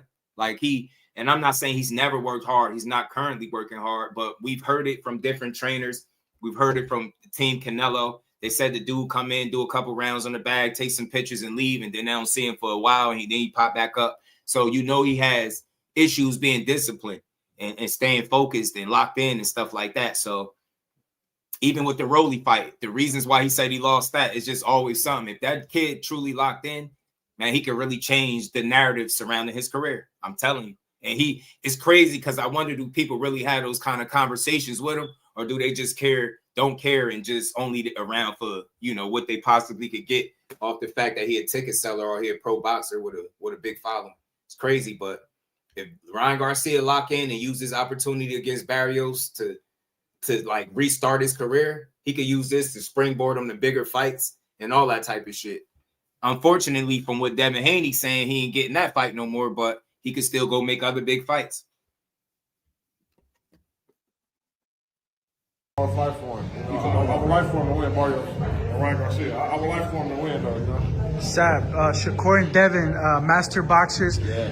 What's going to be the separation there? No bias. I know that's your Godzilla. But I don't think it's never going to happen. How do they separate each other in the ring? They're both pretty much identical in the way they do things. See, I think weight class is going to separate that fight. I said that, Tad. What weight would it be at then? I don't know. Devin might not stick around at 47 too long. He's talking about 154. Get this one fight and gone. Devin is a big boy, big. He's talking about Sanders Zayas. You know what I'm saying? Nah, don't say it ain't so, Zab. Because his fans say he not big. They say he ain't that big. Nah, Core just need to go up to 47 and fight him. No rehydration clause. But look at that. He's a big boy. He might just have one fight at 47. He might be gone. Didn't they already say they could fight at 54? Don't ever tell me Shakur Stevenson ducking this damn junior middleweight. I'm tired of y'all, man. Damn, man. I love Devin too, but ain't nobody ducking his ass. He big as hell. He stayed at 35 for like 3-4 fights too long. Then he got to 140, and he still was behind the 8 ball and had to move right up to 47. Y'all don't see that? How many people do you know move up to the next weight class and it's still hard for them to make weight? And you're telling me he's not big, that they're not that much different. So who the hell in the world sees Shakur fully campaigning at 147 and or ever fighting at 154 pounds? Are you telling me they're the same size? What is wrong with people? They don't got shit to do with being scared. Did you hear Zab? Did you hear what a real fighter said? Not what a content creator said, even myself. F what I'm saying. Did you hear what the real fighter just said? What was going to separate him? Did he say Shakur Stevenson ducking? Did he say Devin is scared or Shakur scared? Did he say weight classes? Using logic. Didn't he tell you how big Devin is? That's what's going to separate him. Not that weak-ass duck narrative that y'all pushing. So when the fight don't happen, you can justify by saying, oh, Shakur was scared of him. You can't be scared of somebody by the admission of the kid's own father. He always got off on him. Why the hell would Shakur be scared of him based on what Bill Haney said on that tape? That's all I be saying, bro. Ain't nobody scared of that boy. Especially you've been getting it off on him all his life. His father really said it. Get what I'm saying? Shout out to Sonny. Zab definitely going with the southpaw. No, he ain't, Sonny. He going with his godson. He going with his godson, Devin Haney. Devin Haney ain't southpaw. But I don't think it's never gonna happen. How do they separate each other in the ring? They're both pretty much identical in the way they do things. See, I think weight class is gonna separate that fight. That's 100%. What weight would it be at then? I don't know. Weight class is gonna separate that fight. Weight class. Devin might not stick around at 47 too long. He's talking about 154. Get this one fight and gone. Y'all don't. Devin is a big boy, big. He's talking about Sanders Zayas. You know what I'm saying? Yeah. So I don't. Wow, you don't say that. Fight happening. So that's why I don't be, like commenting or making predictions on that. I know Shakur is a young man. You know what I'm saying? Yeah. So no. Okay, I gotta ask you this. You're a businessman too. You're not only, you do a lot of stuff besides boxing. What do you make of the Mayweather lawsuit? Nah, that's wild. That's wild. Shout out to Deshaun. You wild, bro. No, I mean, it's all due respect. We love Regis over here, bro. We rock with the Rougarou, win, lose, or draw. But the fact that you just said Shakur not stupid, he not trying to let Devin do what he did to Regis is the wildest shit I've ever seen. Like, bro.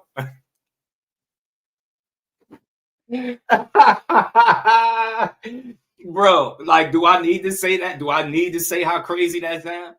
Like, what makes you think that he would be able to do to Shakur what he did to Regis, bro? Like, you really believe that's even on an off night, he couldn't do that shit? Hell nah, bro. Like, what? I think Regis gave his take on who will win the fight out of them two, too. I might play that. We covering everything. We rocking today. Everybody that been rocking since when we came on, 2:30, hit the like button. Everybody, if you're on the vertical side, double tap the screen, support the channel. We still rocking, man. I'm saying he bullied him, bro. Oh, you saying he bullied him? Oh, I get you. I get what you're saying. Nah, I get what you're saying, but I think Shakur, when he bring up rehydration clause, he understands that Devin is a bigger guy, and he's considering that. That's what it sounds like to me. Is he scared? Hell no, man. Hell no. He's just smart. He's just smart. And you heard what Zab say how big this kid is, bro. He's a big, big kid, man. He could probably take one fight and go right to 54. Shakur ain't never fighting up there. You know what I'm saying? So, but no, I wouldn't say, I get what you're saying. He was just bigger than Regis. I don't think he weight bullied him. Dev's just a big boy. And Regis had to find out the hard way. It was status boxing, man. Shout out to you, fam. I agree. I'm right with you. He wins anyway. I'm saying he's still, I think he still wins too, bro. Oster 140 was good, but I feel where Zab is coming from. I feel like it's a good chance it won't happen for reasons that he's mentioned. I still don't see that fight happening, so that's why I don't be, like commenting or making predictions on that. I know Shakur is a young man, you know what I'm saying? Yeah. So no. Okay, I gotta ask you this. You're a businessman too. You're not only. I see you, Damon. Tell me what I'm capping about. You gotta tell me. Don't just say it. Tell me. Hold me accountable if I'm lying. I haven't been following it, but to me, it's just that's a money made move. You know what I'm saying? You know how you do. Get more money. You know how you do. I mean, that's just a move. I mean, if evidently somebody tipped him off and somebody was doing something negative to him, he gonna go hard. One thing I know about him, he gonna go hard. Yeah. The WBC stripped Shakur Stevenson because he didn't pay the fee, which is somewhere around $120,000 because he made 10 million. You've held those belts before where you've had to pay your fees. What do you make of them stripping them, or fighters just allowing the belt to go without paying the fee? Financially, it makes sense, but I guess in terms of glory and legacy, it's something that you need to do. How do you feel about that nowadays? Evidently, there had to be some type of miscommunication or some kind of business disruption that happened between those guys. You know what I'm saying? Because I don't know. Every time I fought, they came right after for their money ASAP, and they got it. You know what I mean? So I don't know. How did that linger on this far? You know what I mean? Because evidently we talk about a title that was before. It was a title that was at a smaller weight class. You know what I mean? So how did this linger on all the way now until now? You know what I mean? So that's where the problem we got to look at. Come from. Now Shakur not wanting to pay a fee that was 3-4 fights ago. I mean, you can't blame him for that. Who the fuck wants to pop up and pay, you know what I'm saying? You pay a fee out of nowhere. So you know what I mean? We don't know the terminology of the business, so I can't pass no judgment on that. Yeah, you paid it willingly or looking back at? I mean, they was right there, brother. So you know what? And I tell you this, in my time of fighting, whenever you got them straps, it was a pride thing. It was an honor thing. It was like, I'm the champ. So you didn't give a fuck. You know what I'm saying? If they came for half of the person, you had cool. all the belts. You know what I'm saying? I'm the champ. Yeah. And that championship allows you to do bigger and better things. So that's what the title meant back then. You know what I'm saying? I mean, now it's a whole different terminology of winning the title, and because they got different brackets and stuff like that. What do you think about the new belt, the SUFA belt? Do you think that's gonna have the same allure for the fighter, the same attraction? Like they're gonna be proud to fight for the SUFA belt under the SUFA program? I don't know yet because I'm not really too educated with the Zuffa real guidelines. I'm not. I hear the Muhammad Ali Act is out, and this. I mean, so I'm not too tuned in to what the Zuffa laws are and how it affect boxers and how it's gonna make fighters bigger and better. You know what I mean? So once I tap into that, then I'll be able to talk about that. So, quick question: how do you feel about who's gonna win about this fight, about Blueface and Swaggy? Who you got your money on for today? Listen, this fight gonna be phenomenal. You know what I'm saying? Myself, I'm getting an opportunity of working out with Swaggy P. He works out in our gym. Came to me, said, you got a fight coming up, let's work out. So we've been training and, you know what I'm saying, just showing him the fundamentals, showing him the footwork. Blueface is my guy, you know what I'm saying? So, we were supposed to do some training, but I guess evidently he trained with some guy that was closer to his traveling situation. And, like I said, listen, we just having some good fun here. There's some guys coming together, merging the music business with the entertainment, NBA business, and we're looking to have some fun. And that's what I was going to speak about. How do you feel about the culture as far as, fighting for respect or just taking it on the gloves other than, doing it other way, just another way of resolving their issues as men? How do you feel they stepping in the ring? Listen, man, we in LA. So this is LA, so you know how it is. Knuckle games got to be official around here, you know what I'm saying? We know everybody got their little pop game, you know what I'm saying? But what's your knuckle game look like? You know what I'm saying? With your dignity and respect. Can you walk around out here, you know what I mean? So, you know what I mean? So this is, it's a very prideful state, you know what I'm saying? People are prideful, you know what I'm saying? The knuckle game is very respected around here. And guys figured, instead of doing some knucklehead stuff, let's turn it into a situation where we can make some money and come out on top to find out. Said the knuckle game respected around here. Every day, I see another rumor of Manny Pacquiao might fight someone. Your name was one of the names that came up. Tell me about that. Did you call out Manny? Did they call out you? Was no, so when the fight came up, they was talking about Zab and Manny fight. I was like, wow. And then it came back to where Manny Pacquiao doesn't like fighting southpaws. Yeah. And when I went down the line of for the last, I don't know, a couple months, they've been doing me so dirty on the likes. I almost want to stop. I'm almost going to say stop. I'm going to stop saying hit the like button, man. I swear. Hit the like button, y'all. It's free. And I said, oh yeah, you're right. So I think that was the main situation for me and Pacquiao not fighting, because at the time the stylistics, they were more comfortable with fighting right-handers, guys that stand right in front of them, and I was southpaw, moving around with power. They like, wait a minute, this is a, you know what I mean? So, you know what I mean? And so I would never say Pacquiao ducked me or Pacquiao ran for me. I could never say that. I just say that during negotiations, and it just never transpired. But about 2-3 weeks ago, came up again. Well, again, I don't know if that's from you, because people like use Manny's name and start rumors. Well, I didn't see it. I didn't say It anything was all about over it. Facebook and a lot of pages in the Philippines like Zab Judah called out Manny. Nah, man, I didn't. I'm telling you, I'll go screenshot it, but that's why I told him, you guys. I have a lot of respect for Manny Pacquiao. No, Manny's the best person Manny's ever. my guy. You know what I'm saying? So Manny Manny's and Bobby. You know what I'm saying? I have a lot of respect for those guys. You know, nah. So I would never just jump up. Like there is no like. Now maybe me and Manny had communication or doing something. Then I would jump out the window and say, "Yo, Manny, Zab Judah that." But I don't got that. No, it was one week that Tank fighting in, that Crawford fighting in, that you fighting in, that Mayweather fighting in, that Robert Garcia fighting in. Zab Judah news is cap. Okay, now. Shout out to Zab. So you know, he said a bunch of other stuff, but ultimately he felt like that fight won't happen because of the weight discrepancy, right? And I love playing videos from real fighters that speak like real ones, right? Because he ain't say a bunch of ignorant, oh, he ducking, this one's scared. He's speaking like a real, ain't nobody scared, man, but he know. You know what I mean? He been around him, so he know. Let me play the rest of this from Robert ass, man. Robert Garcia. Robert talked about helping Haney and making him special. Hey, man, hey, Damon, you like that look for Devin Haney? You like what you think about him working with Robert Garcia, man? What you think about him and Roberto? Hold on, y'all. We got some more stuff we're gonna get to, man.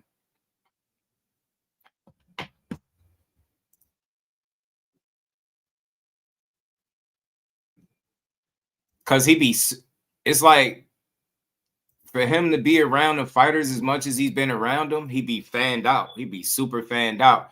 And I think he be trying to like ass kiss, and I don't think he realized people don't be off that. Like men don't want their asses kissed, bro. Like, you know what I'm saying? Like that's weird energy. Just be genuine. Like he'll be a prisoner of the moment and have some weird shit to say about a fighter, and then you know what I mean? You run into the fighter now and something different. He just be moving weird. Moving real weird, man. How stupid, man. But got a video from Showtime Sean Porter, man. He broke down a fight, man. We're gonna listen to it. We're gonna keep going. We're gonna just keep rolling. I told y'all this was gonna be a long live today. I knew it. I told y'all I had some time today, man. The babies ain't sick no more. Whooping Roach? Is he whooping? I said this a long time ago. Talk to me now. I said everybody thinks that Tank is gonna go in there and just knock out Shakur. It's gonna That's not gonna happen. But it didn't take. It shouldn't have taken this fight. I knew he couldn't. For people to realize, yeah, right? I knew that too. But yeah, Shakur is a defensive specialist, and I've been saying this for a long time. If you pay attention to how Tank would react whenever Shakur's name came up, I was like, yo, it's something that Tank knows that most people don't know or understand. There's something that he sees in Shakur. It could be the fact that Shakur was a 2016 silver medalist. You know, he's got a lot to do with it. He's that, you know, the silver child of the country, and you know, there's no telling. But this is what I've always known. It ain't just a big straight left or a big right hook coming from Tank that's going to end that night. That night is going to be the most strategical you've seen both these guys ever be in a fight. I don't know if we're going to ever get it. I think we will. You think we will? For sure. Who else I agree, is there? Dan. If Tank trying to prove he's still the man, who else you gonna fight? I try to get a message to Tank for him to like make sure he understood. Like when you get past this legal situation, he's feel me on this. Tell me if y'all feel me on this. He's gonna be just like Mike Tyson was when Mike came out of jail. Everybody gonna be waiting for him. Mike was the meanest thing before he went away. Tank got fights waiting for him if he come back. Everybody wanted to see what version he was now and who he was now and all that kind of stuff. Yeah. To me, it's the same thing with Tank. He's gonna have an opportunity to really just go right back to being what he was before he went away. There ain't too many people in this world that can do that. Nah. And I also wanted to play this because see, he got a lot more positive energy around talking about Tank and discussing him, whereas, you know, he even told him once you get past this legal situation, right, you're going to be something like Iron Mike. Yeah, I think people are going to be sitting there to watch him, whether it's to see him win, lose, or just to see how he look, or, you know what I mean, just be part of the event. That's a real reality for him, I think, once he gets, you know, past the legal situation. And Tank is definitely, and that I'm gonna tell you why. It's because they love him like they love Mike. It's what they did when he got in the ring. Like Tank knocks niggas out. Tank definitely got always the get people. They paid still love anytime he feel like fighting because he got that. Because I ain't gonna lie, I done seen Tank go off on fans and they still come back and say something positive. I'd be like, yo, y'all different. Y'all different. Y'all loyalty set up different. You got one time to talk crazy to me, I'm gonna be looking at you different, bro. But when he come across Shakur Stevenson, I'm gonna say it here on the front page. And Tank, I love you, brother, and still would love to talk to you. 100. But when you get in there with Shakur, it's gonna remind me of Deontay Wilder fighting Tyson Fury. Ooh, yeah. Because what you gonna do when you come across a motherfucker you can't knock out? Only thing you gonna I get that, but man, that's not the best. That's not the best. I get what he's trying to say in essence, right? Like, because you're not gonna be able to land the knockout power, right, or the knockout blow. You know, Wilder wasn't able to land, but he did land that knockout blow. And Tyson Fury would have been asleep if it wasn't for the long count. So that's not even the best example. And the fact that the heavyweights, and respect the Tank, man, he's far more skillful than the heavyweights, bro. He's a damn lightweight, bro. That's not. I think he could have used a different fight, but I respect. But definitely could have used a different fight. do is just get more frustrated. That's a terrible analogy. I'm just saying. Only reason why I'm saying it's a terrible analogy is because Tank Davis. Remember, you've heard Coach Cal say this all the time. He says this the same thing, and I know exactly what he means. We just waiting on somebody to pull it out of him. You ever hear him say that? Yeah, yeah. We got so it's just we ain't been able to show it because ain't nobody. Hey, and let me ask y'all that. Do y'all still think to this day that it's stuff that you haven't seen from Tank because it is people that ain't been able to pull it out of him? Or do you think that that's a point that's been a bit overstated? And the only reason I ask this is because you would think, wouldn't the Lamont Rose fight be the fight that he might have had to pull something out that he never pulled out, being that the fight was so competitive? And that's just a fair question. So, like, does he have this bag of extra tools that he can go in and utilize that people haven't seen, or is they just saying that, right? Is it just something that's overstated at this point? Because think about it. They've been saying it his entire career, and I'm just asking the question. I don't even got an answer for it, right? They've been saying his entire career. He's had a close fight, a draw, right, where you probably needed to pull something different out, and he didn't do it, right? Was that more so maybe that just, that fight, or, it's still going to take that right person? You know what I'm saying? He said, nah, we have not seen shit from Tank. Tank overlooked Lamont and paid for it. You think so? What y'all think? I feel you. Some people think that. Some people are on the opposite side. They like, bro, where is this bag at because you got, and the only reason I say that, and I understand what point people are making is because now you 30, 31 years old, and it's like, when are you going to show people the bag? Are you going to wait till you out of your prime? You get what I'm trying to say? Like, are you going to wait till you out of your prime? Is it a specific opponent, right? Like, what is it going to take? You know what I'm saying? For the people out there, just a question. So if he had it, we would have saw it. We all know this, no BS. I feel you. Tank did not overlook him. I feel you. Hell no, that sounds like BS. Teal narrative that the fights to the level of his competition. I hear you. I just sometimes I think I'll leave room for saying that. I think when faced with a certain level of opposition or a certain challenge, it can take you to a certain place. And I don't think there's a lot of fighters that present that kind of challenge from the opening bell. I think Shakur makes you think. That's why I think that it's a slight possibility that could be reality if the fight was to ever come to fruition, because, maybe that would be the right guy. You know what I'm saying? And I'll say this also. If that is the case also, then I think if you come back, now will be the time to show that. You know what I'm saying? That's what I'll say with that. I won't say that it ain't possible, but I'll say now will be the time to show the OP. What's good with it, Brody? How you feeling? They've been able to pull it out of him.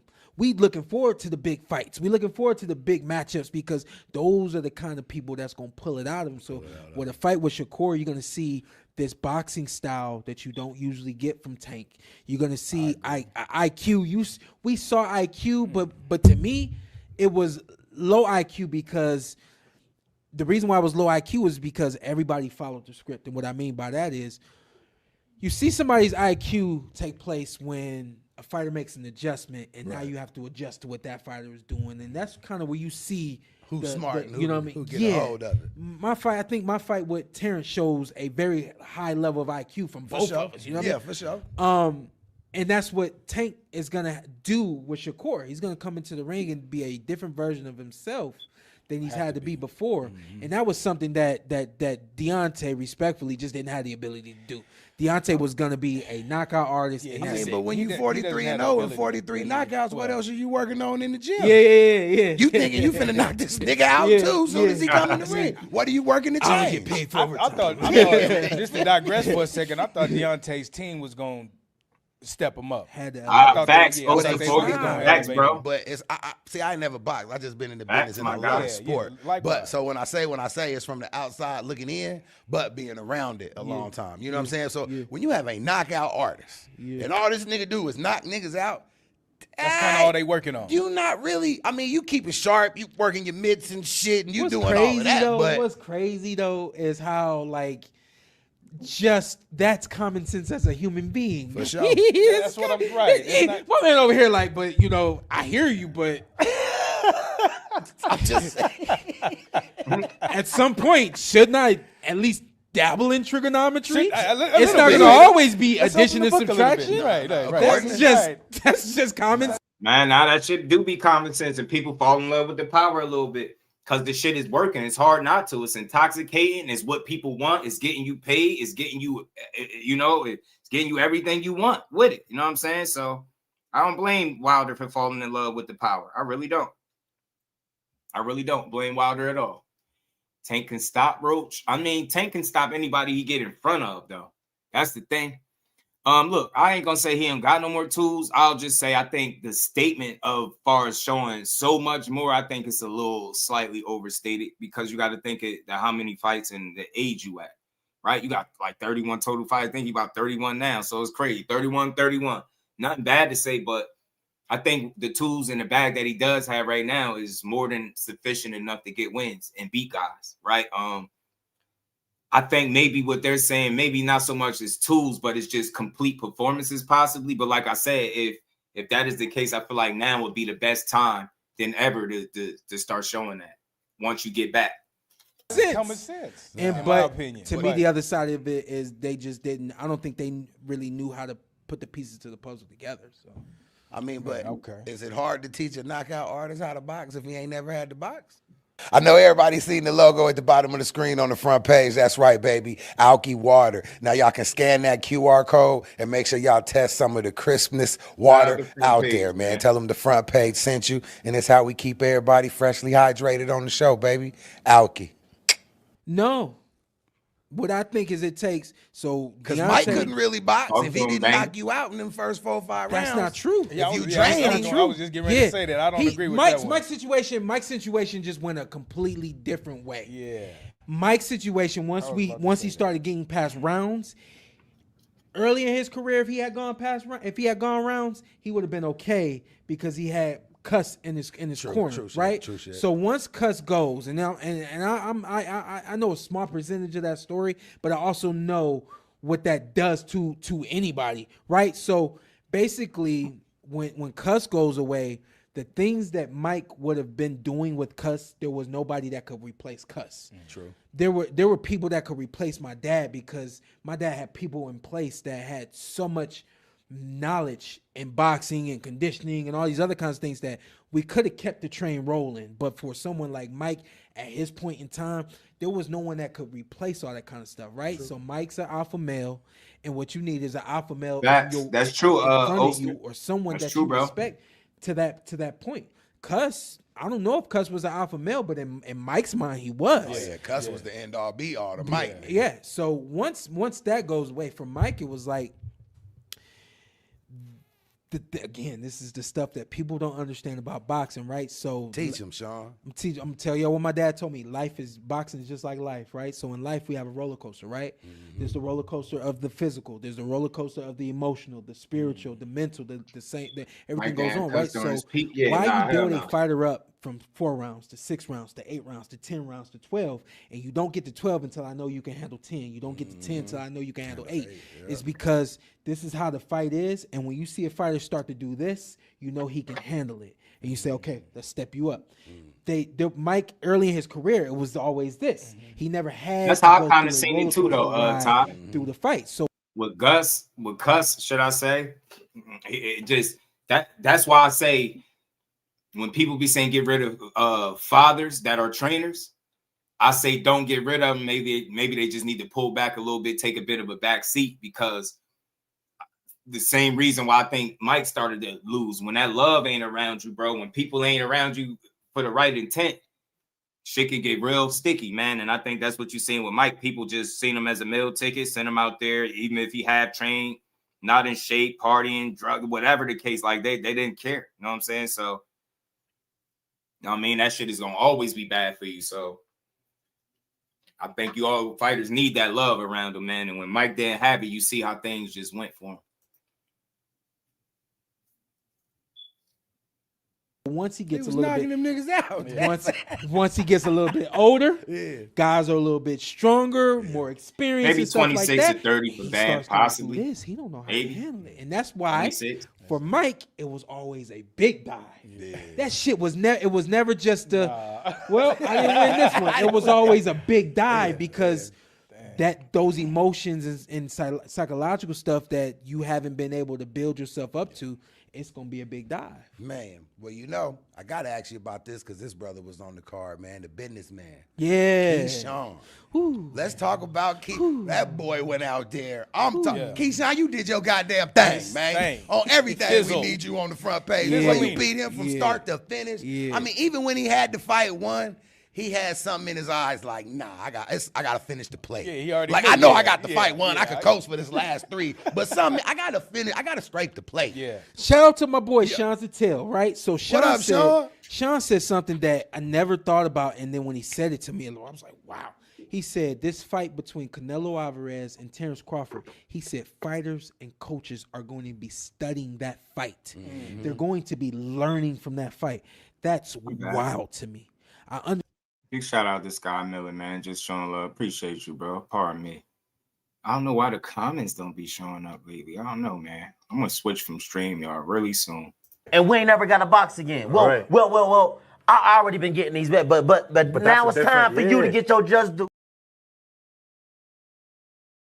Like I feel like they asses charge too much money to give you so many issues, man.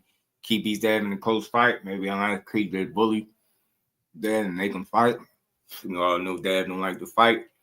That'd be a good fight. I mean, I think he had to try to box Keyshawn, though, man. You have to box and be smart. You know what I'm saying? Try to use your length, reach and stuff. But again, that boy is silver medalist, man. So I don't think for that fight to be a good fight, I don't feel like Keyshawn need 30 fights, right? I don't feel like you need to have a whole bunch more fights for it to really be something.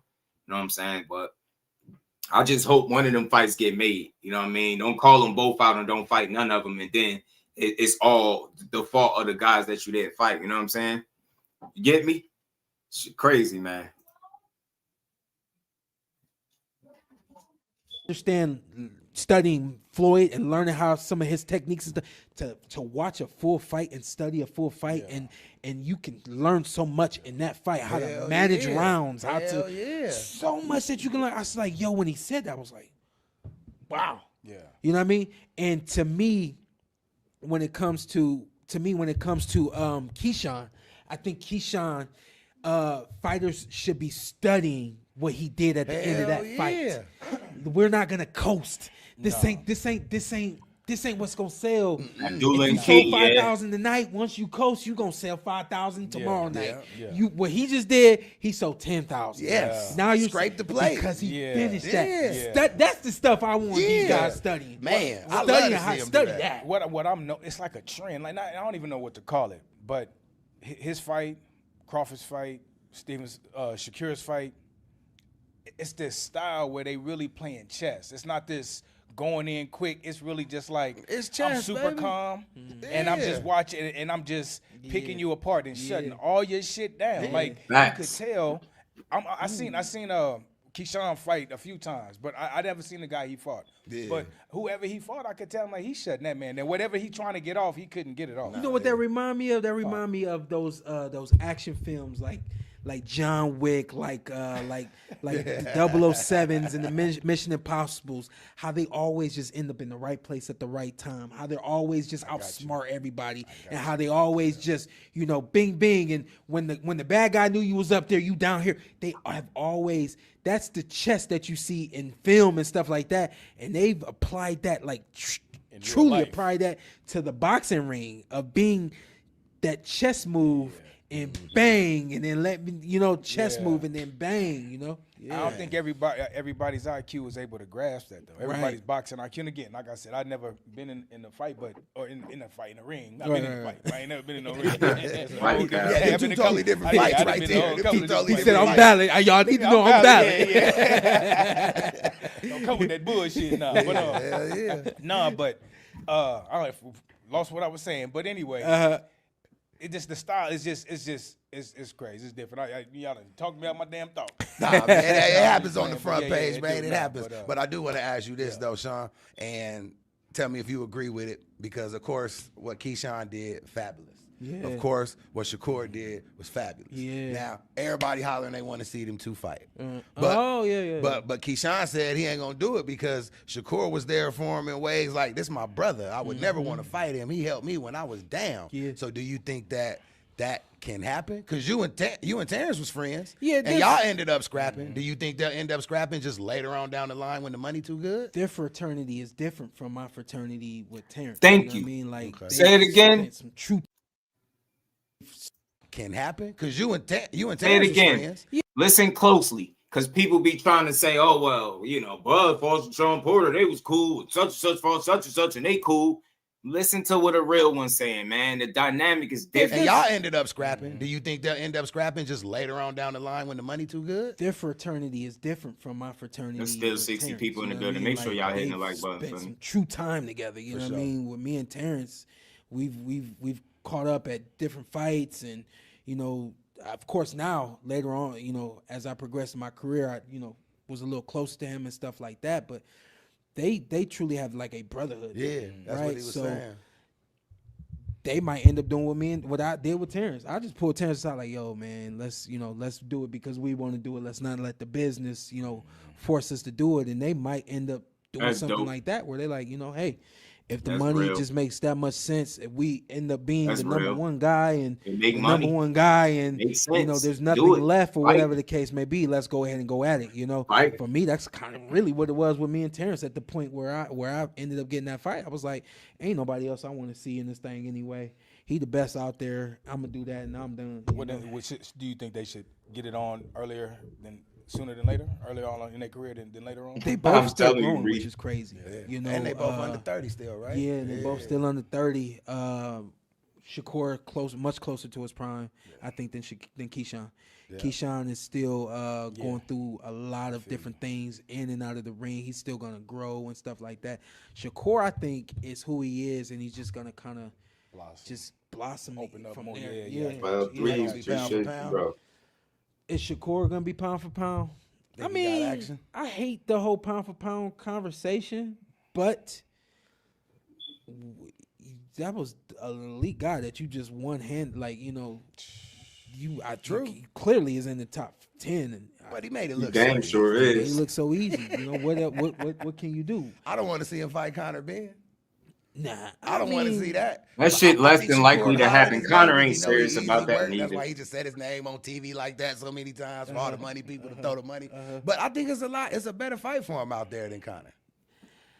The thing with Conor you get is that status, that level is going to go. Nah, this ain't his podcast, Tay. I think that he on the front page podcast. Shout out to them. Considering that too, He's still, Sean's still doing his thing. Win the medals and the trophies, and I'm gonna play a little clip from So he really, I think Shakur from his show where Terence Crawford considered about an elite superstar in the game, and if I ain't number one, I'm number two, and I think that the fight with Conor gets him there.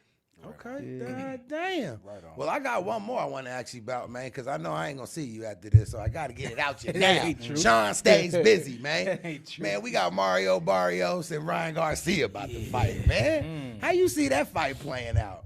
I mean, because you know Ryan, he can't punch. Barrios is no punk. He only lost once, to my knowledge, when Tank knocked him out. Nah, you know facts. he had to draw with Pacquiao. Pacquiao. It's crazy. Pacquiao was older. It's gonna be an interesting. I'm just saying. I think it's gonna be an interesting matchup. Hell of a fight. So I want Sean's. I'm curious though, man. Like Barrios is not coming with the style that Ryan or that Rolly came with. Rolly came moving, very shifty, and I think that really just threw Ryan off. I think Ryan has some other stuff going on as well. He just did not use offense. That was weird. Mario is going to be in front of him. He's going to use his jab. He's going to work behind his jab, and he's going to be trying to initiate conversation. Shout out to everybody that rocked out to the end of the show. To me, that's what leads to like a pretty good boxing match. If Ryan is punching back, if Ryan is, the timing that Ryan has specifically with that left hook, amazing. Right. Can he knock out Mario? Mario's going to go down and get up if he gets knocked down. You know what I mean?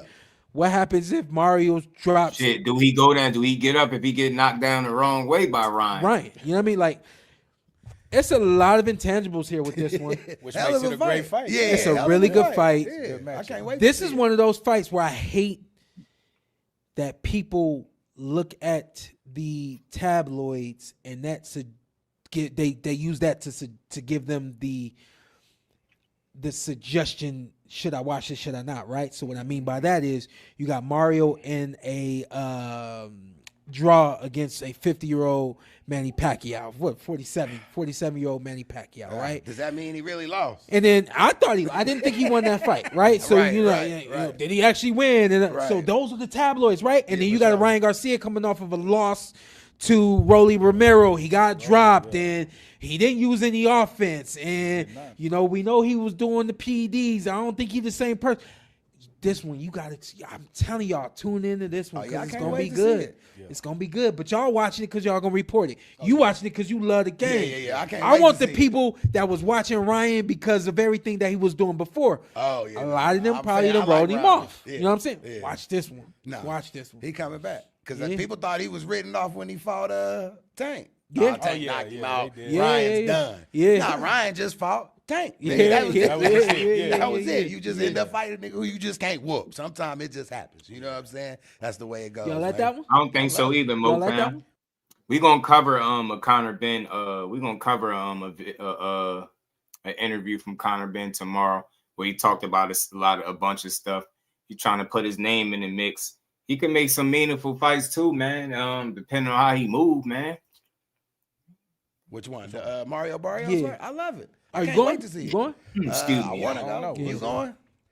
They ain't credentialed the might front get page. hired to work. Maybe we can get in on the porterway. If you got an extra pass, I'll hold the camera or See something. what I can do. I'll see what I Feel can me? do. I'll hold the camera or the mic. See what I can do. Probably the camera. Yeah. Don't hold the mic. Hold the camera. I'm gonna hold the camera. If I hold the mic, they're gonna want me to sing all night. Goddamn it. It's just what I do. But man, hey Sean, thank you, bro, for coming through, man. Because oh, shit, my bad. I didn't know I was muted. Shout out to Sean Porter and shout out to the Front Page podcast. That was a cool build. They touched on multiple different topics. They talked about the Ryan and the Barrios. And this is my concern for Ryan right here after hearing this clip. I was still trying to figure out where the disconnect was in my body. Because in the training camp, I couldn't train hard or good for more than 2 days straight. My body would be like rejecting a run, rejecting anything I was doing. It was like, damn, like what's wrong with me? I kept checking my blood. I kept checking everything. Like, whoa, something's going on. Like, I didn't realize that, all the stupid shit you did throughout the year, it's hard to get out of your system in 2 months and you're 30 pounds up and your body ain't gonna be moving like a system. So it was just a big disconnect, but I didn't realize it at the time. It was just like, oh, I got to do this. And I tried to make way what I had. So too. He caught me with a shot, but it was more of a push on the second shot. He caught me one shot and then kind of pushed me, knocked me over because I was squared up. But I wasn't hurt at all. He ain't push you. He double left hooked your ass and got you up out of there. That was supposed to be your punch, and he hit you with it. I mean, he was on your ass. You know what I'm saying? He was on your helmet. You know what I'm saying? He was on your helmet. We got some other stuff that we're gonna cover tomorrow, man. Big shout out to everybody. It is now 7 o'clock. We're officially on for 4.5 hours. I appreciate the love, appreciate the support. Everybody that tapped in, y'all know how we do. But speaking about that's my concern for Ryan. Has he put all of those outside the ring and lifestyle issues behind him? Is he fully focused? Is his body allowing him to train the way he needs to be prepared for? Would it be his opportunity to win his first title if he comes in on point? You get what I'm saying? So we're gonna see, man. This is fun, man. I get it, yo. I get it, bro. I just look at it. People be young and misguided, and when you add money into the mix, bro, it gets sticky, man. Listerine against Broly. You already know, man. It was Listerine, not Osterine. He got the rings wrong, huh? Got the rings wrong, man. But I feel you, man. I just look at it as he has the opportunity. People make mistakes. It's all how you learn from them. If he can show a consistency and the ability to learn from him past mistakes, people will let him live and just, judge him as the fighter that he is. But if he keep on backsliding and going left, then, it's going to be what it's going to be. Demise at the end of it all. Yeah, it's crazy, right? That left hook, bro. That left hook was a money punch. Man. And shout out to everybody. Appreciate y'all rocking out, man. Another dope build in the books. Appreciate the Just Do family. Y'all make sure y'all enjoy the rest of this good Thursday, man. We're going to be back tomorrow and we're going to build. Y'all know how we do, man. We talked about a lot of boxing today and we're going to be back tomorrow with the same thing. So if you came through, supported, hit the like button, super chat, all that stuff, we appreciate you, man. Shout out to the family. Y'all make sure y'all enjoy this Thursday, man. I'll be right back at y'all tomorrow. Peace. Representing Brick City, Shakur! Finding those levels, too. Look at that 4-punch combination. It's a masterclass right now from Shakur Stevenson. That's what you're seeing. A masterclass. And Shakur meeting them with straight left hand. Oh, there's a knockdown scored with the left hand.